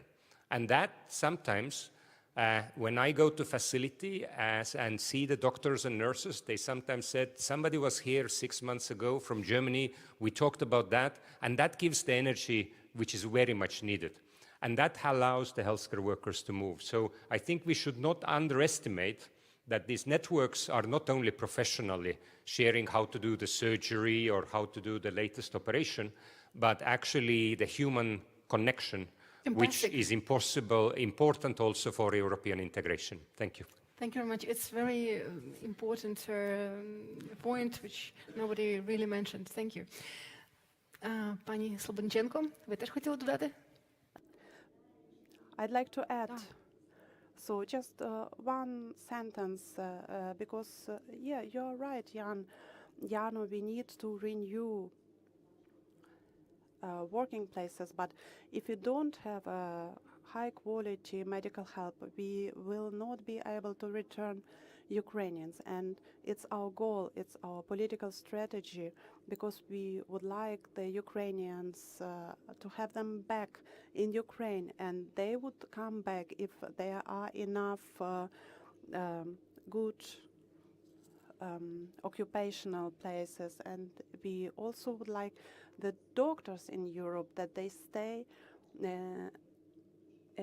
in Ukraine, because we see that in other countries that have accessed the European Union, so the doctors just change country, and we would like to retain our doctors in Ukraine, because yeah, you please believe me, not only money motivate the doctors, but also like working conditions and the possibility to develop, and it's our goal to implement this in Ukraine. Thank you, Jarno, that you raised this topic. I have a question to Ms. Unselt. If we are talking about perspective, about future, what should be done to attract more investment in the health industry after war? So I think, first of all, a lot has already been done with the pathway to the EU. So I think this gives a lot of safety. Really talking about that, what we are discussing in our working group is transparency. So we absolutely need transparency. We need stable conditions. So what is decided today should also be relevant for tomorrow or the day after tomorrow. These are things which are important. Then procurement processes, rules, but also I see a lot of development over the past years or months. So we are having regular meetings with Medical Procurement Ukraine, which are responsible for public procurement processes.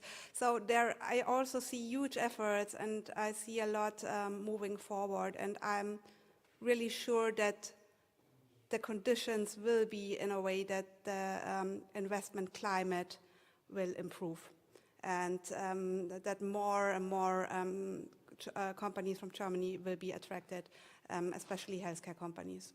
Yeah. Thank you very much. Well, we talked about future, but unfortunately the war is far from over, and Ukrainian people are continuing struggling, more injured and traumatized every single day, both soldiers and civilians. And from this point, another one question to Mr. Habicht. You see, I am going to give you a microphone again. Which is the role of the rehabilitation services? I think we have discussed a lot on mental health, but equally it's the rehabilitation. And the minister showed this morning the number of amputations during the full-scale invasion has almost tripled. So I think there is two aspects of that. One is the acute rehabilitation and then the long-term rehabilitation. And I'm very grateful that the government and the Ministry of Health is moving ahead with a clearer plan where and what services need to be available and what facilities are playing what role. So that is extremely important that we have that clarity, because I think it's not only for the private sector, but it's also for the public sector, it's also for the healthcare workers, that they know what the network for the rehabilitation is. And I started from the network because it's very important that the network then addresses the other topic I mentioned before, is the inequalities, that we ensure that also services are available close to home for people, and those who are returning from the front line, those who have injuries. We should not also forget all the attacks against the civilian infrastructure. And rehabilitation is also needed for the other conditions. When I was in rehabilitation department in Poltava last summer, then majority who needed rehabilitation were men and women who were showed too late after their stroke. So who learned how to eat, how to write, how to walk, and that's equally important.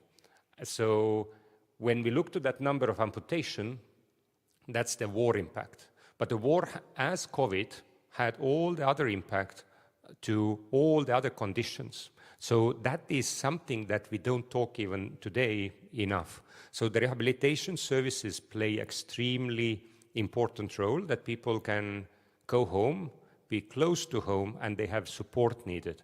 And we need to ensure that it is not only in the hospitals, but also we have enough nurses available, it's integrated to the primary care, and most importantly also to the social services that was mentioned also in one of the previous panels. So rehabilitation services play extremely important role, but we need not to look only to the medical side of it, but we need to look to the patient-centric, people-centric approach for all the services. So I think while we are talking in health sector that we are in the driving force for that, actually we need to bring the whole society to the next level, and that is much more difficult. And that's, I think, many of the EU countries are struggling at the same time. I know at least my own country, Estonia, sometimes we are self-critical. We say we don't do enough on that. But now I think Ukraine needs to move even further.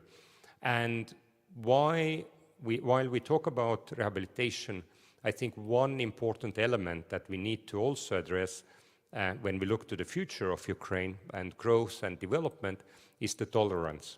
Because we will have a lot of people coming back with injuries, how we are getting used to it and how we ensure so that they can be part of the society. It is possible to move around with a wheelchair. It is possible to get to the tram or the bus. We can reach from one place to another. So there is a lot of work ahead of us. So I think that is something that we can drive as a medical community. And we need to do a lot. There is a huge work ahead of us. And I think the doctors and nurses can play a leading role, making medical rehabilitation available, but then also driving the change in the whole society. Thank you very much. Пані Слободниченко, з вашого боку ви можете теж доповнити Yes, thank you so much. Mrs. Slobodnichenko, what can you add to this topic from your side, the rehabilitation efforts that need to be done? So, you know, I would like to add that this topic of rehabilitation is, of course, huge, and we try to divide it in mental and physical, which is not possible one without the other, because it's a complex question. And it's part of our work every day, but the rehabilitation in Ukraine is not possible without the international help and support, because this cooperation with our international partners, with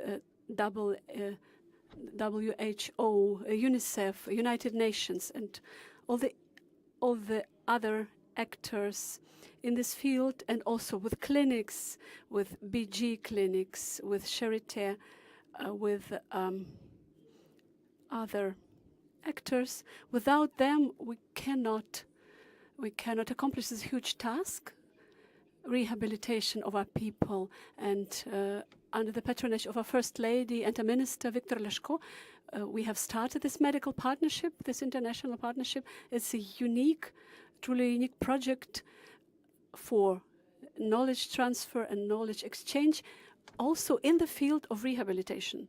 And that's why MHGAP, the program that you all know about, and mental health organizations that are working in this field. So in Ukraine, we need help not only on the governmental or high level, but on the level of communities, of health general practitioners. I also live in a rural community, and I have a neighbor, she's a nurse, and she never walked just to walk around the village, just to take a walk. And one day I saw her just walking slowly with her husband around the village, and I asked, what are you doing this? You always say you don't have time. No, I was participating in MHGAP, and that's why I try to take a walk every day. And next time I take my parents with me. So it's a little by little, every step is everything we talked important. About. How can international partners support Ukraine on its socio-economic and political integration, health systems and human capital? Just a couple of sentences each of you.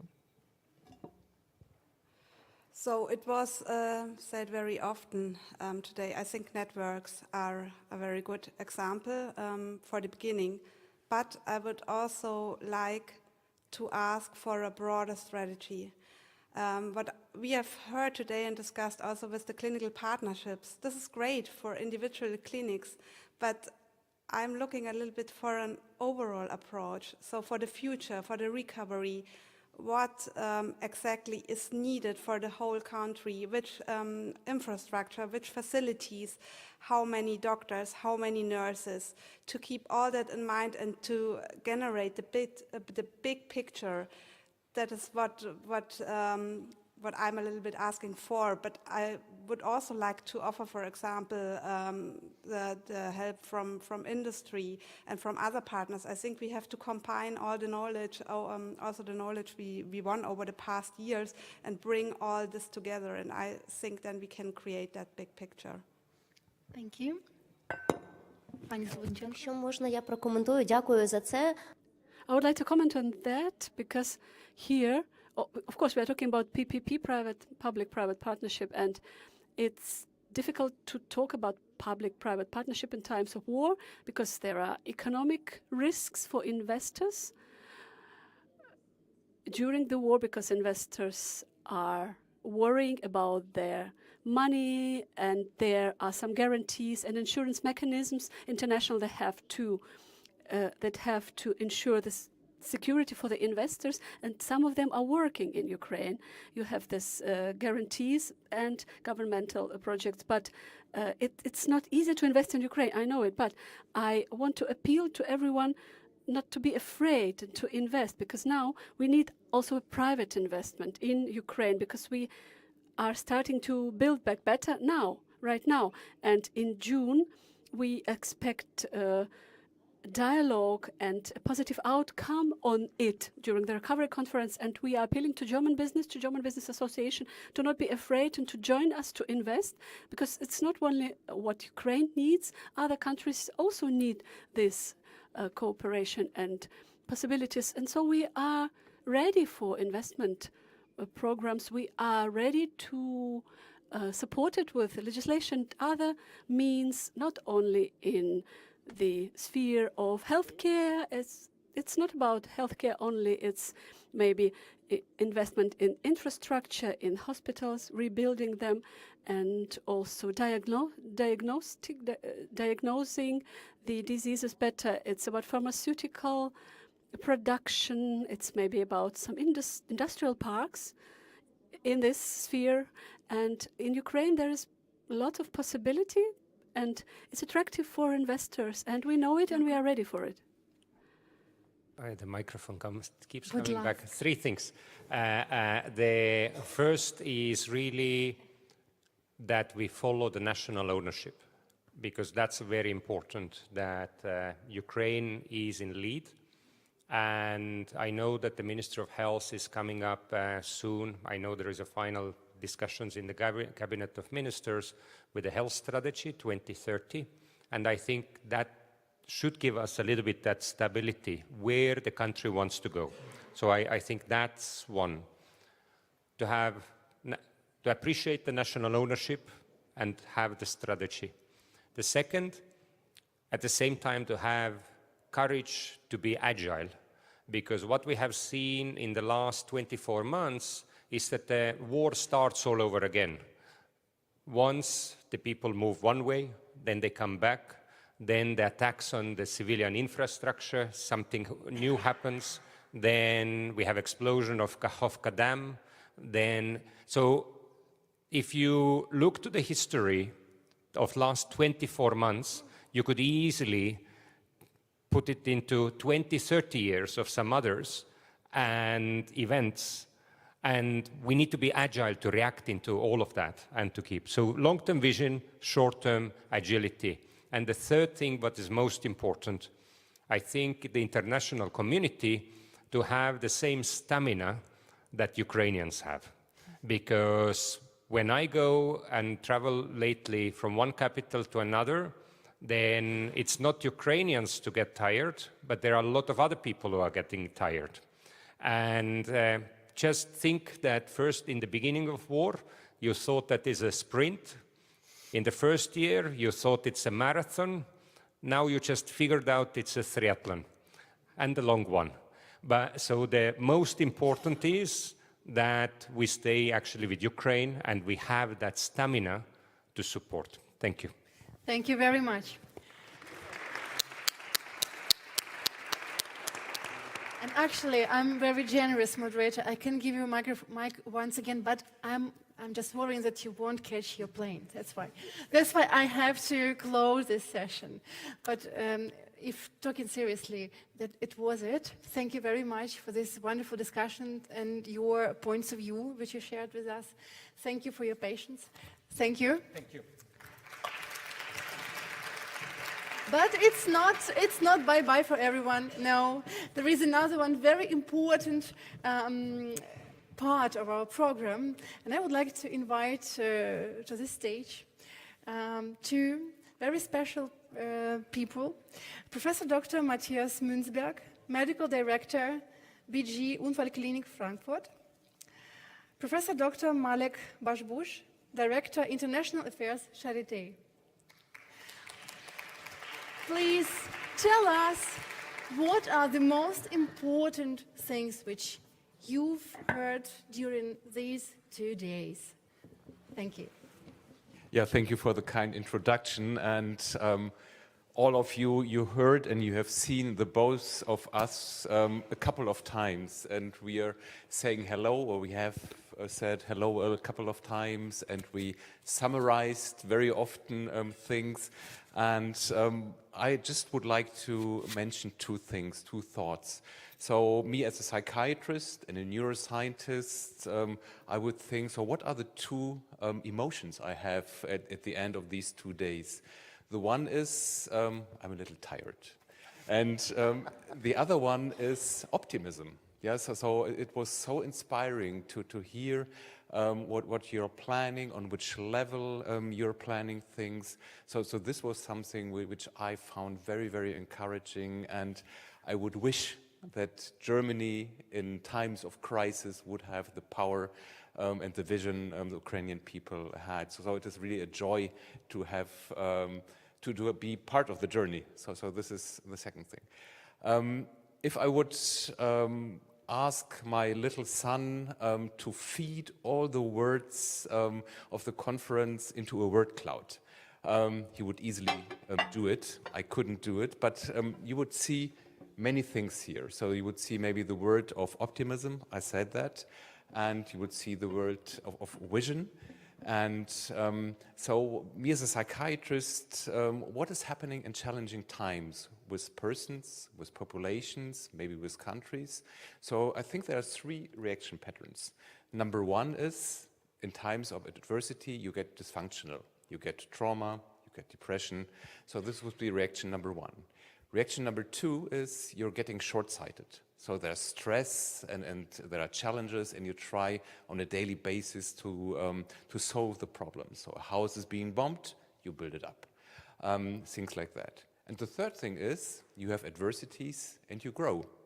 And this is something which I have observed the last days, the last years, and this was super impressive. So for us, it is really a big joy to be part of it. I hope what we did today is the starting point of the thing which we are covering currently together. So if we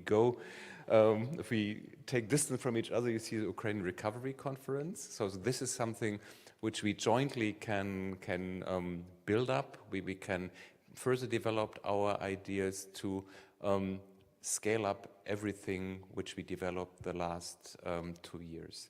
And the final remark before I hand over is a very, very brief one. You can count on us. Thank you very much.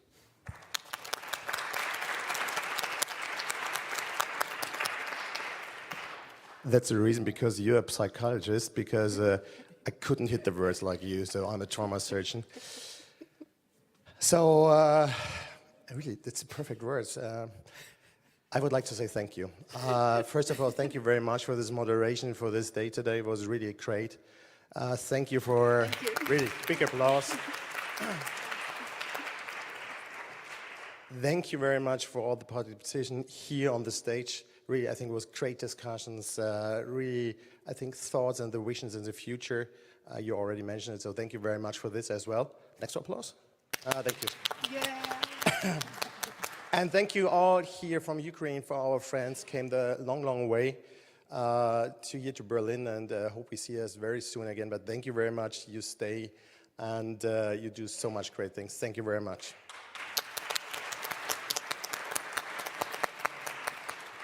A last thank you. This is probably, I have to say thank you, and you hit the words, okay.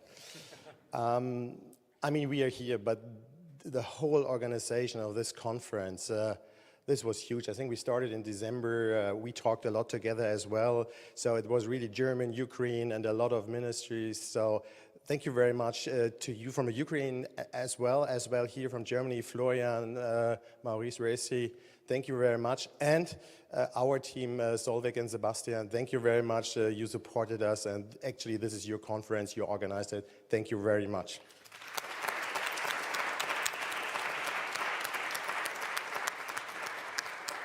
And thank you very much for everybody I not mentioned or probably forgot. I would close with the words I think Ms. Büdenbender said today in the morning. It will be a long run. And you mentioned it just a second before, and I think it will be the long run. But together, we will get it successfully. Thank you very much.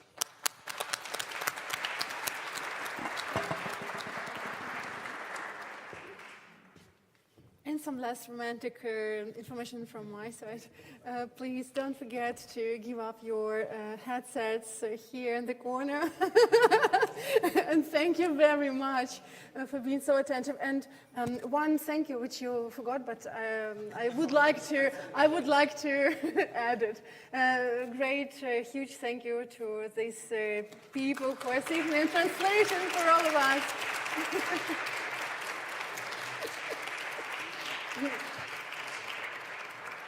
You did it well. Also, my ping pong with languages, it was. Thank you. Thank all of you, and you may be free.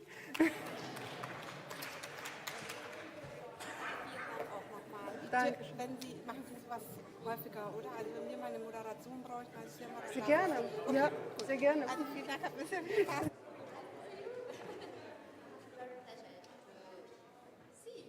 Danke schön, sehr gerne.